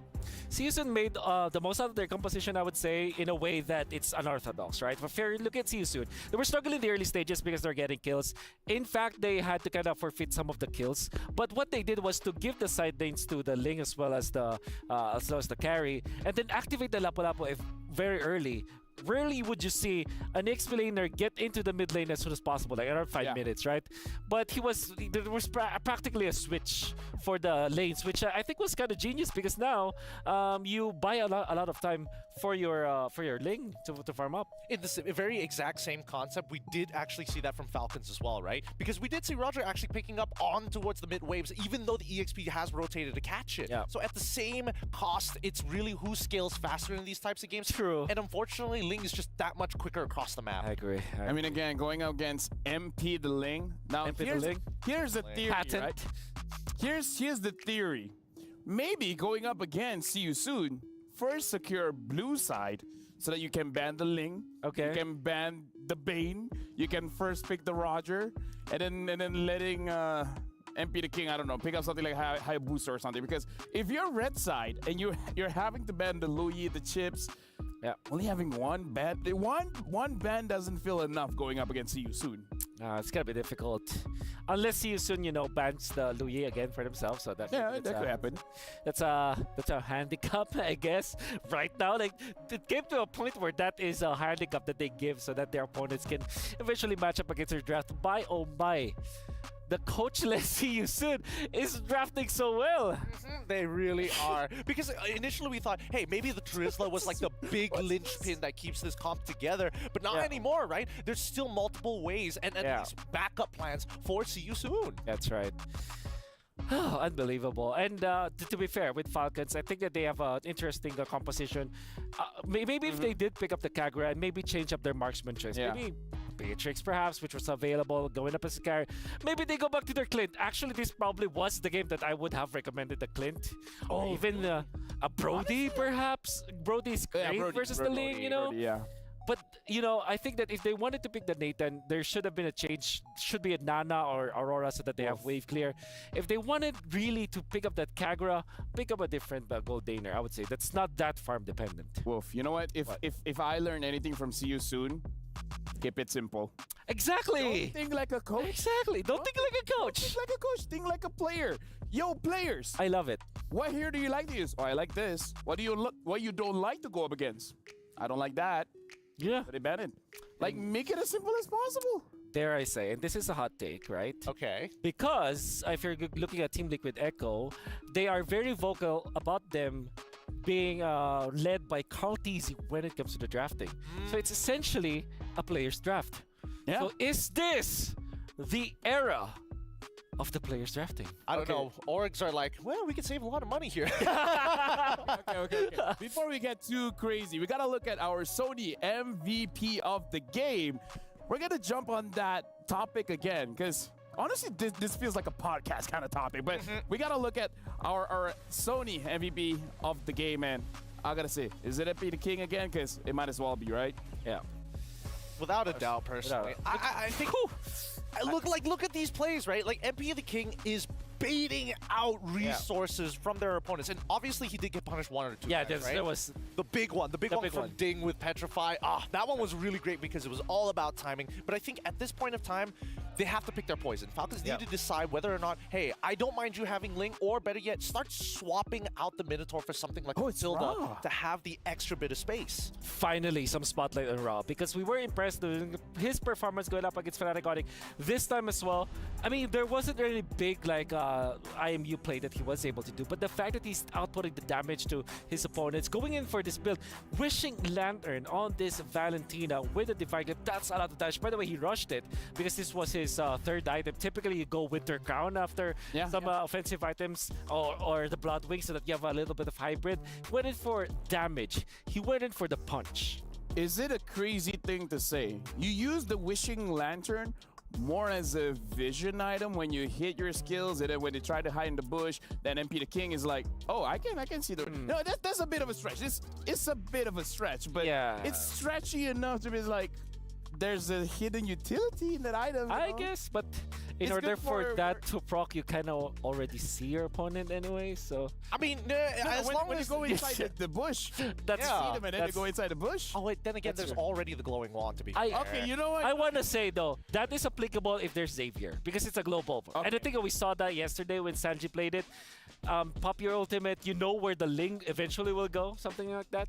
Doesn't sound like a bad idea. Honestly, I think that when we really have to boil this down to like what are the key linchpins that are making the See You Soon comp actually work, right? And I think that Ra, very much so the MVP, they need to start considering whether or not this Valentina is too much to handle, right? Because his spacing is incredible, and he's making sure that he's like filling in the cracks of the wall, just an entire filter to make sure that they don't find any gaps from the side of Falcons. What I want the viewers to understand now is that the Valentina as a pick, as a hero, is now being used against damage / assassin jugglers. That's your go-to, like, because if you go back to somewhere along the lines of a Vexana, for example, you're exposed. If you go to a Farsa, yeah, sure, it wins over the Valentina, but you saw that even Sans, the Farsa god in the world, is getting forced out by Lings, right? So Farsa, not good against assassins. There are rare mages that are good against assassins.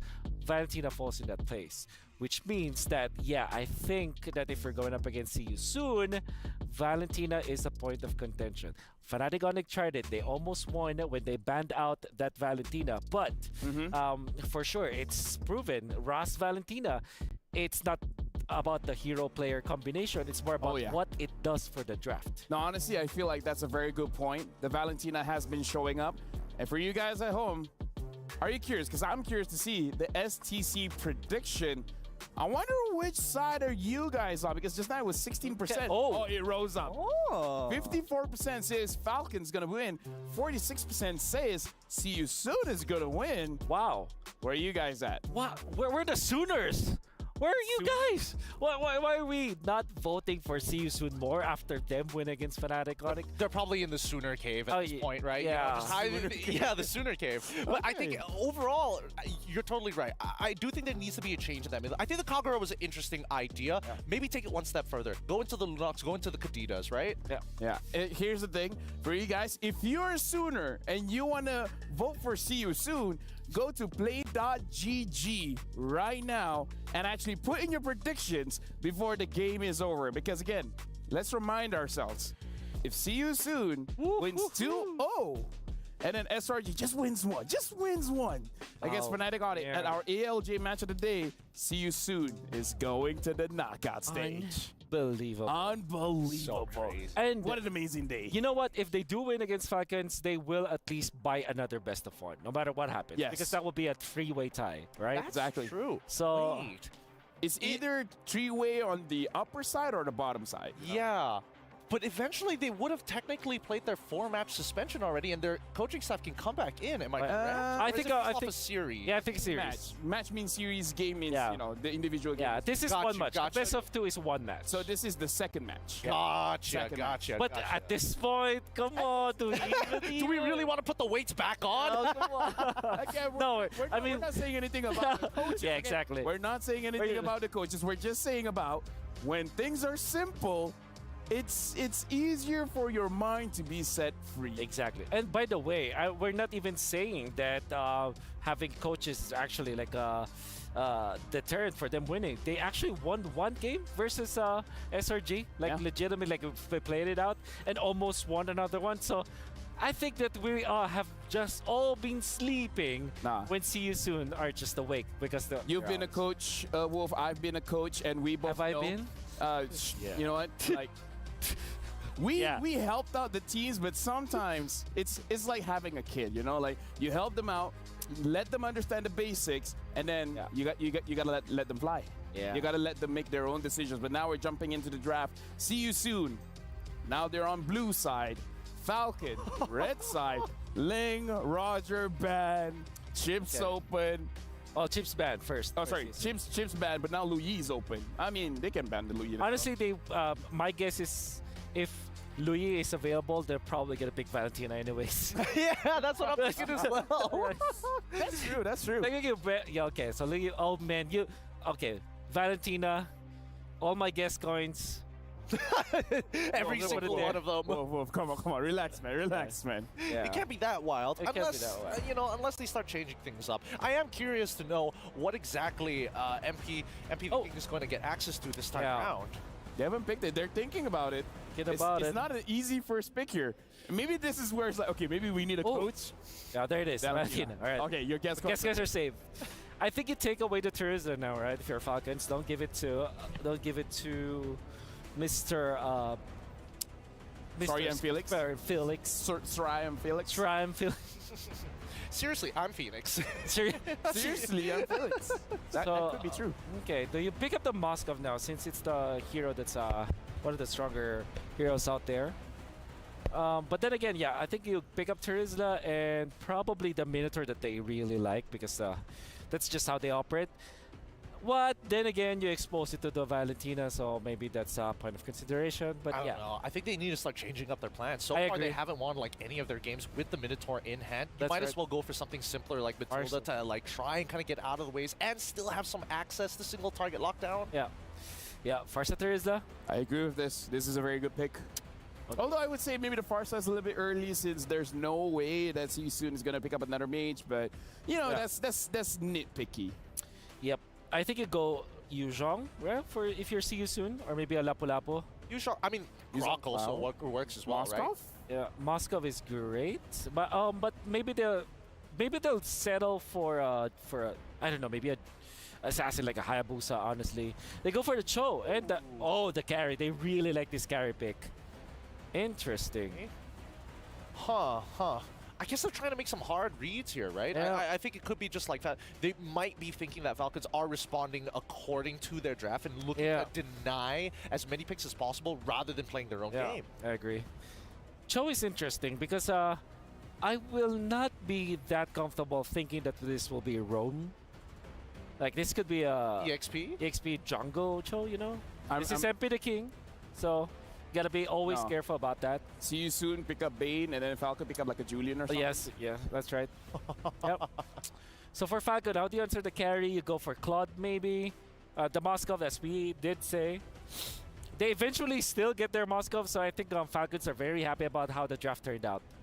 Well, for now. Things could still turn around in these last two picks, which See You Soon consistently have Shock does. Exactly. And consistently get their like prime picks. Yeah. So you ban the Yuzhong now, and I think you still ban the Bane for all intents and purposes. Hayabusa, as we did say, could also be the choice for season, especially that they have shown their Moskov.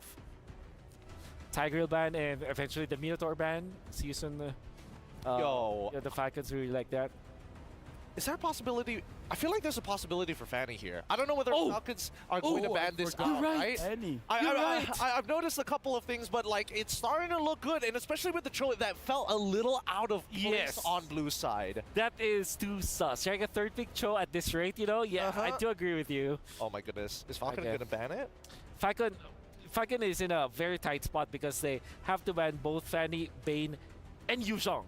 Because Yuzhong is great versus Moskov and Farsa altogether. So they banned the Arlet. Okay. I guess open it all up, right? Open it all up. But see what you the can get. Terizla good against the Arlet? Hey man. Yeah. That's up to him. He chooses what he wants to fight. Yeah. I understand though because I think that they're kind of scared about the Farsa. They want to protect the Farsa with that Arlet, but then again you expose the Yuzhong. So I think Falcon might just go back to the Minotaur or the Grok at this point. Reserve your jungle, I guess. That will be the last pick. So the benefit of getting the actually even Grok is a problem. Maybe get the Ruby actually instead. Because if you pick the Grok, that's Valentina picking the wall charge. That's the thing, right? I guess there's a couple of overlaps that are a little concerning here. I think as of right now, you might as well just overload the Valentina. You already have the penalty zone. You already have like, the feathered airstrike. You just need to find the overlap that cancels out their feathered airstrike. If stolen, worst comes to worst, you still need people who carry purifies. Well, in that case, I think you just go main. Okay, they go back shot. Okay. I mean, it's safe. Safe. Okay. For all intents and purposes, Baxia, first item Blade Armor, you can deal-ish with the carry. There's you are the Hellcurt. Oh my god. Yeah, this is an MP the King Hellcurt. Look at them. They're cheering. They're like, let's go Hellcurt. Oh my goodness. Okay, so how the typical answer to the Hellcurt before was the Akai, and it's a valid pickup for Falcon. The Rome, by the way, Rome Akai. Apart from that, you might just sell for Rafaela or the Florin. Or what? Florin also works. The floor, I mean, I think this is the scary part, right? Because as soon as level 4 hits, if Florin is just caught lacking or walking around the river by herself, insta-killed. Feather Airstrike comes, Dark Knight falls. You can't hit anything if you can't see him. I don't know, Wolf. I'm siding with Gideon here. I understand. I understand. So, casters, we haven't seen Hellcurt in a while. And even in this game, we might not even see him because he might turn off the lights. And with that being said, we're passing it over to the casters. Interesting draft we have here. Gentlemen, thank you for breaking it down for us. Of course, it's me, Naisu, and Mirko on the desk to bring you guys this last game for this series between Team Falcons. And see you soon. What do you feel about the Hellcurt pick, Mirko? I like it, you know? This is exactly the draft I expected when there are no coaches around. Yep. You know, and we'll see this time around if the Hellcurt surprises us from MP the Ling now to MP the Kurt. MP the Hellcurt? I don't know. MP the Knight. MP the Knight. We'll find out. Jumping to the Land of Dawn again for us in a very crucial match for See You Soon to be partly the decider of what can happen here for this group of champions, the group of death, as both these junglers go ahead and start up. Kenji this time around will go ahead and take this Baxia. That has been a pick now for a lot of teams when they want to kind of step back a little bit, slow things down, because look, I mean, Super's on a Florin. Very different from what we saw from the previous game where he locked in that Minotaur. He was a big frontliner for them. And also emblem-wise, anything sticking out here to you for emblems? Not really. It doesn't seem Temporal like anybody Rain? is going to go for anything crazy, except, Super with the Temporal Rain. Master Assassin and both the Marksmen, by the way, still going for that lane dominance here, trying to get the advantage in the lane. But, yeah, man, I don't know. For See You Soon, it almost seems like they're doing better without the help of the coaches. Again, they had the whole conversation there. Boxy, though, now with the Jikundo, trying to go for the reset on the Shunpu, will be able to do so. And good night. What do you think of the Kagura pick? Earlier, now back to the Farsa pick. It almost seemed like, they wanted to go for something crazy, and then they said, okay, maybe a bit too crazy. You know, I agree with what like Wolf and Gideon were also saying about this, where mid is just in a position where it's kind of awkward because the rise of assassins once again in the current meta, especially when Ling is on the table a lot of times, it's difficult to be a mage right now, because you got to be able to play quite defensively. I don't think anything's going to result into this unless Boxy doesn't have a level 4. We'll take some damage, but everybody's down here in the bottom lane. Even Ra just rotating down below, dishing out some damage, forcing Kenji back. Get that XP, before this turtle comes up. A couple seconds away. But yeah, I think the Kagura, it was great to see, but it just didn't end up having enough damage, especially in the late game where they got to. So turtle's up here. MP the game gonna try to push him back. Oh, good night. Boxy in a 2v1, still able to escape, goes back in. Good night, might actually be taken down, has a Purify down. He flickers forward, Boxy, but it's first blood over to Good Night. MP the King securing it now with Deadly Singer. Soul might get another solo kill up top, and Lark will be able to escape for now. Soul's looking for it. Feather Airstrike again onto Ra in the mid lane. Good Night.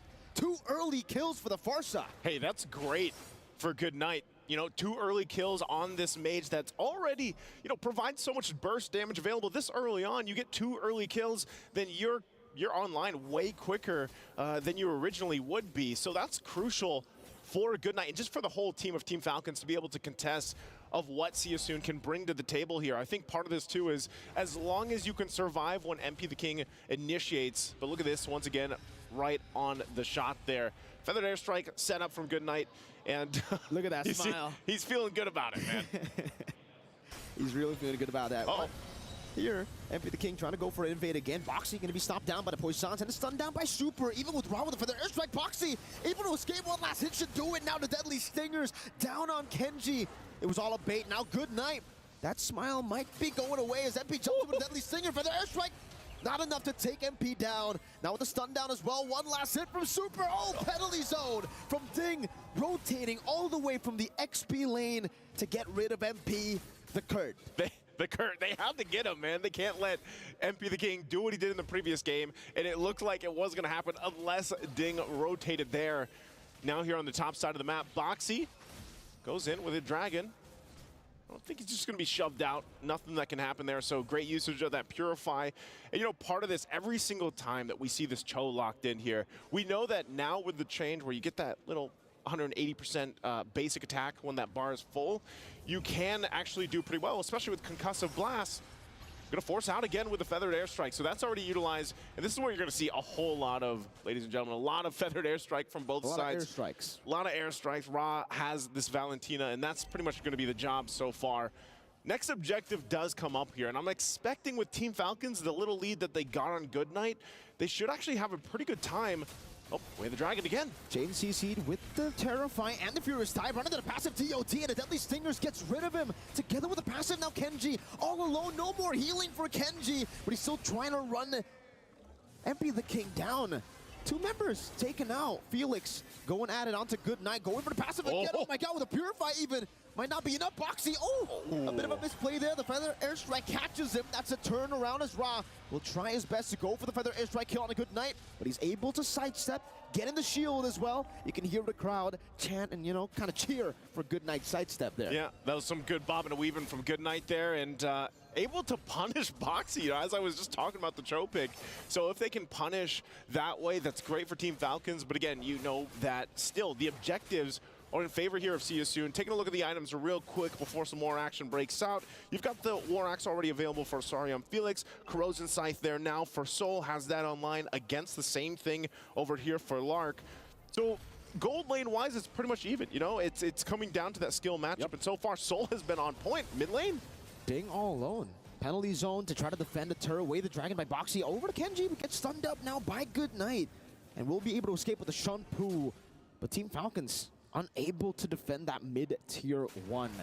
It seems they're still looking for, you know, some sort of farm, trying to slow the pace of the game, because obviously this is a scaling composition that they're playing with. They're trying to go for the wave clears, trying to wait for Super to get to his item power spike, and then maybe in the prolonged team fight, if they are able to layer some of these abilities and start, you know, baiting out the resources from Seosun, then it'll be good. And that's the thing. As we look at some of these items fall into place, we know that Moscovs can change the course of a game. It just needs that time to build up, and like I said, he's still working on that second item to fall into place here. But late game, if they can get there, the Moskov can be crucial, plus the true healing that you get with this Florin pickup. So right now, I feel like the bases are pretty much covered for Team Falcons. It's just, how do you stop yourself from getting too far behind? I mean, we're already, look at the gold difference, right? 20,000 here for Seosun to 16.6 for Team Falcons. Defensive penalty zone gonna be used by Ding. He's trapped. 4 members in the bottom lane. Boxy, way the Dragon to chain him down. Now with Felix all the way with the Furious Dive there. Still waiting on that Furious Dive. Ding getting the healing down with Feather Airstrike. Will get rid of his HP bar together with Felix as he finally goes for the Furious Dive. But Goodnight takes him out. A bit too overextended there, Felix. But it seems for Seosun, they'll still be able to go onto the turtle. Kenji getting melted down by Soul. Gets a bit of healing with the flash of the Oasis. Soul continuing the damage all alone. And Team Falcons, Kenji can't handle that. This is why he loves the carry. You know, he's been picking this hero up for time after time, and he's just able to go ahead and shred through, and that's when you're wondering, you know, Super picked up this Florin pick. You're almost thinking, how much value can you get currently from this Florin pick with the Temporal Rain in comparison to, let's just say, what we saw from previous, where the Minotaur was really able to set things up or even peel for the team here. This time around, you're relying on the Boxer and Ding on the Terizla to be that front to back if you need it. and just sustain through it. So again, it goes back to Lark needs the time to farm up, has to catch up here. But looking at the items already, I mean, for MP the King, he's just stacked this early on. Boxy again just goes in. Jikundo will be able to Shunpu back out. They're still trying to go for the invade here on the orange buff as Boxy walks up again. Penalty zone locking them down. Boxy will be taken out. Felix should disengage here. Kenji is still there using a poison sauce. Now the airstrike actually threatens Felix's life. Dark Knight falls into the back line. He goes, but the healing, it's getting to a point where Team Falcons, they don't care about that damage anymore. It's no longer a one-shot threat from the Hellcurt. Yeah, I think a big part of that was the Flask of the Oasis that was picked up for Super. So, you know, as we get further into the game, you don't see Florence too much. I know the guys mentioned the Rafaela possibly could have been picked up here too, but we'll have to see. MP the King, okay, he's not going to enter that point. They could look, Team Falcons could look to just take this tier 1. Looks like their eyes are set on it. They're going to put the pressure there, forcing MP the King to go back. And at that point, again, late game potential from Team Falcons could be great. As long as they keep things from getting too out of hand. Spirit of Destruction going to be used, but they will lose that tier 2 turret. He doesn't, no, don't. Don't take it. Don't take it. And you know what's happening too, when he uses that Spirit of Destruction, you have MP the King pop the ult, and then you don't actually know, right? You don't know 100% if you want to enter that fight because you don't have that information because the lights are out, man. Yeah, then it'll be really tough for Falcons, but technically they have Good Night, so, you know, maybe they do enjoy a little bit of, you know, the evening. Some darkness. Some darkness. And you can see the Dark Knight Falls here, utilized by MP the King just as a utility, actually. Yeah. Trying to get some more pressure on the map. Lark, Abyss Walker forward, clearing up the wave up top. And it does seem like for See You Soon, they're going to have so much more prio on the map to play around as Lord. Already starting it out in the 9th minute of the game here with Soul. Boxy. Boxy goes. Great way to drag it to punch him down. Now the penalty zone locking him down as well. Kenji gets the healing with the Tortoise Poissage. Trying to escape from the feathered airstrike. But look at the chase now. Black Dragon form by Felix, slowing him down slowly but surely. Soul gets rid of him. Kenji, 4th death in this game. Good Night trying to go for a little bit more damage. Try to force See You Soon out of this Lord. But it seems with that one-man advantage, it's the jungler. They'll be able to take this for free. No contest from Team Falcons. I don't know, Miracle. I feel like just See You Soon has figured out the Baksha. We saw this with their game against Fnatic Onyx, and, you know, Soul does get that Lord there. But the thing about this is, when you have the Baksha locked in, you're trying to rotate quickly. You're trying to be that frontline tank. You know, you have the ultimate makes you even more tanky, but they're getting shredded. I mean, even with that, he is taking the damage, but because of the fact that you have Soul here with the carry who handles tanks so well, it almost seems negligible. And now in the mid lane, again, great angle of the way to Dragon. Now with the Feather Airstrike, Good Night trying to clear out the waves, and he will be able to do so. Lark, don't take it. Okay, he doesn't take it, right? He doesn't take it. Just goes for it. MP gets rid of the turret up top. That's another tier 2 falling to the hands of See You Soon. Black Dragon form. Gonna be used up as Rod dodges away. Oh, taking a whole lot of damage. Even with the steal on the Bloom, they're not able to get back to full HP. Mid lane, the cannon minion should be able to take their turret down, but they actually CC it, and they keep it alive. Okay, they keep it alive. Fleeting time also picked up here by Super. And this is where you start to wonder, all right, now that we get to that, you know, mid-game to late-game transition, eventually in a couple minutes here, how well will the healing from Super do in comparison to set potential? Because if you can land the penalty zone, great, sets things up for you. And not only that, but Lark, you know, he's missed it. Oh, hold on. Boxy? He's forced out. They're going to lose that mid-turret finally. You know, See You Soon knew that Joe was just one hit away. They finally get it down, but going back to it, Good Night's been doing a great job. Actually, Good Night and Super, they haven't gone down at all. Holding on to the Purifies, getting a lot of value out of that. And Lark, you saw it earlier. If he just, we've seen this throughout even the wild card stage and to this point, man. If you don't land that Spirit of Destruction where you need to, you're left running to the team fight. So Lark, gets a little more difficult as we approach these objective fights. Slowly but surely, Team Falcons trying to scale up, but it seems like for right now, they're still really struggling to get to that comfort point. Good Night trying to read out some of the positions of See You Soon, but the conceal gets used up. Good Night, he notices something fishy is going on. Yeah, he knows. Man. He knows something is going on. Ra walks up, and the Wings by Wings will be popped in by Good Night to escape. Ra does get the Feathered Airstrike, though, so that's going to be a big ultimate coming into the next few team fights. And it just feels like for Falcons, even if they scale, See You Soon's composition is built to go up against this front to back. They have so many ways to enter the team fight, so many ways to actually find new and creative angles to attack this very, I would say, like, just a coordinated, reliant draft. Again, that's what Boxy does. Goes in, way the dragon into the Furious Dive. That was coordinated. That was coordinated, but it wasn't from Falcons. It was from See You Soon, who has so much more control on the map. Yeah.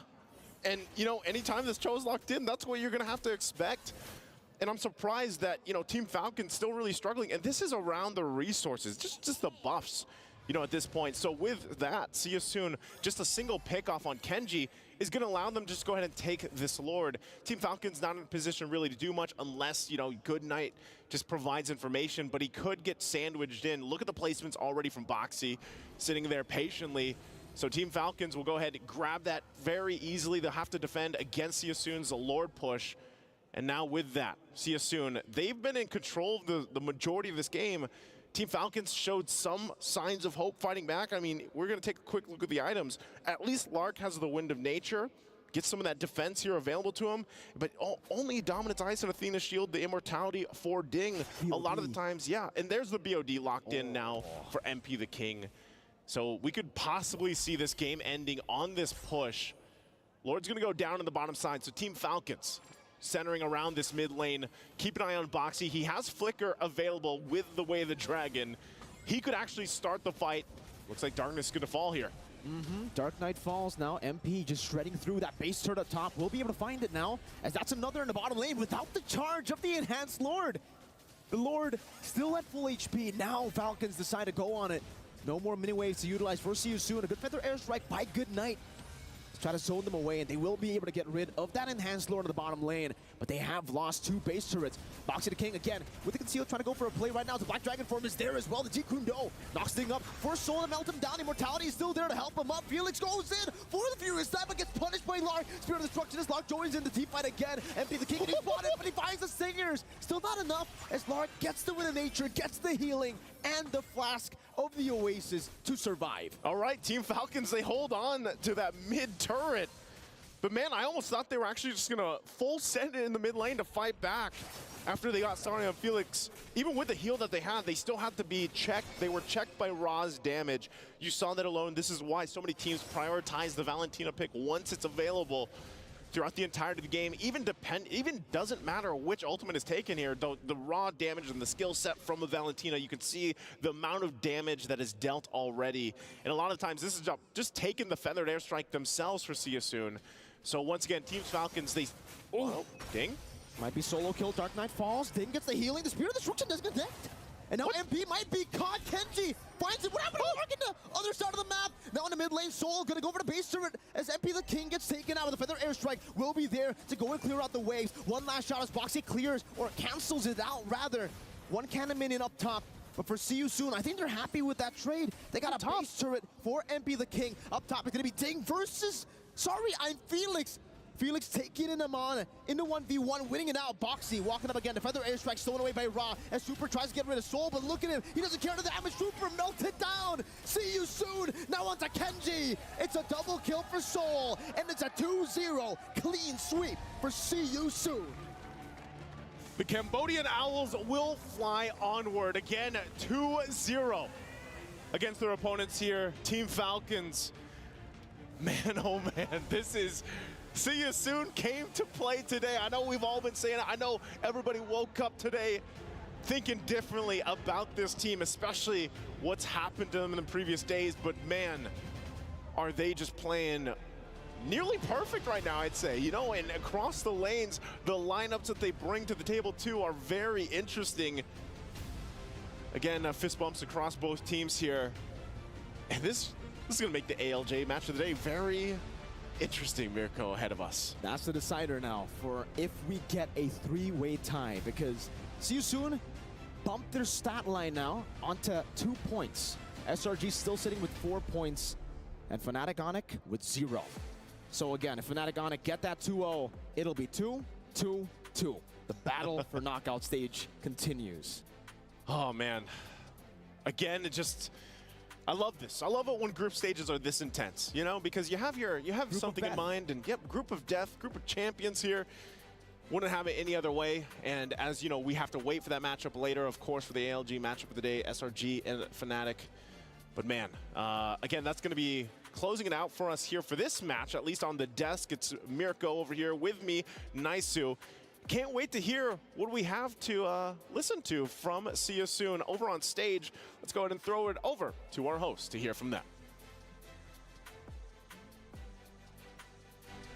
Here with us on stage, the gold laner from See You Soon, Seoul. Congratulations. Thank you, thank you. Your smile is very nice right now. I know you're so happy. You guys were giving each other high fives. How are you holding up considering it's your first international experience and you're doing so well? Nung una kabado, pero nandiyan naman yung teammate ko para mapataas yung confidence ko sa first international tournament. In the beginning, he was feeling really nervous, but he credits his teammate to increase his confidence for his first international tournament. That's the thing, you rely on your teammates, you rely on your team to bring you back up into, I want to say bring you back into the game, bring you back into the groove when it comes to a tournament like the MSC. Now, I have one question for you. Your qualification to the knockout stage is reliant on the next game. How do you feel about that?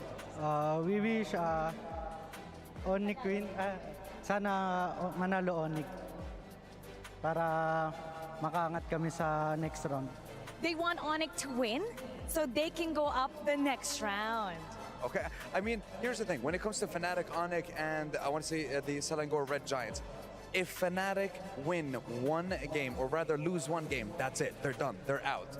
But if Selangor Red Giants take the 2-0, both of you teams will make it through to the knockout stage. So how do you feel about that? Do you think Fnatic can actually take one game and get us back to a, I want to say a tiebreaker, or do you think it might be a 2-0 to the Selangor Red Giants? Siguro kahit sino nang manalo sa kanila. Oh, he's saying it doesn't matter who wins. It doesn't matter, are you sure? Yeah. Are you sure about that? I think the analyst desk might beg to differ when it comes to that, but you know what? I'll let you guys break it down for us, because sometimes it can be a little bit confusing for us here on the stage. So break it down. Let us know. How is it going to work out when it comes to the next game? What do we need to happen to see two more, or I want to say a couple more tiebreakers, or what do we need to see to wrap up the day with the next game? Boys, take it away. We'll be answering the question. Now, I understand everything. Number one, just saying, Selangor Giants wins one game, there's no tiebreaker, See You Soon moves to the knockout stage. But I understand what Seoul is thinking about. Seoul is like, I want to play more games. I want my revenge. So I think that's why it's like, if win or whoever wins, I know that I have a shot now. As a Filipino, I think what he meant was, I think what I saw, is, I didn't think that he looked at the scores anymore, that he was so focused on winning. Yeah. I think that's the goal for system, because no matter what happens, if they didn't get the 2-0, which they eventually did, they will not be able to buy another few games, So no matter what happens now, they have a shot. They have a shot. They've done what they had to do. Exactly. They've already made a good impression on everybody internationally. 100%. And now they're peaking. I think, in this game alone, the fact that they were able to draft... I wouldn't even say this is unorthodox. This is definitely something that they have tried out before, but you can also see how creative that they can get when they hit multiple brick walls. Yeah.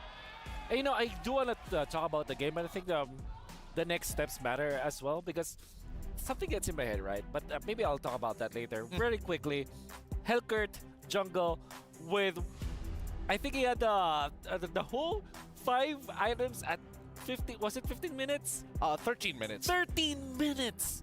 Flash farming with this Helkert. And I think the same system for See You Soon happened in game number 2, where they were creating a lot of chaos. This time, unlike other teams that focus on the gold lane, they focus on their jungler. This time, MP the King is the flash farmer, 878 gold per minute. They were creating chaos outside of the match. There was even a time that they were trying to invade while the Helkert was just farming and also getting the turtle. They went out of their way to make the space for MP the King this time. Absolutely, because you in Baxia's position, it's more so like, how do I go into your jungle? How do I start stealing away your camps anymore? But now, even in this game, you can see that the laners definitely played a big part, because they were struggling to actually create that space and then have that extra man to walk in the jungle with him.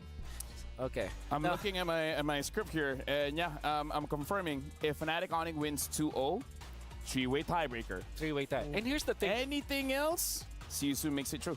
Yeah, exactly. So the point here is, if Fnatic loses one, 1-0. That's that's already over. That's it. However, in the three-way tie scenario, what I'm thinking about is this will be a three-way tie to decide who gets the two teams to get in there, which means that by rules, the fastest win time is gonna be waiting for a best of the result of the best of one, right? That's the thing. So technically speaking, the team with the fastest win is already in the knockout stages. Yeah. Right? No. But yeah, you're right, because there will be two people, right? You know what? Here's the thing. I need to ask my friend, you know what? He does the calculations, but now we got to check out our Sony MVP of the game. And again, the MVP here is going to be Soul. What I got to interview, he did a lot in this game. Oh, yeah. I mean, previously we were thinking about like Rob being the anchor for the team, but at this point they were sending members out so very often that honestly Soul had more than enough space. Nobody really wants to attack the back line. Maybe for Ding, but he knew, Soul knew for a fact that he could 1v1 Ding no problem whatsoever. So the real question was how exactly do they start opening up the map and finding these angles? And honestly, this pick here, man, Kenji just got bored. Yep, Kenji just got bored. And the King eventually will be taken out. And what makes this MVP performance from Soul more spectacular is the fact that Carry in this lineup, in this draft that Season has designed, is a means to an end kind of hero. Again, much like the Matrix, but this time instead of farming the waves, he's there to kill the tanky heroes on the side of Falcons, which in this case he was able to do so. Kept his ground, almost didn't die in this game. Also performed so well when it comes to his positioning. I mean, let's put this into perspective, right? So many heroes on the side of Falcons can outrange him, and being one of the shortest range marksmen out there, it doesn't really make sense. Yeah, you know what? I understand what you're saying. Like, the fact that he can make Carry look that strong is amazing. For you guys at home, again, a lot is going on. Make sure you guys let us know. Your opinion matters. Scan the QR code for the broadcast feedback survey and let us know your thoughts. Because, again, we're inching away towards the grand finals. And before we go there, I really want to hear what Eterna has to say. So let's throw it over to our Aces ROG reporter, Eterna. Hi, everyone. It's Eterna here. Hi everyone, it's Eterna here backstage of the Amazon stage, and we are joined today with Innocent from Selangor Red Giants. Now Innocent, congratulations once again for that 2-0 against Team Falcons. How are you feeling about that victory? We're happy because we really need the momentum because our next match is Onyx ID. Yeah, I think you mentioned that they were a very strong team, that the momentum will bring you forward. Coming into that, right, how do you feel about this next matchup? Are you confident that you guys can win another 2-0 and stay undefeated? As, remember, the moniker that you guys now have is the undefeated Giants. Yeah, we're confident, and also our jungler can... I'm confident that our jungler can fight toe-to-toe against Kyrie's assassin. What about you? Against CW. CW. Yeah, I'm confident as long as we can play our game. Okay, that's so great. So congratulations once again, and good luck against Fnatic Onyx, and we hope to see you guys in the knockouts. Thank you so much again, Innocent. There you go. Innocent says whatever happens, they're very confident, even going up against Fnatic Onyx. Up next, we'll have the fourth match of the day. Featuring, this is the ALJ match of the day. Fnatic Onyx going up against Selangor Red Giants. Don't go anywhere, because this is going to be the decider. Are we going to have a tiebreaker? Who's going to go up and who's going to get eliminated? We're going for a break. We'll see you guys right after this.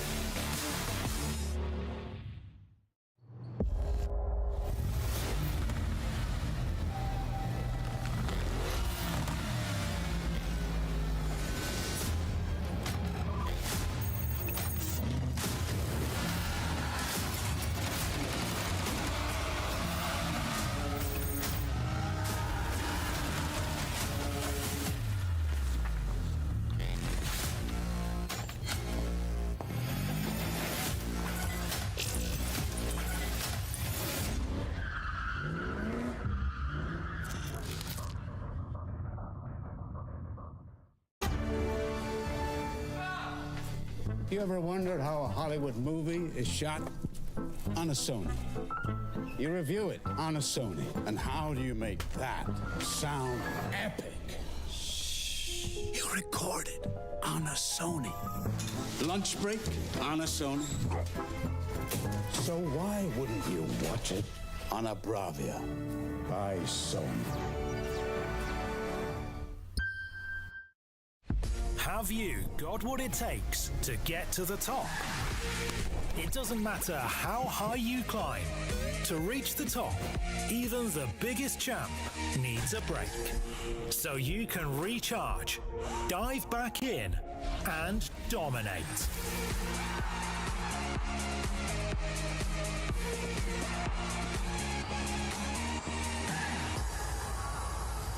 Have a break. Have a Kit Kat.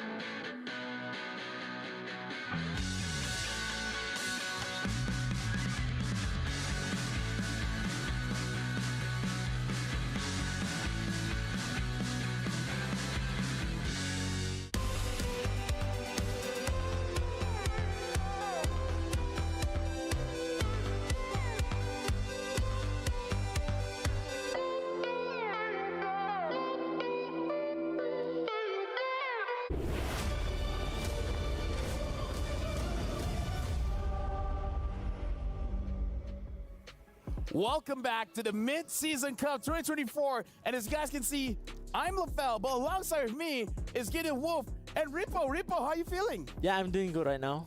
So hi guys.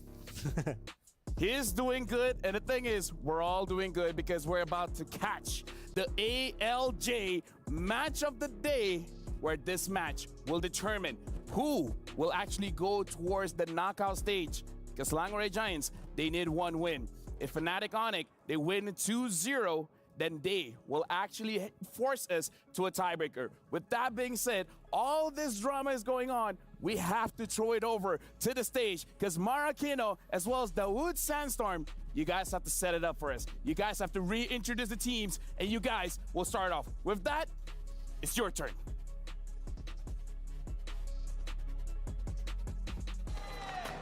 The ALJ match of the day is about to kick off live here in the Amazon Arena. And still, the undefeated Giants from Malaysia are about to take on the shaken but not broken Sky Kings from Indonesia. Towering the group of death, let's welcome back Selangor Red Giants.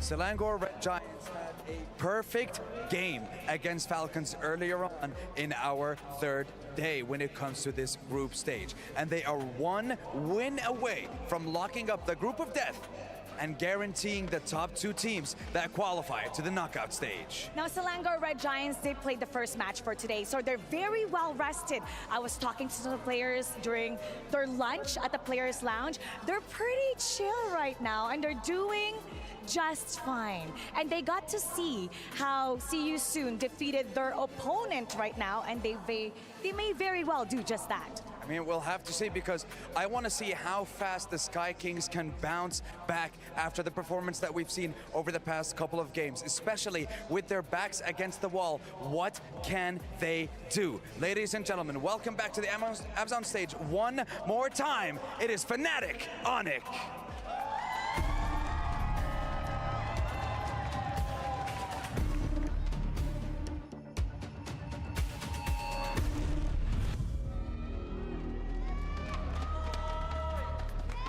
A lot is at stake in this match. Will we see tiebreakers? Will Selangor Red Giants continue to reign?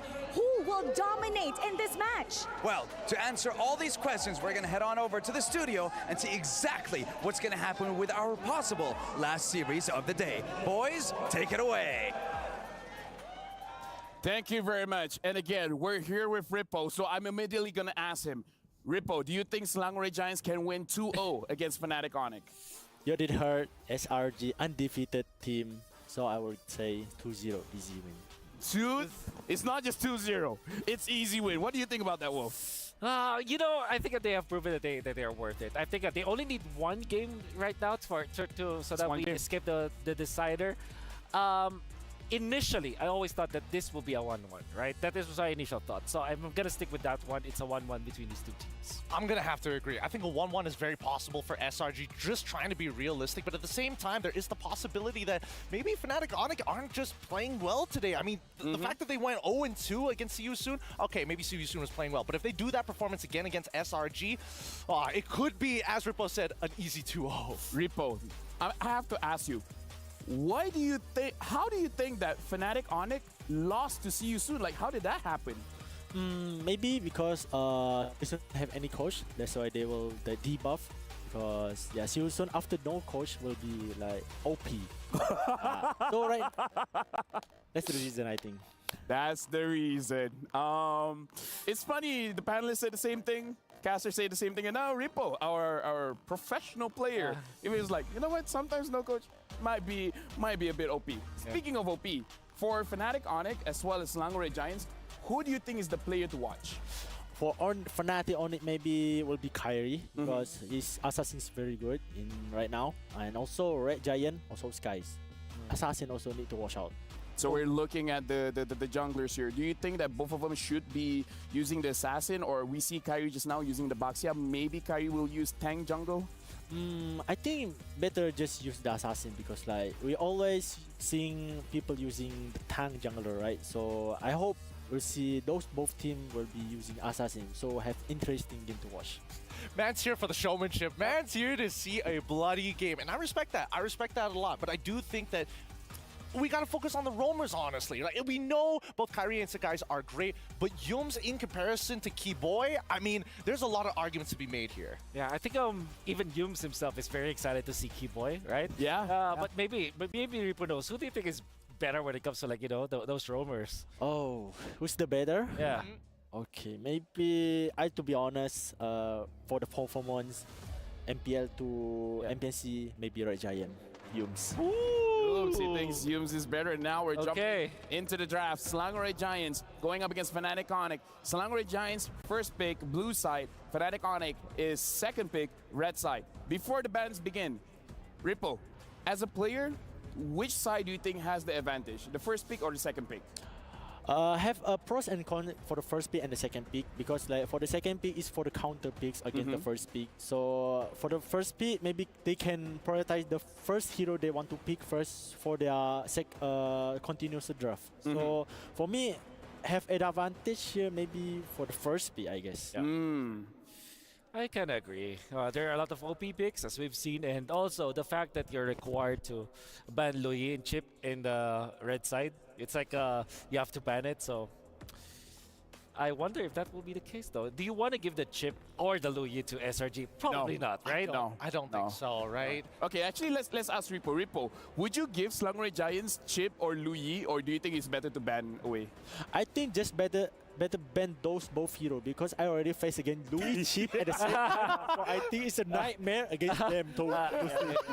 For sure. For sure. But this time it's going to be Roger as the ban from Fnatic Onyx. Obviously, he can still ban the Chip last. SRG they might not even be forced to ban the Chip anyway, so they just could ban out Valentina perhaps. Just leave it all open, right? Yeah. I think at this point they've already gotten the big hitters here, and obviously with so much priority on getting rid of Ling, Roger, on top of the Fanny as well, like junglers are a very big part of these bans. That's right. Okay. So right now we're looking at Louis getting banned here. So we have to figure out, Selangor Giants, what is going to be their first pick? Because you have to assume the Chip is going to get banned. Yeah. So what is going to be the first pick for Selangor Giants? I don't want to see any Angela because I don't think it's a Stormy hero. Yeah. I also don't think it's a Yums hero. Harith, maybe? Harith. I do have to ask, Rippo, in MSC, Harith has very bad win rate. Like, as a professional player, do you know why Harith is not like super strong right now? Because of the user also. Yeah. User. Yeah. The pilot. Control the Harith. Love it. So depends on the pilot. If like have the person that can control the heart better. So, yeah. Sorry, we have a player code from Yums. He said, Keyboy, let's have a good match so that we can tas together. Oh, love it. Which is the TP or the recalls. The recall sound, right? It was the... That's exactly. Oh! Chip open! Wait, Chip's open? No. Chip inbound! Oh. Chip inbound! I think now is a good time to start talking about counters, right?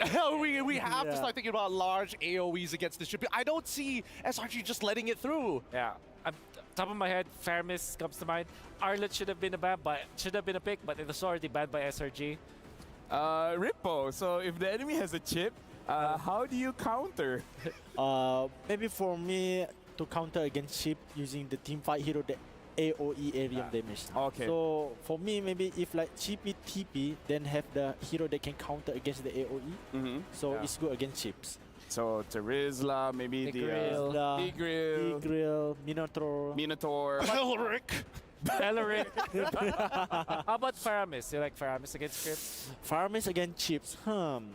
Depends. It's really good, but depends of the goal winning. So if like they losing, it's hard for them sustain against the chip. Woo! So you have to secure Terizla now, right? If you're Fnatic. Let me just say, while we're doing the draft, let me remind everyone watching, Selangor Giants needs one win. If they win this one, the next one doesn't matter anymore. They just need one win. That's right. And then Selangor Giants and See You Soon will go to the knockout stage. So Fnatic Onyx, this is a very risky, super risky, very risky strategy. They're dancing with death. They really are. They really are. I'm surprised that, but you have to admit, he's got a lot of faith in his players, right? Yeah. As Rippo mentioned, Harith, it's not about the plane, it's the pilot. Exactly. Yes. Woo! Okay, so you pick up maybe a Beatrix now or Moskov for SRG? Maybe, I think, Valen? Jungler and mid. Jungler and mid. All right, Yes. so that is what Red other Druid? assassins? I mean, Haya's still available. Maybe Haya's great. Yeah. What if he just waits, and then actually picks up something like a Julian or a Hellkurt? Yeah, like that's why. Yeah, Moscow Valen. Yeah, got it. Wow. Nice. Woo! Really calling it on, really on the ball today, Wolf. Haven't missed a single one just yet. Well, the secret is say everything, so that throw a wide net. Yeah, exactly. Throw a wide net. Barca getting picked up here. So Selangor Giants and Fnatic Onyx, they're both not showing the junglers just yet. So I feel like Rippo understands this matchup. He said we got to look at Sakai's, we got to look at Kyrie. Both of them don't want to show the jungle just yet. So they don't know. Is it going to be Assassin? Is it going to be Fighter? Like, what if Kyrie uses Bane? Wow. All right, wow. Against chips, maybe it's good because of the first skill. Yeah. You're right. Wow, I love that it was Lafelle that thought of the idea, but Rippo was the one that defended it. Yeah. Like this is the bro code. The bro code. I say anything, he backs me up. He say anything, I back him up. Yeah. Yes, all yes. right. Okay, so the Joy, interesting, right? We haven't seen any Joy or any semblance of Joy. The only one using Joy is Chibi from Homeboys. And that was during the wildcards as well. But that's a completely different stage. I think at this point, like, from Fnatic Onyx's position, they're thinking about their backline, right? Who can actually access their backline, because a lot of it seems to be moving forward. That's right. Especially with the chip, right? The thing is, you pop your ultimate as a Joy, and then when you enter the portal, you're already, like, maxed off, and then there's really nothing that your enemies can do about you. So I like that. Oh, this is interesting because we did say that a Tiger and Minotaur could be answers for Fnatic Onyx. Okay, so they're banning assassins. Huh. Julian is still viable.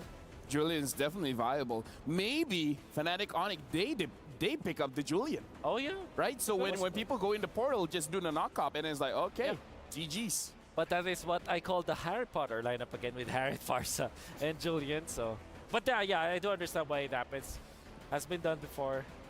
Even Liquid Echo is a team that just build Harry Marksman. What's yeah, you're right. Demon Hunter Sword, Golden Staff, you know. Yeah. Like Chang'e, like Chang'e, you know. just build Marksman. Of course. At this point, I'm thinking whether or not, like, I think SRG is almost guaranteed to go Yuzong in this particular case, just to make sure Feather Airstrike there's an answer to it. Because again, you can't pick a Grok when you already have the chip. This is crazy, but again, Cram likes two heroes. He likes the export and he likes the CC. Kufra is the answer. Okay, so pin them to the wall when they appear. Okay, so SRG, I think Yuzhong's great. Another option is the Esmeralda, although it's... is it crazy to have the Baxia here for Skies? Baxia, Akai, something like that? For me, maybe it's hard. Maybe it's hard? Yeah, because have Terizla and also hard, they cannot target their backline, so it was a totally failure. What Fanny, though? Even when there's Kufra? Fanny banned already. Oh yeah, Fanny's banned already. Maybe... When the professional players like, yo, it's... Maybe Julian actually for Yeah, SRG. Julian maybe. Or also tanky hero. Ah. Tanky jungler. Fredrin, maybe? Fredrin. Ruby? Hey, Ruby EXP. What's the jungler here? Skies, what's your hero? 4 seconds. Alpha. Alpha. We forgot about Alpha. Yeah. Okay, Ripple, what do you think about Selangor Red Giants draft right now? For me, this Alpha is for me is new for SRG, but I trust on them because their lineup is really good. If Alpha against Terizla, Alpha against Kufra, it's really good. You have true damage. Yeah. Yeah. So that's a lot. Yeah, it will be good against those frontline heroes. Yeah. So their backline will be not safe. Have Moskov also. How about Lancelot for Fnatic Onyx? Lancelot. Oh, it's hard because have Ruby. Yeah. I'm thinking more like Fredrin. I'm thinking more of like you just need a person to stand there and be a wall. But usually utility junglers struggle from Alpha, so I'm thinking, Oh, yeah. Lancelot. Well, Wolf, you called it. But I Repo said it's hard, and I'm actually gonna back up Repo here. I think the Lancelot is gonna be difficult, so I don't know how to move forward. There are 3 Malaysians here, so yeah. You're between 3 Malaysians, and with that, we're passing it over to our casters. It's do or die. Casters, it's your turn. Thank you very much, panelists, and of course to our guest, Repo. It's me again, Nice alongside Mirko, here to bring you the action. And it could come down to this game number 1 here in this best of 2. It's now or never. Now or never. It really is. For Fnatic Onyx, 1 game win for SRG, and Fnatic Onyx will not be able to defend their throne in the knockout stages. Oof, it is intense. It's the ALJ match of the day, and it couldn't get any more tense as we head into the Land of Dawn, as this game 1 could already set the stage for the Group of Death, as SRG just needs that 1 win. We'll find out once again. Great pickups here. I love the lineups. I forgot about the Alpha as well, guys. Don't worry about it. But, you know, because of the fact of that, Kyrie picks up a Lancelot into the jungle. And paired up with this, I mean, paired up with Keyboy on this Kufra, should give him enough coverage and setup potential. We'll see if this time, mid lane. Great knockup onto Stormy. Deals some damage back, but Yums is able to get the crash course. But yeah, as we were talking about it, right? I mean, with the Harith, with the Farsight, they needed something physical. What did Wolf call it? Harry Potter? Harry Potter? Harry Potter is that combination, the Harry Farsight combination? Harry a lot of Farsight? magic? But yeah, I mean, with Kyrie on this pick, it is a signature pick. This was the Kyrie pick, you know, back in MSC 2023. It was the iconic one, as well as the Kufra for Keyboy. So they're trying to recapture, you know, what made them so special last year. I think they'll be able to, as long as the early game goes okay for them. But again, you have to consider the fact that SRG has not lost. You know, I mean, for the most part, they're just continuing on with their undefeated streak. And that's something to take note of, because how are they able to do this? You know, what allows them to do this? And I think also, it's a great point that Gideon pointed out, the roamers, man. We have to pay attention to the roamers for both these teams. And the fact that Yums got his hands on the chip, and we saw what happened yesterday when Liquid Echo brought that to the table in hands of JP. So Yums, if he's able to even replicate that or put his own spin on this chip pick, it could be devastating for Fnatic Onyx as they get into these objective fights. But you're already seeing this little tension in the XP lane. Bit of a battle as Stormy rotates down below as well. Tries to go for the clear for the level 4 advantage, and both of them will be able to get level 4. Looking a bit delayed for that level 4. Keyboy as well. You can see now as Sans stays in the mid lane. Yums crash course over to Sans. You can see the poke damage already towards Sans, but Sans is doing some damage back to Yums. Now penalty zone. Lock and Sky is up. It's going to be Kyrie walking forward against CC to the back line. Still with the door, goes to able to survive for a bit, but will be taken down. Skies able to survive as Keyboy flickers forward with a bouncing ball. Now with Cram doing the same thing with the Dome Run Wolf King.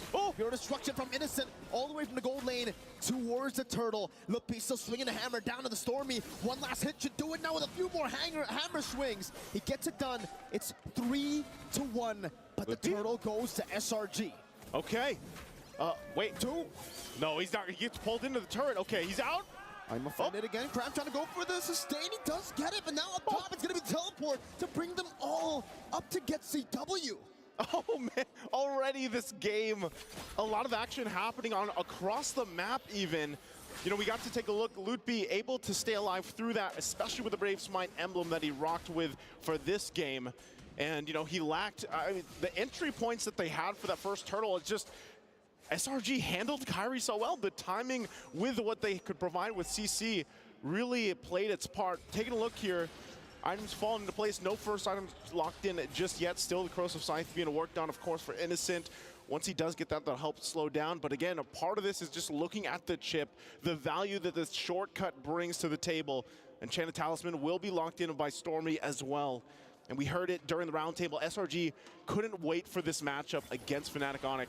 On the top side, a lot of attention here. Some extra gold going to the pockets of Innocent, but ultimately nothing can be found on the top side, you know, for SRG here. Pace-wise, Mirko, they're setting the pace here. Just trying to make it as fast as possible. With the chip, that's what they need to do. Especially considering, you know, the alpha. We've seen this a couple of times. I think our friend has a bit of PTSD when it comes to this alpha pick when it goes to the late game. So I think that's the opposite where Fnatic Onic want to play with, right? The mid-game power spike is definitely something that Fnatic Onic have in the bag. But if SRG can continue to pull off these neutral objective takes, it's going to be very, very scary for Fnatic Onic in the early game. Yoms again, that base damage on the chip. It's quite ridiculous. It is, and there's a reason why the chip and the Luis are usually banned out, right? Doesn't change too much. Turtle is for the taking. It's half health. It's going to go for a reset. Cram is not going to find the I'm Offended he was looking for with that ultimate from the Ruby. Keyboy going to jump in? No, he doesn't. And that's already another turtle in the hands of SRG. It looked like Fnatic Onic really wanted to go for the contest there, but then Kyrie missed his puncture, the second one. He went onto Cram, used the puncture, the second one onto Yums, didn't connect, so they had to pull back. They don't have the resets, they don't have the mobility to actually go for the turtle. I think it was a good call. It would have been a bit too forced, but we do get a look at the items here at the 5th minute of the game. That's a War Axe for Kyrie on the Lancelot. So a little more, in a way, it's just you're trying to be a little more defensive here. Yums is going to go ahead and spawn him out. Has good damage, though, but that's also a War Axe picked up by Loopy now. That's going to play a big part, especially with the Brave Smite emblem that we saw earlier be utilized. So for Fnatic Onic, when you're really thinking about it, you're just trying to break down this lineup here and where... Oh, hold on. Down Revenge and the Rage. Now when it's a unforced for their airstrike, he won't be able to pop me the sword, but he does in time. Yo gets down with the flicker as well now. The Spear of Alpha locks Keyboy down. Loopy still able to find a kill with the penalty zone, locking 3 members down. CW goes to re-engage as Keyboy rotates as well, but they will not be able to find more. Nope, Keyboy bouncing ball onto Innocent. Miss Walker used it. The blink sounds with the flicker forward, but the purified Innocent gets out with 1 HP. SRG stay alive. The Spear of Destruction nearly hitting Sans there, but they're able to utilize this Pryel to continue the top siege. Fnatic Onic wants these kills. They want them early on. They want to be able to snowball. Look at this. Demand force into the feather airstrike. Now the Spear of Alpha. Keyboy gonna be dismantled. In the front is Humes. Looks for the flank. Doesn't have the shortcut just yet, but will be able to lock CW down for Skies and Stormy to deal enough damage. Loopy, 1v3. It's a big hammer swing, but Skies, he loves these chunky members. Spear of Alpha into the crash course. Loopy surviving with the flicker, getting the Brave Smite proc to as Cram tries to deal with Kyrie in the mid lane, and Kyrie will be able to puncture out of it. Man, I think SRG just accomplished what they wanted to after, you know, having a couple deaths there. They get some, again, in response, and now the turtle's up. And if they go ahead and grab all 3 turtles here, Fnatic Onic feel like they have to contest this. They want to. Kyrie goes in the zone. Again, bottom lane. Keyboy now with the Township Revenge and the Rage finding 3 as the turtle is going to be up for grabs. And they're all going to be locked down. Kind of backlines over the perfect slash again, but Kyrie will be able to get just 1 shot down. Looking for more. Stormy takes him out. Such a chaotic fight in the bottom lane. Fnatic Onic decide to fight, and they pay the price for it. They pay the price. We look at the replay here from STC. Again, a good setup from Keyboy. Shortcut comes through. but man, is it chaotic. And for some reason, Kyrie could not pick up those kills. Multiple low HP. You can see how good SRG's feeling about that exchange. Man, it's very difficult, it looks like, for Kyrie to go ahead and use this Lancelot pick. It really is. Every single person has CC. You got the Spear of Misery, you have the Don't Run Wolf King, and on top of that, you have that crazy damage and the CC from the Crash Course. Yeah. Everything can stop him, and it's all up to the rest of the team to really look for the sets. Kyrie on a turtle. Keyboy going for the Tyrant's Revenge. Locking Cram up into the Rage as well. Now with the Feather Airstrike, they collapse on Cram, and he will die to that first kill of Lutpi. That's a kill streak picked up by Lutpi. Skies bringing out the Red Tree Battles. Kyrie goes into the puncture, escaping this. A Spear of Alpha onto the back, now with the Spear of Misery, pinning Keyboy down. Innocent with Spear of Destruction, now chasing CW. With Yums locking him out. Lutpi cannot get the swings. Skies goes in, but DPC will be there. Sans gets a trade. Stormy gets a shutdown. Kyrie in the bottom lane, going for the trade. It's a big gold lead to the Giants. SRG not only gets kills, but they get the turtle as well. What can Fnatic Onic do about this? It just seems like everything they try doesn't work against SRG. They have an answer for everything against Fnatic Onic. And as we look once again, it's just the power of utilizing that shortcut from Yums. Fighting into these small crevices around the map, utilizing Innocent on the Moskov pick. I mean, look at the items already. He's got the Corrosive Ice, he's got the Golden Staff, working next, possibly for that DHS. And, you know, Yums, he's got a Dominant Ice. That's it. He's that tanky already. This is why the chip is talked about so much. There's the DHS locked in now for Innocent. And this makes it much more difficult now to utilize Keyboy here on this Kufra. You might get that setup, but then your health bars are going to be gone in an instant, just like this turret in the tier 2 bottom side. Innocent is doing so well right now with the farm. The damage dealt is actually on Terizla. It's Lutpi just utilizing that base damage with the War Axe. And then we have 3 SRG members. Lancelot all the way down, and as you can see, Keyboy's been soaking a whole lot of that damage together with Lutpi, but it really hasn't been enough. Skies is the reason for that. He's been able to melt down these frontliners so easily with the built-in true damage of that Alpha, connecting all of his skills. And if you see his build, it's not even like a full damage build. It's a War Axe into defense. He's like a tanky Alpha, you know, for the most part. His job is Talfa. He just wants to go in, get the Spear of Alpha on, and then, you know, relies on the rest of the team to shine from there. And that might be what solves the problem where we usually see Alpha struggle towards the mid to late game transition. Right now, this Lord is going to be up here. Fnatic Onic, despite still trying to come things together. Good catch onto Yums now with the Phantom Execution together with CW, but he has used the Saman Force. Cram, don't run Wolf King again. Over to Lutpi and Keyboy. All right, Keyboy jumps in, gonna find the target. Again, that's gonna be I'm offended, locking him down. Now with the penalty zone as well. It's gonna be Cram locked down and taken now. 2 members taken down by FNOC. They find some stability here around the Lord Pit. Sky still looking for an engage. Innocent jumps over the wrist. Walker and Kyrie gets one of them in the back line with the Phantom Execution. Lutpi falls. That's a trade down. Now Stormy with the flicker forward. It's very, very low. Sky's trying to go for the opening. Spear of Alpha. Skies again finding the play, but will not be able to get the Lord. It was Sans that secured it for Fnatic Onic. And despite that, at least for Fnatic Onic, they finally find the hope in this game. Yums is going to drop down the shortcut, and he says is taken out in an instant. There's nothing you could do about that. But they at least have the objective. They have the Lord marching on the top side. Next for Fnatic Onic is to play into this. What can they grab across the map? They need to get space to work around with. They only have 2 turrets down. And with this Lord, they could possibly start to get some of that movement in their favor, start to get some of the space to work around with. But look at this, Innocent will just hold the Lord here and deal with it for now. The rest of SRG here to help him out. It looks like the Fnatic Onic didn't get much out of this Lord. No, they really didn't, right? I mean, they couldn't. The fact that SRG forced the team fight on them when they went for the Lord. And, I mean, taking a look at the itemization from Kyrie, it's that utility build, technically. Yeah. It's kind of a mix. It's a semi-tank build with a War Axe into the Thunder Belt, into the Endless Battle. So he's really going to be relying on those basic attack procs right as he uses the skills, and not so much of an assassin. He can't really one-shot people, but we did see almost a one-shot happen to Innocent, or actually to Yums earlier, with the Phantom Execution. I think part of that, again, is you have to be able to go in and out of these fights. Yes, they're still assassins, but if you're gone in an instance, you know, what good are you? Especially when we're talking about the Lord fights later on, because the Lord dances have changed. You know, they're not exactly these long, drawn-out fights anymore. Much more calculated, I'd say, from what we're seeing, and you got to kind of match what Sakai's has. You see him, he just picks up the Athena shield. He's got some now defensive ability to work against the burst that can actually come out from Sands as well. So that's part of the play here. Immortality as well from Cram so far in this Ruby pick has done a lot of work already. Just being a nuisance to deal if you're Fnatic Onic, and also there it is already. They try, this is the thing. Fnatic Onic, like I said, with the Lord they had earlier, they had to get some of these turrets down.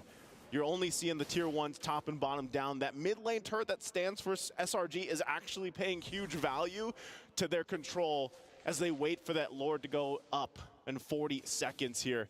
So for Fnatic Onic, it's just, let's farm what we can, but we have to stay together. Oh! I'm offended into the speed of misery. Kyrie gonna be caught by SRG! The Giants find Kyrie. The timing, it's right for the Lord. 30 seconds and 20 seconds respectively for Kyrie and the Lord. We get to see the replay here. Kyrie jumped with the puncture and he was not aware. He did not know that they were there. Cram, oh man. Cram knew, and you know, Kyrie obviously gets caught there. And that's tough because, like you said, his timer, his death timer, it's still there. They might actually try to rush this unless Ludwig can stall them out enough. Fnatic Onic might do that in time for Kyrie to make it here. But it's already going to be started up. Look how fast it's going down. And look at Yums into the backline. He goes with the crash course. Now Keyboy trying to go for the Tyrant's Revenge to Yums, but he just keeps on juking, distracting the backline as SRG get the Lord. An enhanced Lord now for Selangor Red Giants on the conquest to take Fnatic Onic out of MSC. They're on their way. Things, again, fall into place here. SRG teams have struggled to find a way to find the weak point of Selangor Red Giants, and so far, even Fnatic Onic is struggling to deal with that, as now they have to deal with a push by the Lord on the bottom side. Kyrie again into the bottom lane with the puncture now. It's still an enhanced Lord, so he will be able to charge down despite all the damage. Again with I'm offended, Fighting Suns! Keyboy with a rage, but the Purify gets them out. Now CW to be caught in the crash course as Yums dives in deep, but the Spear of Destruction doesn't connect. Cram still has the immortality. That's Yums with his own immortality pop. Look, P trying to go for the defense right now, but the base is quite open. They are able to drag them in waves up top. Cram again, straight into the Spear of Alpha. Fnatic Onic. They're everywhere. Cram with a Don't Roll King CW trying to use his Amon Force to go for the defense as Keyboy gets melted down by Stormy. CW picks up double kill, but the waves are all there. Now with the winning waves, it's Kyrie versus the world. The Red Giants drag the Sky Kings out of their throne. SRG, the undefeated, the untarnished, will dismantle the defending MSC champions, Fnatic Onic. Man, oh man. Team after team cannot find to solve the puzzle of SRG. What is going on here with this team? And I'll tell you what, lots of people around the world right now are just very emotional because there's a whole lot happening with just this game one in this matchup. Ladies and gentlemen, Fnatic Onic have been knocked out of groups with that game. Welcome to the group of death, ladies and gentlemen. The panelists have a lot to say about this one, I'm sure. Let's go ahead and throw it over to them to hear what they have to say. It's the group of death. People will ask you, what's your proof? The proof today is even the previous MSC champions will get taken down. They will not have the opportunity to defend their title. This is the price of competition. For the longest of times, I've been saying maybe one day Malaysia's gonna have two teams going out of groups. We're gonna make it out, but I didn't expect it to be at the cost of Indonesia. I think the price is too high. Fnatic Onic being eliminated, the 4P champions, the MSC defending champions, my personal heroes being knocked out of the group stages, not getting into the knockouts at day number 4 of MSC, definitely not in my bingo card. I mean, I'm guessing not in your bingo card as well is that no Indonesian teams makes it to the knockout stage. EVO's Glory, and now Fnatic Onic. has been knocked out. And with that, Selangor Red Giants is the #1 team of Group B, the Group of Death. And See You Soon is the #2 team of Group B moving forward to the knockout stage. How crazy is that? It's too wild. It's too wild. Like, out of all the M Series tournaments, MSC has always been having a special place in my heart. But man, with plays like this where both sides desperately struggling to fight for their tournament lives, and more importantly so, Fnac, they tried everything. They threw everything at SRG and it still wasn't enough. A couple of things that I also want to say is that people were not putting a lot of stock on SRG despite them winning like their undefeated run because it was from a region that's not known to kind of get it out of groups. I mean, I'm not saying bad about the Malaysia, but you cannot understand why people doubt SRG's prowess. But I always kept on telling you server. Exactly. But then again, and shout outs to our NA people who said that Malaysia is an easy server. But what I'm trying to say here is that I've always been even Mirko and I had a bet where we're gonna be doing 500 push-ups or something if SRG doesn't make it to top 4. Guess what, Mirko? No Indonesian team, SRG up top. I mean, this is wild. Folks at home understand that we've been in the scene for a while. This is unheard of. Like, we need a moment to like. That's the thing, right? We need time to digest. I am not from Indonesia. I have not always been a fan of Fnatic Onyx, but I'm good friends with these people, with Kyrie as well as Coach Eb. I'm shaking right now. I can't believe it. But at the same time, if Fnatic Onyx eventually goes out of the bracket, SRG or See You Soon will be out. I also cannot handle that because See You Soon, they made a big fan out of me. And SRG, I've always been rooting for them ever since the start. So Group of Death is it's a heartbreaker. It's a heartbreaker. Honestly, you should be blaming the script writers at this point because they're just putting all of your favorite teams in one group to make this outcome possible. It's not like last year's MSC when I can blame Mirko as well as this guy for all the group draw. This year I can't blame anyone. When me and Mirko do the draw, Indonesia survives. Yeah. So don't do the draw. It's like it makes it interesting because this is set up to be one of the most exciting international event in MLBB history. Not just MSC, not just M Series, all of it. Because anyone's guess now. Here's the thing.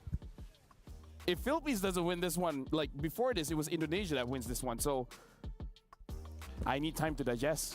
I saw a flash in his eyes. I was like, what if Philippines doesn't make it as far as I think it is? Yeah. And it's like, his knees got weak for a moment. And I totally get it. But let's pull it back to this game because honestly, I think that Fnatic Onyx were really ego challenging hard. Like very, very hard against SRG trying to play somewhat of a standard draft. Hold on. While we're having that conversation, we have one topic to talk about, and we're going to flash it on the screen. And it's a very simple question. Will SRG remain undefeated? Okay. Imagine going through MSC and not dropping a game. Not dropping a series. Like I'm going to ride that train. You're going to ride that train? Yeah, I'm going to ride that train. Innocent and Cram, as well as Coach Arcadia. And the rest, I mean, Hume's made a big fan of it. I think Stormy is amazing. I understand why he's your boy. Stormy's my boy. After that round table, like him a lot, you know?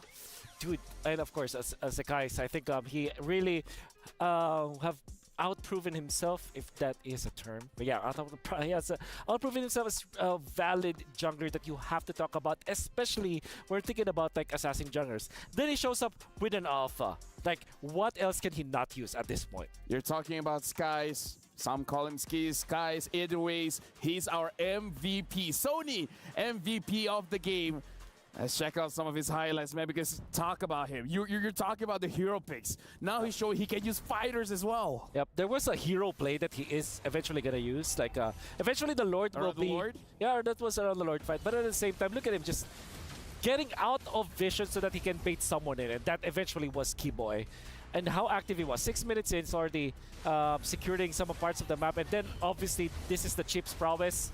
There's really nothing you can do about this, especially if Keyboy constantly dies. 2 deaths at 7 minutes on a tank like a Kufra is actually you not getting into the zone where you're a threat. And Keyboy is constantly not a threat in this game because he died so much. He gets the dominance ice around 10 minutes, which meant that he's not tanky enough to do his role. Look at guys, look at how... Okay, let me set the story here. Listen to my voice. Okay. Kyrie is his idol. He idolizes Kyrie, and now he can say he defeated his idol, man. Oh, when idols become rivals? Dude, like the journey this young man has from idolizing someone, meeting him on the international stage and defeating him, and honestly, being the reason why he's knocked out of knockout stage. Still can't believe it. It's crazy. It's a young, new jungler coming into it, playing alpha of all things, which a lot of people count out in the jungle. At the same time, I would say this is because of the draft as well. I mean, I'm not gonna diminish what the players were able to do. It, to be fair, they were spectacular in this game. They overachieved. But you put Kyrie in a disadvantage where it's almost like a checkmate. Picking up the alpha means that you deny all of the utility junglers. You cannot play Baksha in this case. That's gonna struggle. You definitely not Fredrin, right?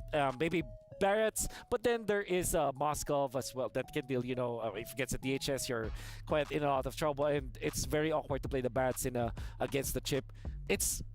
Kyrie was put in a checkmate. I mean, I did predict the Lancelot, but doesn't mean that it's like the best pick at all. I'm just like I just thought that it was an ego pick, like you said, and it was duly punished by Sekai's playstyle on the alpha. To be fair, me and Wolf were talking during the game, and a lot of the topic just came around like, man, interesting draft because it means that Coach Yeba has, bringing the floor higher up and the ceiling even higher because there at least is an opportunity to outplay your opponent despite the disadvantage. That's right. It's like if you play the utility junglers, you will not essentially lose, but you don't have a chance to win. If you play the Lancelot, you definitely will have you will be stumped, or you will play highlight game where Kyrie just escapes that so many times, you one-shot innocent and then win the game afterwards. I mean, here's the thing. I don't know about you gentlemen, but I feel like crying, but I don't know why. Do I cry because I'm proud that the Malaysian teams are doing good? Cry is like, Indonesia is not part of the conversation. Like, this like, I feel like this is gonna take time. There are so many things to celebrate. Do you guys want me to pinch you guys in case you guys are sleeping, or I've been pinching myself the entire time. I still haven't let go. There's so many wins that we have to also celebrate here. Despite Fnatic, Onyx losing this, man, Malaysia is on top, and I would say right now they're like at least top 2. And then you're thinking about see you soon. The way that they handled Fnatic, Onyx, and technically almost went against SRG, you might even wonder, whoa, maybe season might have been the top 1, right? Yeah. Think about it. It's 1-1, right? Try to separate all 4 teams into different groups. Exactly. Imagine if they're not in the same group. There is a W here, people, and I think that MLBB is going to be thankful for it. Unfortunately, it has to be Fnatic on the carrying Coach Eb having to do the sacrifice and losing their keys. But at the same time, there are so many wins that we have to celebrate. Their keys, dude. It's gonna meet the hydraulic press. Dude, I forgot about that. I never would have thought Fnatic Onyx would have their keys crushed in a group stage. Yeah. Not this early on as well. Not this early on. It's wild. It's a wild time that we're living in right now. And honestly, if there's anything to blame, we blame the patch. Let's blame the patch. I blame the group draw not being Miracle and LaFell. Wow, you forgot my name for a while, huh? It's okay. It's been a long day. Yeah, it's been a long day. But Amal. We're jumping into the second game. Gentlemen, we're jumping into the second game. I haven't even moved on, man. Yeah. I haven't moved on as well, but second game, this is testing ground for both teams because we got to remember, Yum said, Keyboy, let's have an amazing match that we can toss around. So, oh no, now they're showing the key as well. They're showing the key. It's just pain. It's just pain. It's exciting. Right, sad. Oh no, are you kidding? Angry. They zoomed in. On the key. Dude, I want to take a picture with that key. You won't get a chance to. Well, maybe. Well, you might still have a chance. The broken one. Yeah. But you can see that even at least amongst the coaching staff, amongst the players, they're not beating themselves too hard. When I have a kid, this is the story I'm going to tell them. Wolf now curses Indonesia.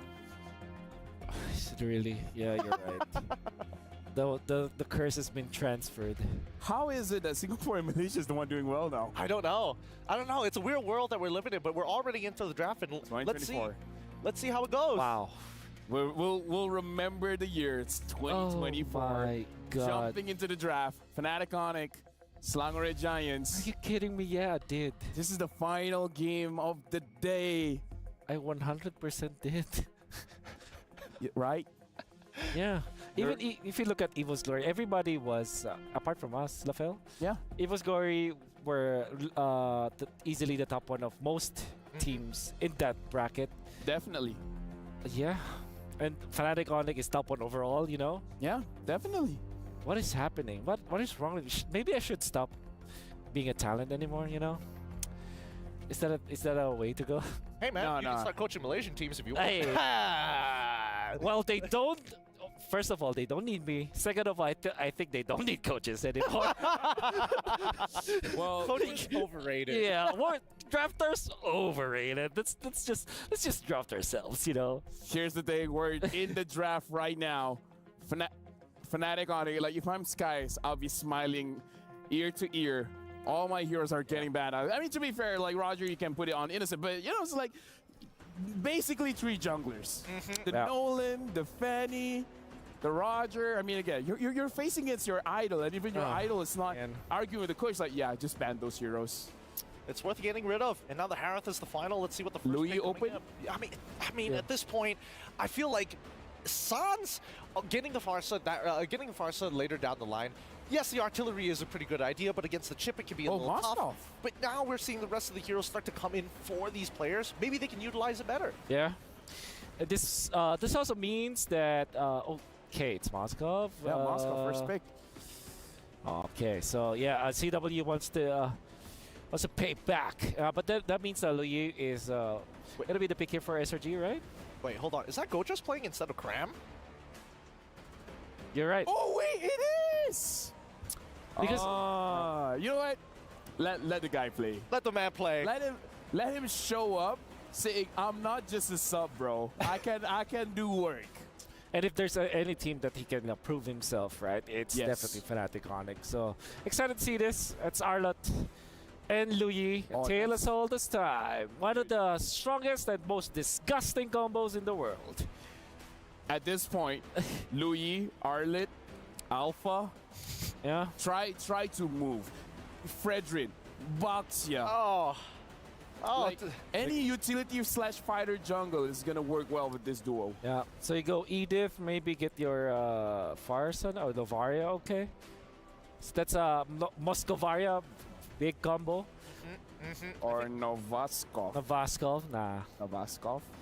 Yep. Moscovia. Bovaria.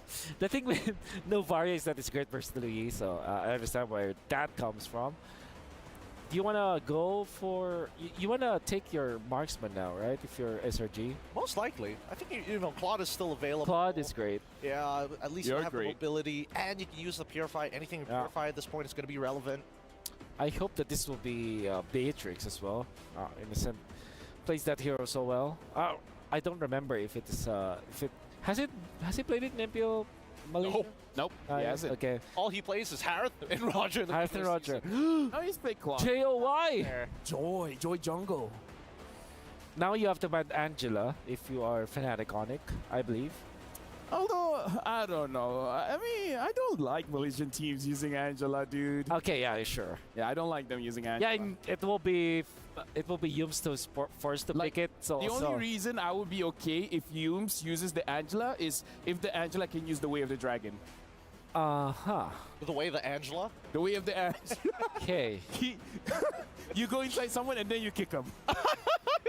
You can choose which direction to get a mega dash. Or what if he picks up the Petrify on the Angela? Oh. Wait. If he goes into someone, he can petrify. He can actually petrify, right? Like Angela Joy with petrify. Hey, that's scary. These are the talks that coaches have. Yeah. What if Angela petrified? Okay, here's the thing. Look, there it is. They still ban it. No, here's the thing. If that becomes a thing in rank, TM, copyright, We called it. Whatever you want to call it. Yeah. All right. It's the Wolf Angela. It's the Wolf Angela? That's what you're going to name it? That's what I'm going to name it. I like the ideas. Personally, I like all of the ideas so far, but even from SRG's side, they're still making sure that this Joy is, well, going to be able to reach that backline. Banning out the Fredrin makes sense to me. The fact that Arlet's already out of the way, that saves you some time. That's right. So how do you answer that with a jungle pick now? If you are Fnatic, you want a hero that's faster. Typically, the Nolan is it was the traditional answer to the Joy back in M5, you remember. But Fnatic themselves have banned that hero. So without the Hayabusa, without the Roger, without the Ling, maybe Julian is the next best thing for Fnatic that actually farms very fast. Or maybe they're the team that picks up the Hellcurt, right? Maybe carry Hellcurt could work. Let's remind ourselves, Joy does not have the anti-CC anymore. That's right. Joy can be CC'd now. So you can play the CC in. That's not what I mean. that's not what I mean. Although CC, current call, log the Joy. Yeah, could be. It could work. I can see it happening. I can definitely see it happening. I hope that we see an Esmeralda because this is Louis, Joy, and Grok. They go Masha instead. Okay, whatever. And then Hellcurt perhaps for Mr. Kyrie. Oh, Guinevere. Oh, no anti-CC. There is CC. I think they're okay. So you're looking for a marksman. Probably a Claude, right? Yeah. A Claude versus the Moskov. Maybe you want to go back to the Beatrix or the Ruby. My only problem is that the Guinevere can jump on you and you don't have the Purify. Yeah, that's why I like the Ruby for SRG. This is a way to cancel the Guinevere, Masha's. What about Carry? Carry might be difficult here, actually. Yeah, there's a lot of Cs. Yeah, a lot of, no, not really Cs. A lot of one-shot heroes like Masha. Yeah, they go back to the Claude. Understandable. Yep, again, using a hero that has a Purify makes it a little bit more interactive when you're going up against the Guinevere. Thank you very much, Gideon. Thank you very much, Wolf. Casters, I don't know about you guys, but we need to digest. So give us some time, because now it's your time to do your job. Thank you, gentlemen. We also need some time to digest, man. Yeah, man, we all need to digest, man. I mean, at this point, even Fnatic Onic have to digest. Nice. So how do they tackle this game, right? They're out.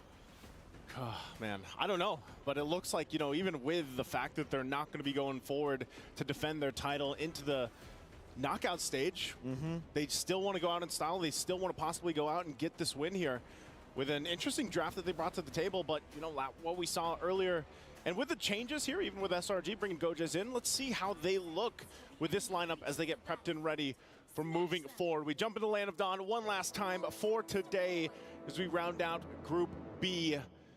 After things have already fallen into place once again, can SRG continue on with a 2 Fnatic Onic?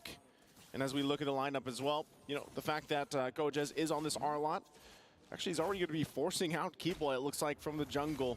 But yeah, interestingly enough, Sakai's also bringing out the Joy jungle. Yeah, with Impure Rage this time, Sky's on that Joy. We did actually get to see this as well last time, if you remember. Keyboy here. Does seem like Sans, we forced a flicker all the way before the first minute even.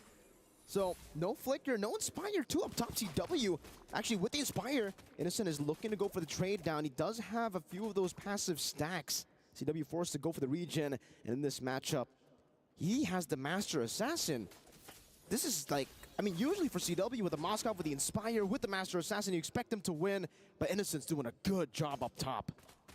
Again, when I reference the fact that we got to talk to SRG a little bit on the roundtable, this was the match they were looking forward to the most. They had specific players they had in mind going against. So hold on, see, okay, I think they're going to be fine. So, I was getting ready for that. Electrifying beats there because we saw that before with the Joy. But yeah, going back to it, SRG was looking forward to this matchup, and I feel like even as they approach into this game, they're riding on this huge morale boost, huge momentum. And it makes me wonder what is, again, making it work so well for SRG, because we heard from Stormy that it's all of them. It's not just one player, and I think really, if you guys haven't been watching Selangor Red Giants through their journey up to mid-season invitational here at EWC, now you know, right? The proof is there as they have now gone in and just performed near perfect, near peak, in resemblance of what we saw from Team Liquid yesterday. With that, nothing really happening in the early game. Oh, Innocent finally taken down in that 1v1. Turtle's up though. Final slash onto Sans together with the diversion into the back line as Keyboy is still there with the onward. Sans survives, Kyrie wins out the retreat battle and gets out with the spatial migration. Fnatic Onic getting all the dubs in game 2, the first 2 minutes. Yeah, already off to a good start for them. Again, mid lane, look at this. Keyboy, not level 40 just yet, now gets it online. Same with Yumes. We'll go ahead and get that wild charge now on this Grok pick. And that's something that can be said too. Going back to it once again, the roamers here, man, have really been doing so much for the team.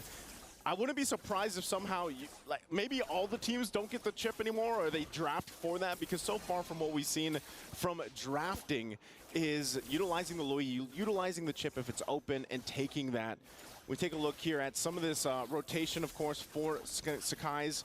To build up on this Joy, I think one of the main things is utilizing it with the fact that you have a huge burst potential in comparison with the Louis Yi. Like, that's enough magic damage in the early game to set you up. Good Violet Requiem with the spatial migration straight into the Spear of CW. Innocent, no Purify to use to escape from that situation. 2-0 up, Fnatic Onic in game number 2. Let me ask you this, Mirko. Oh, hold on.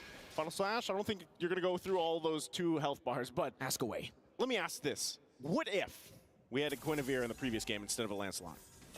Things would definitely be different, you know? I mean, take a look at Kyrie's damage. You're over the Skies on the Guinevere. Or in the Astrosphere as well, their earlier Sans. Now Skies goes with an electrifying beat. Stormy punishes him with the yin-yang reaction. Skies still revealed by that Astro Echo. Will stay in the bush for a bit longer.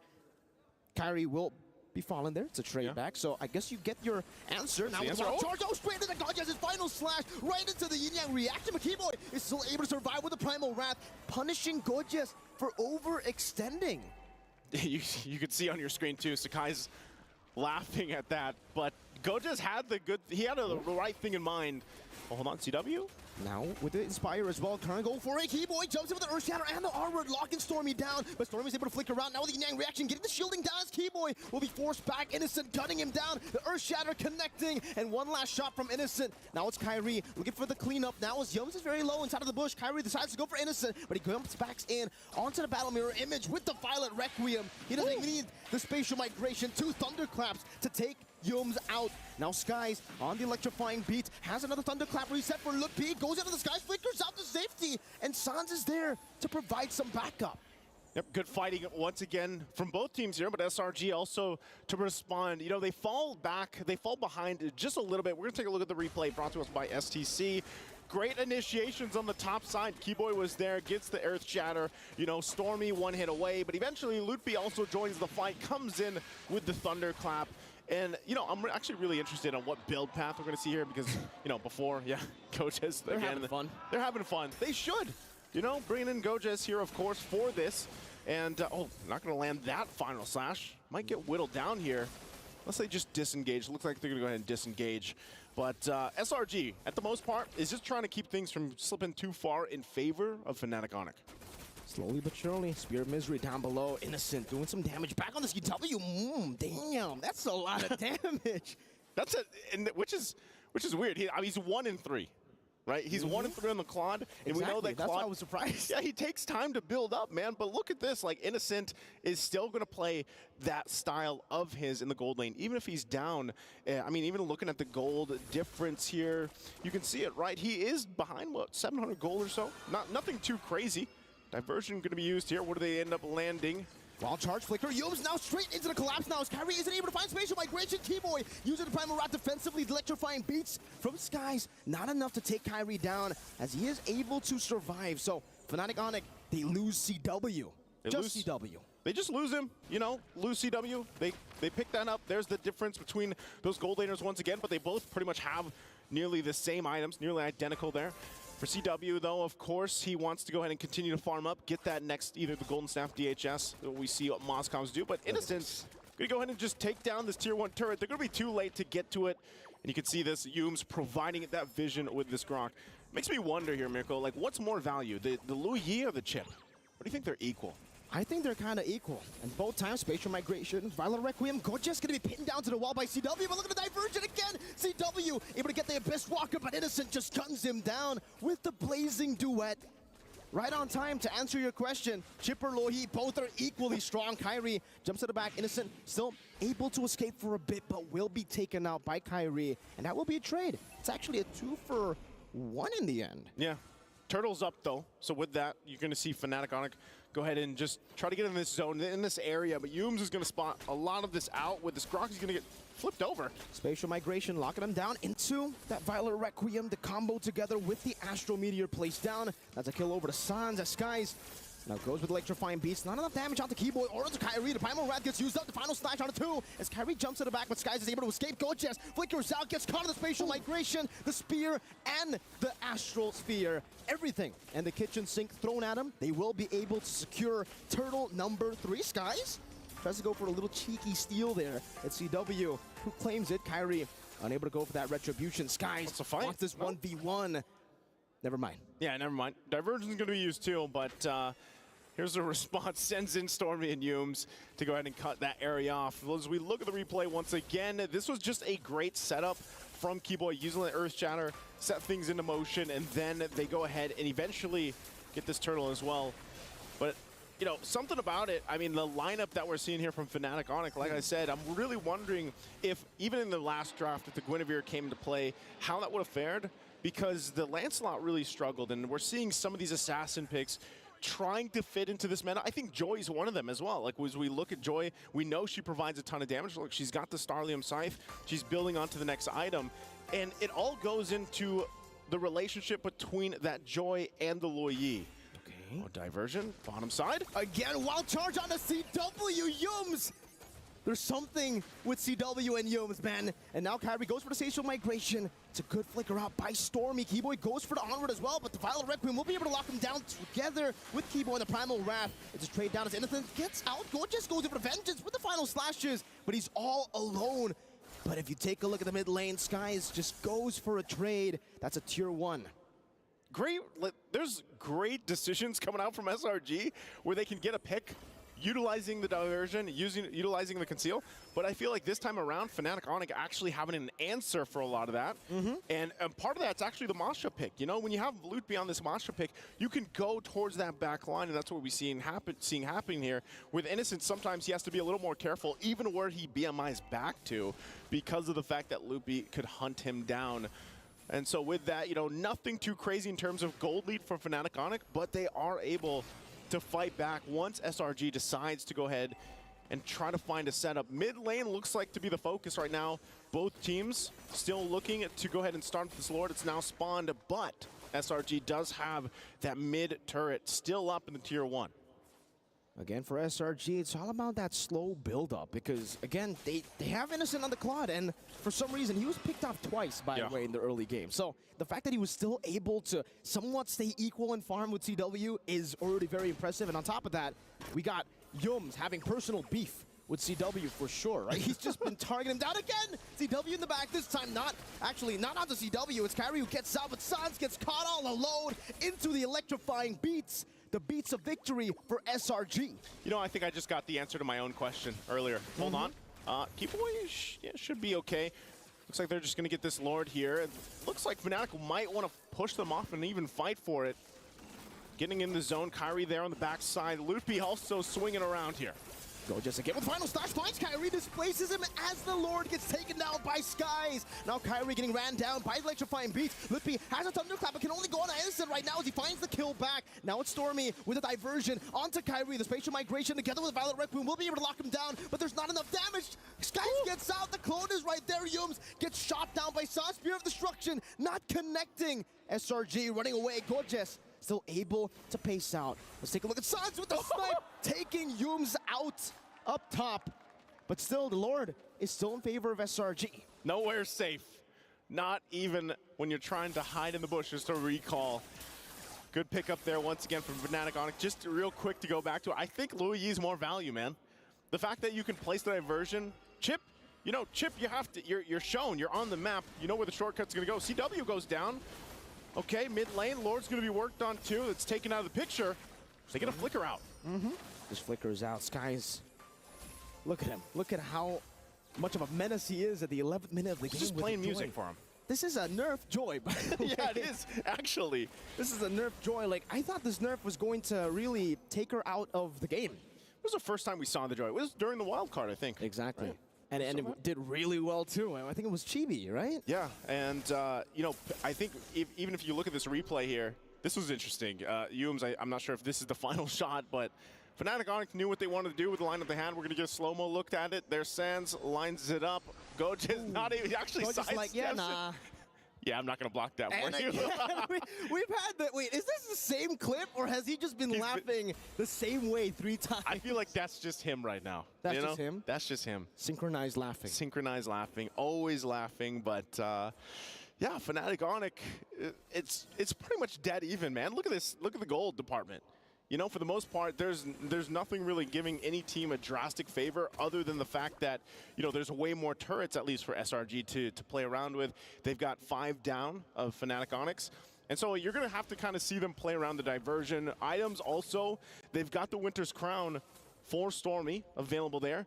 The Starlium Scythe, Holy Crystal also locked in now for Sakai's, and that's where you're going to see that damage. Oh, and then the Divine Glaive as well, as I was just going into that. So he picks up Divine Glaive, Divine Version. Again with the wild charge, now with the Sans again. This time he won't be able to flicker out of it. And Sans gets assassinated by Stormy together with Yums. Divine Version, that's what I just called it. Divine Version? Yeah. Wild Diversion. Wild Diversion, both work. And so going back to it, SRG now still going for the pickoffs. Keyboy. Primal Rat trying to survive. Innocent takes him out away in the purple buff.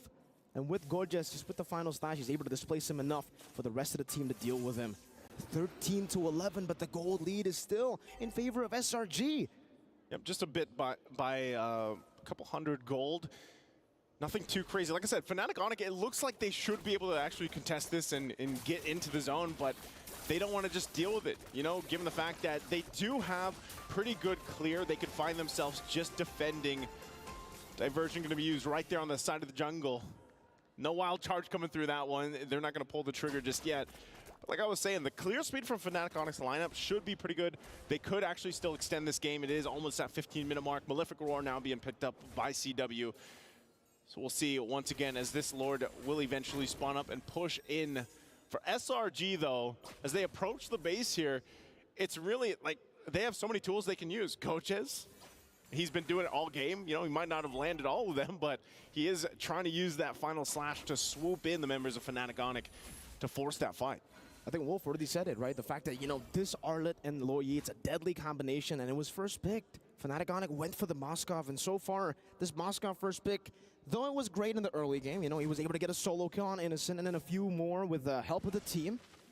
Not the snowball you would expect. It's actually still Innocent who's ahead of CW, despite the inspired choice, despite the early aggression, and now Innocent has a win in nature. Yeah, Innocent does a great job, usually in any of his matchups in the gold lane, where he does play aggressive, but most of the time he ends up winning the matchup.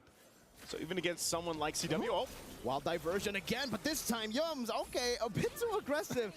If we get a replay again, maybe we get to see Gorgeous' laugh again, right? Spirit Destruction on the Stormy, this time with the Winter Crown there. Kyrie gonna go for the backup as Flippy jumps in on the Gorgeous, but the Thunderclap, it's Stormy getting caught. 3 members going a bit too aggressive earlier. Fnatic Onyx punished them. Yeah, I don't know. The timing was off on that from SRG. Sending Yums in, and then, that pretty much just negates the Lord that they had to work around with. So they'll go ahead and just kind of be on the defensive themselves this time. And then also gives Fnatic Onyx now the chance to push in a little bit as they get this tier 2 in the mid lane down. So what more do they take? Also that tier 1 bottom side will go. Oh, Kyrie jumps in. Spatial migration into Violet Requiem. Gorgeous losing immortality. Innocent now with the laser to enter the backline, but CW is going to be melted down. Innocent going back to the battle mirror image, dealing enough damage in the process of that Skies. Now with Electrifying Beach, trying to get them down. Kyrie will jump in with the spatial migration. Yo's forced to flicker out. Skies, no immortality. Right as he gets it, Skies is still able to escape. Well played. What an escape as Innocent again baits out the onward, goes back to the BMI. SRG are having fun. Everyone is everywhere. That last team fight, literally everyone was everywhere, and even for Innocent. I'm surprised. We're going to take a look at the replay here from STC. Okay, this is... we're going to get the laugh. we got this one where they tried to go into the base, and they punished using that diversion.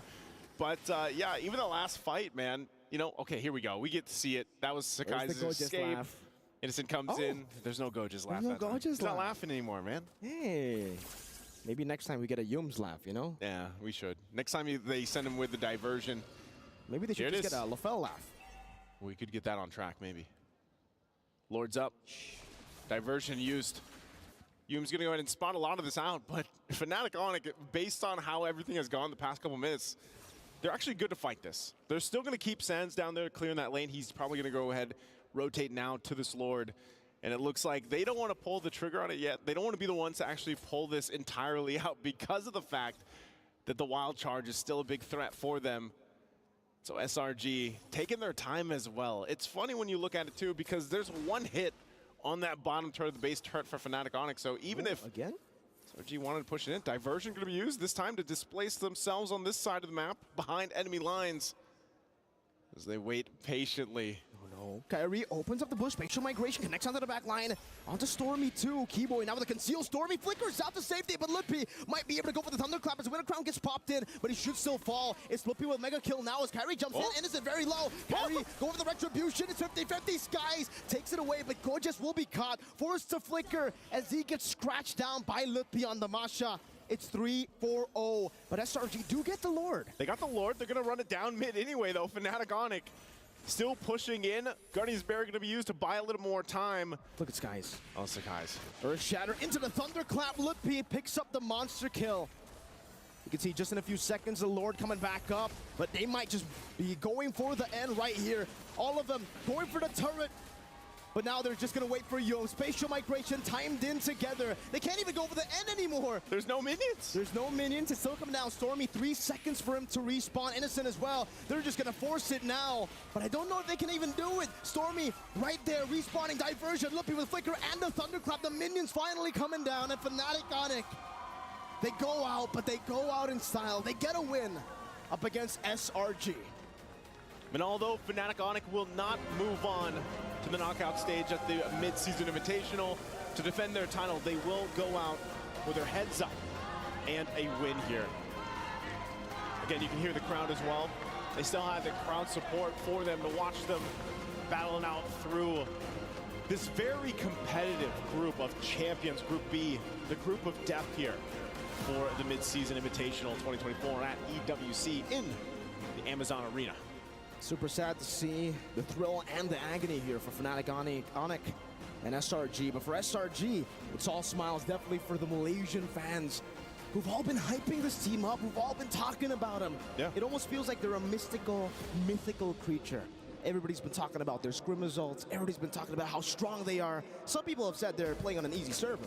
Yeah, that's true. We've seen a lot of that. And I guess you got to say, too, you know, for a lot of people, it was, even myself, Mirko, I was the one saying, like, I heard what they accomplished throughout their regional, you know, through the MPL, getting to this point, hearing that they were undefeated, how good they looked, the synergy. But I was like, well, yeah, let's see what happens when they get to the international stage. And look what happened. Look what they've accomplished. Undefeated, technically, even now, 1-1. That's a draw. That's not a loss. That's not a loss. Undefeated and untarnished. Selangor Red Giants. It's just shocking the entire MLBB Esports world here, of course, with a great performance. And that's closing out Group B for us again. It's me, Naisu, and Mirko bringing you the action on the desk here. We're going to go ahead and throw it over on stage with Mara and Dawood Sandstorm. Let's hear what they have to say. From Selangor Red Giants here with us, Innocent. Congratulations, big statement. You took down the defending MSC champs, and still, you guys are undefeated. Now, how important was this win for you, seeing how great you guys are doing, especially for your career, coming from the Philippines to Malaysia and now here in the MSC 2024? Pwede Tagalog na. Pwedeng Tagalog. You can speak in Tagalog. Sobrang importante sa akin, hindi lang sa akin, pati na din sa mga kampi ko dahil ito yung magbuboost pa ng confidence namin para sa playoffs. Kasi feeling ko kayang-kaya namin yung finals eh. Kaya namin mako-champion sa MSC eh. Oh wow, how about for your career?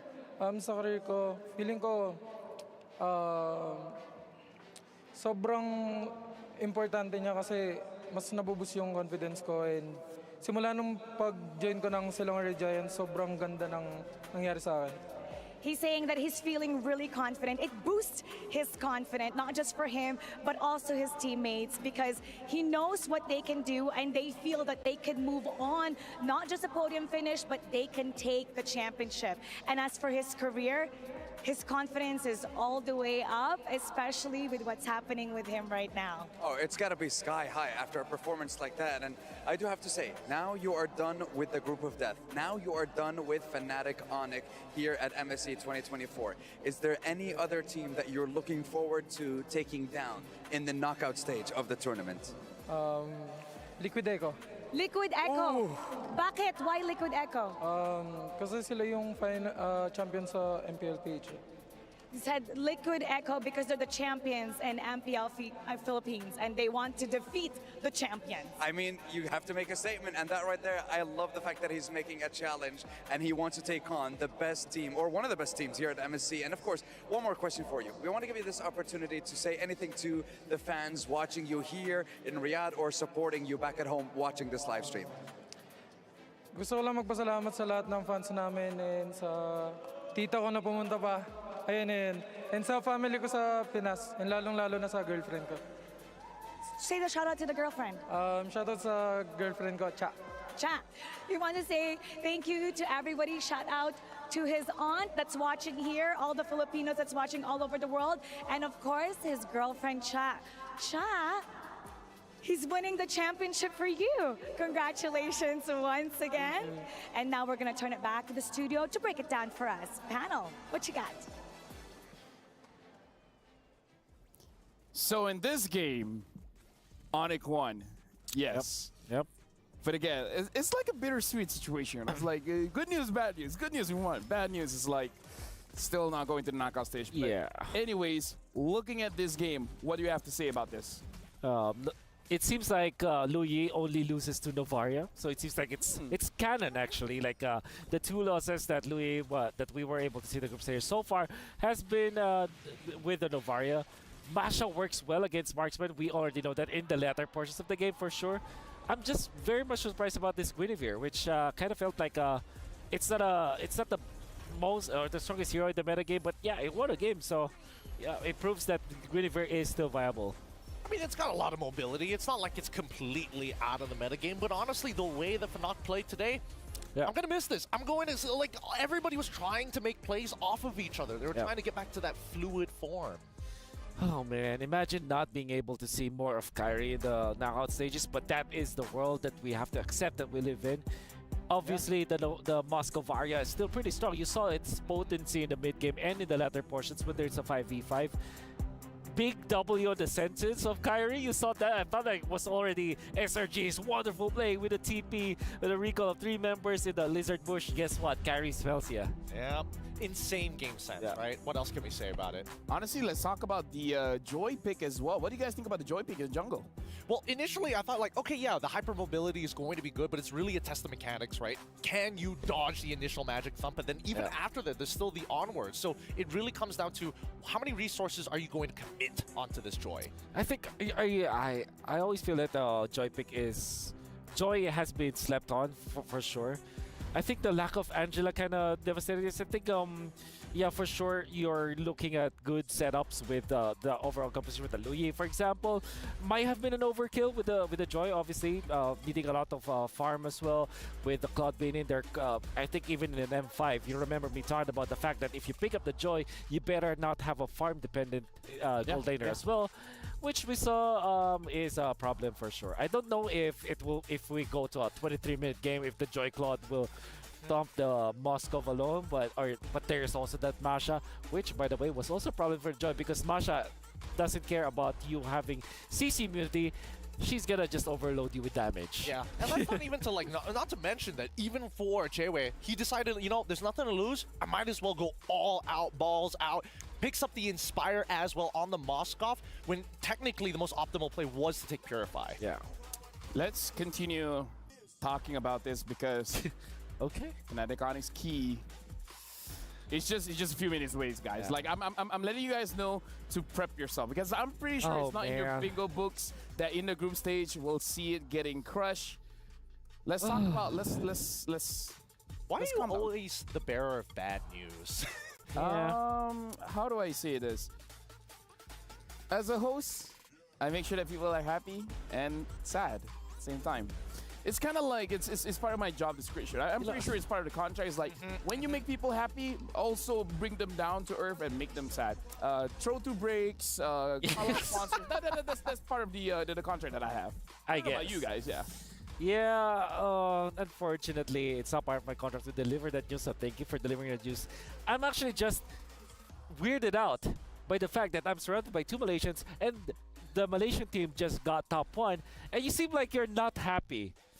Well, You're not overly happy. Remember back in the day when you're just, you getting breathe properly, you're very expressive when Malaysian teams win. Yeah, and you're like, you're always like jumping around, or you're like big sigh of relief. But today it's weird, right? It's weird. It honestly feels weird that two Malaysian teams are coming out of the groups. But I also prepared like a lot of things where enemy, wolf enemy, public enemy number one. I can't use any of that anymore. Not anymore. You know what? We're gonna continue this while we're looking at the Sony match MVP, and it's gonna be Kyrie. Oh, I'm not gonna say that a lot. This is the last. This is the last time we're gonna say that the Sony MVP is going over to Kyrie. And here's the thing, Wolf. It's not that we're not happy. We're just more confused than I happy. see. It's I like- understand. It's like, there's a lot of examples that I can't say on camera. That I can live with. Yeah, I guess the emotion. If this was like Inside Out 2, the new emotion that we have mastered, that when someone is confused, right? Yeah. I was thinking Due, but all right, that works too. Guys, I have good news. Even though Evil's Glory is out, right? Okay. Fnatic Onyx is out. Yeah. There's still an Indonesian. Udil. We're still the last Kage. The last Kage. The last. So they're still here. They're still here. All right, don't lose hope. Don't lose hope just yet. Very true. But yes, Kyrie, our Sony match MVP, 16 KD.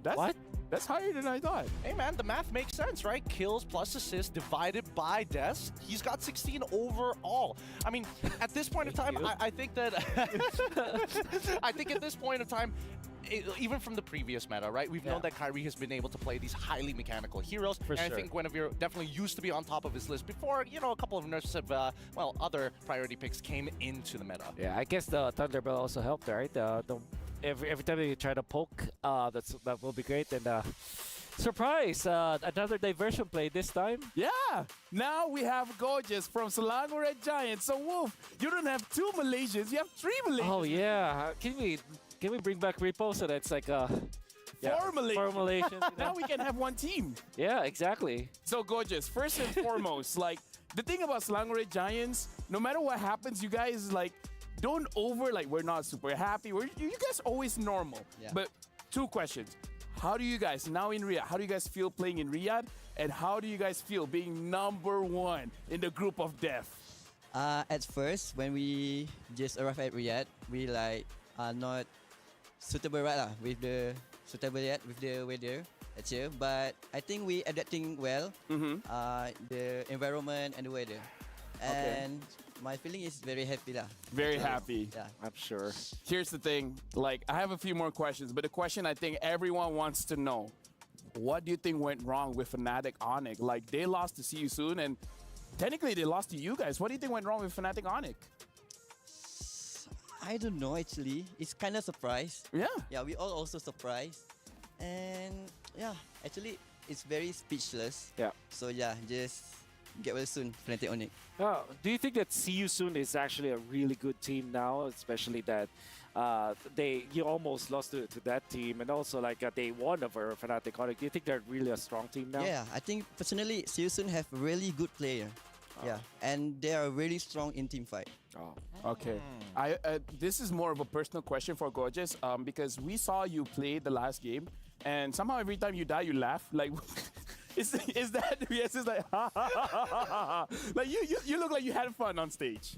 Yeah, It's not a fun match, but but it's kind of fun. It's kind of fun. Kind of fun.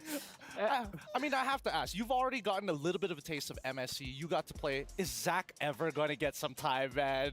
Is he ever going to get some time as well? What? Will Zach QT have an opportunity to play?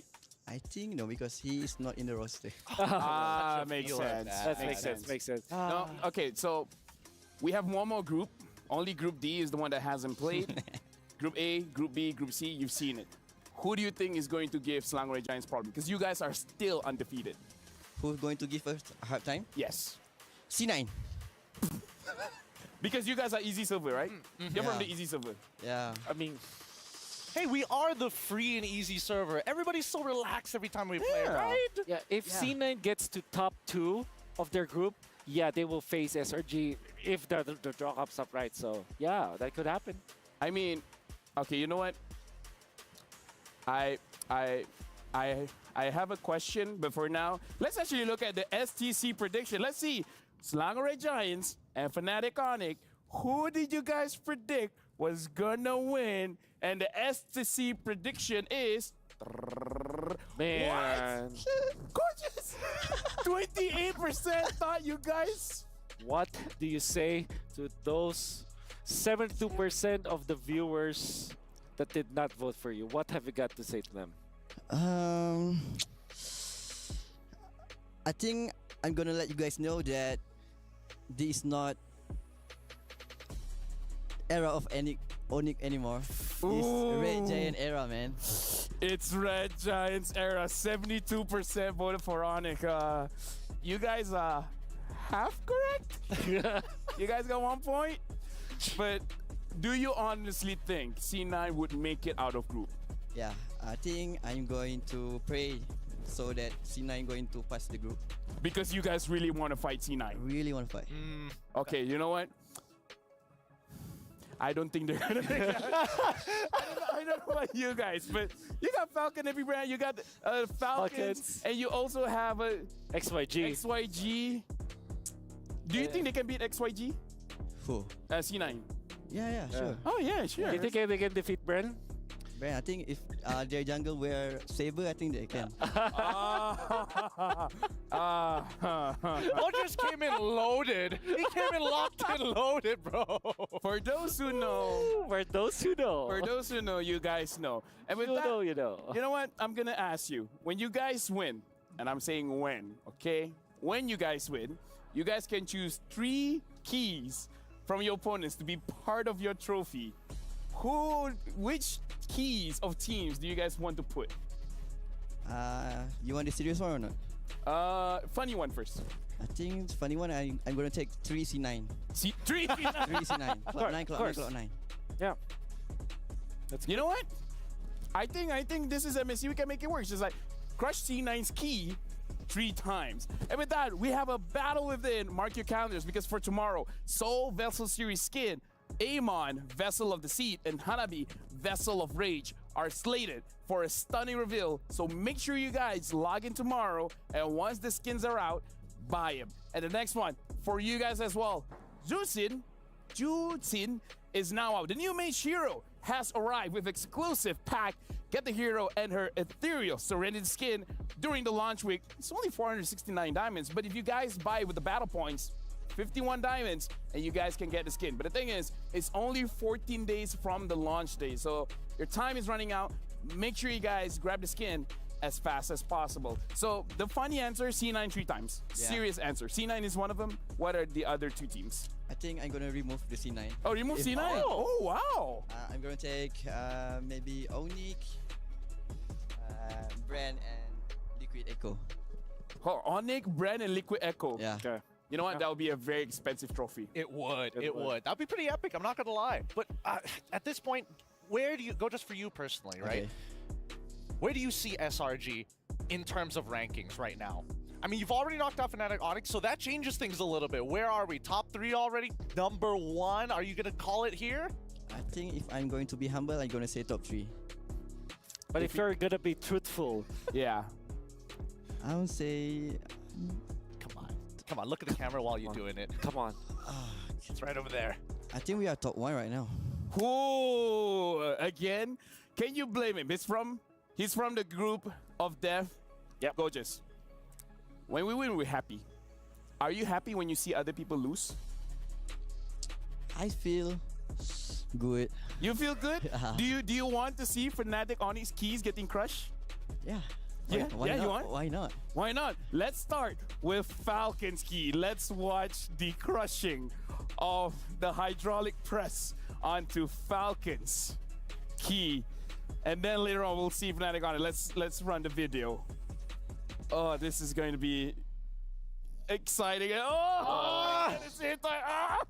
It's the full thing. Look at the way it's gonna split. Yeah, that's Team Falcons. Gorgeous, you did this, by the way. Oh, me?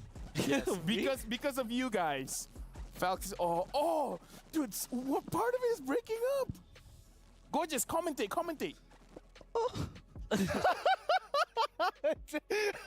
I wasn't expecting that.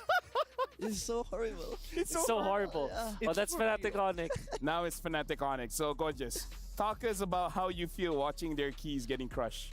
Actually, I feel bad, honestly, yeah. You feel bad? Yeah, because they're like Indonesia hope, right? Yeah. Yeah, actually I feel bad. Now Udil is Indonesia's hope. Yeah. Yeah. Now, like, did you thought that Onyx Key would get crushed? Nah. Right? No, right? Yeah, too soon. Too soon. See you soon. Soon. Well played. This guy. I like this guy. Oh, trust me. Give me one. All right. In Malaysia, if you don't have Udil, we have Gorgeous. All right. Give the mic to them, and then they will do their best to make you feel emotions. And while you're still holding the mic, Gorgeous, is there anything that you want to say to all of the viewers watching the live stream right now? What's the camera? That camera. Oh, that camera. Okay, for the SRG supporters, thank you for supporting us, because without you all, we are not going to be here. And thank you also for my family and the others play family for trusting us. And wish us good luck for the match. Any idea? Shout out to your girlfriend. Shout. Shout outs to future wife. Yeah. Just keep supporting us on the upcoming playoff. How about C9? Oh yeah, have a message for C9. The chocolate one. Cloud9. The chocolate. Have two, right? One is blue, one is red. Yeah. Which one? The blue one. The blue one. Blue one? Yeah, the blue one. I like the blue one. So, you know what? Let's look at the group standings. I feel like we need to look at the group standings right now.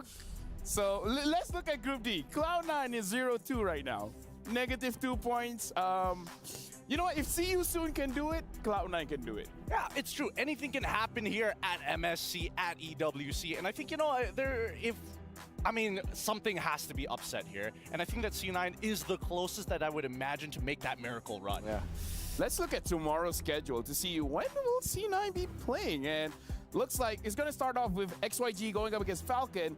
Okay. Falcons, AP Brand going up against C9. C9 fight again against XYG. And then we're closing the day with Falcon going up against Falcons, AP Brand. That's right. Are all Falcons going on? So, since Gorgeous is a big fan of Cloud9 here, I think that you should be hoping that Falcons loses to XYG. That's the first step. Okay, you have to pray for that. Yeah, it's praying. But then they have to also win against XYG. Hopefully get 1 point off of that Falcon Saber, but obviously getting a 2-0 would be phenomenal. So those are the conditions if you're a C9 fan. Yeah. He's clearly a C9 fan. And if you guys are a fan of the show, make sure you guys scan the QR code. Let us know what you guys think, because this is the broadcast survey. Let us know how, in your eyes, that we can improve, because trust me when I say we want to ramp it up all the way to the grand finals. By grand finals, this is going to be absolutely amazing. And with that being said, I want to say thank you very much to Gorgeous. Thank you very much to Gideon, as well as thank you very much to Wolf. Thank you to all of our casters that has been working hard today. That's it for the 4th day of MSC 2024 group stage. Once again, my name is Afel, and from all of us, we'd like to say thank you very much. Join us again for tomorrow as we see the world. Now, let's look at the Kadia play of the day.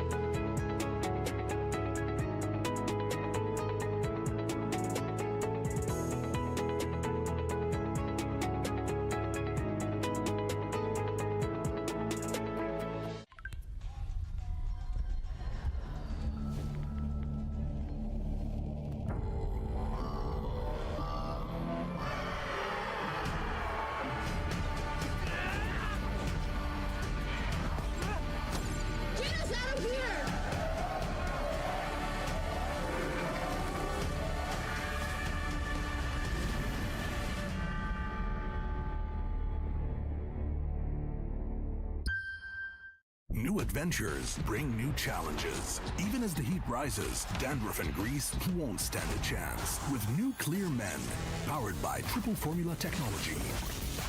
To eliminate dandruff, itch, and grease, gives you 8 hours of freshness and 100% dandruff-free hair. New Clear Men, 0% dandruff, 100% confidence.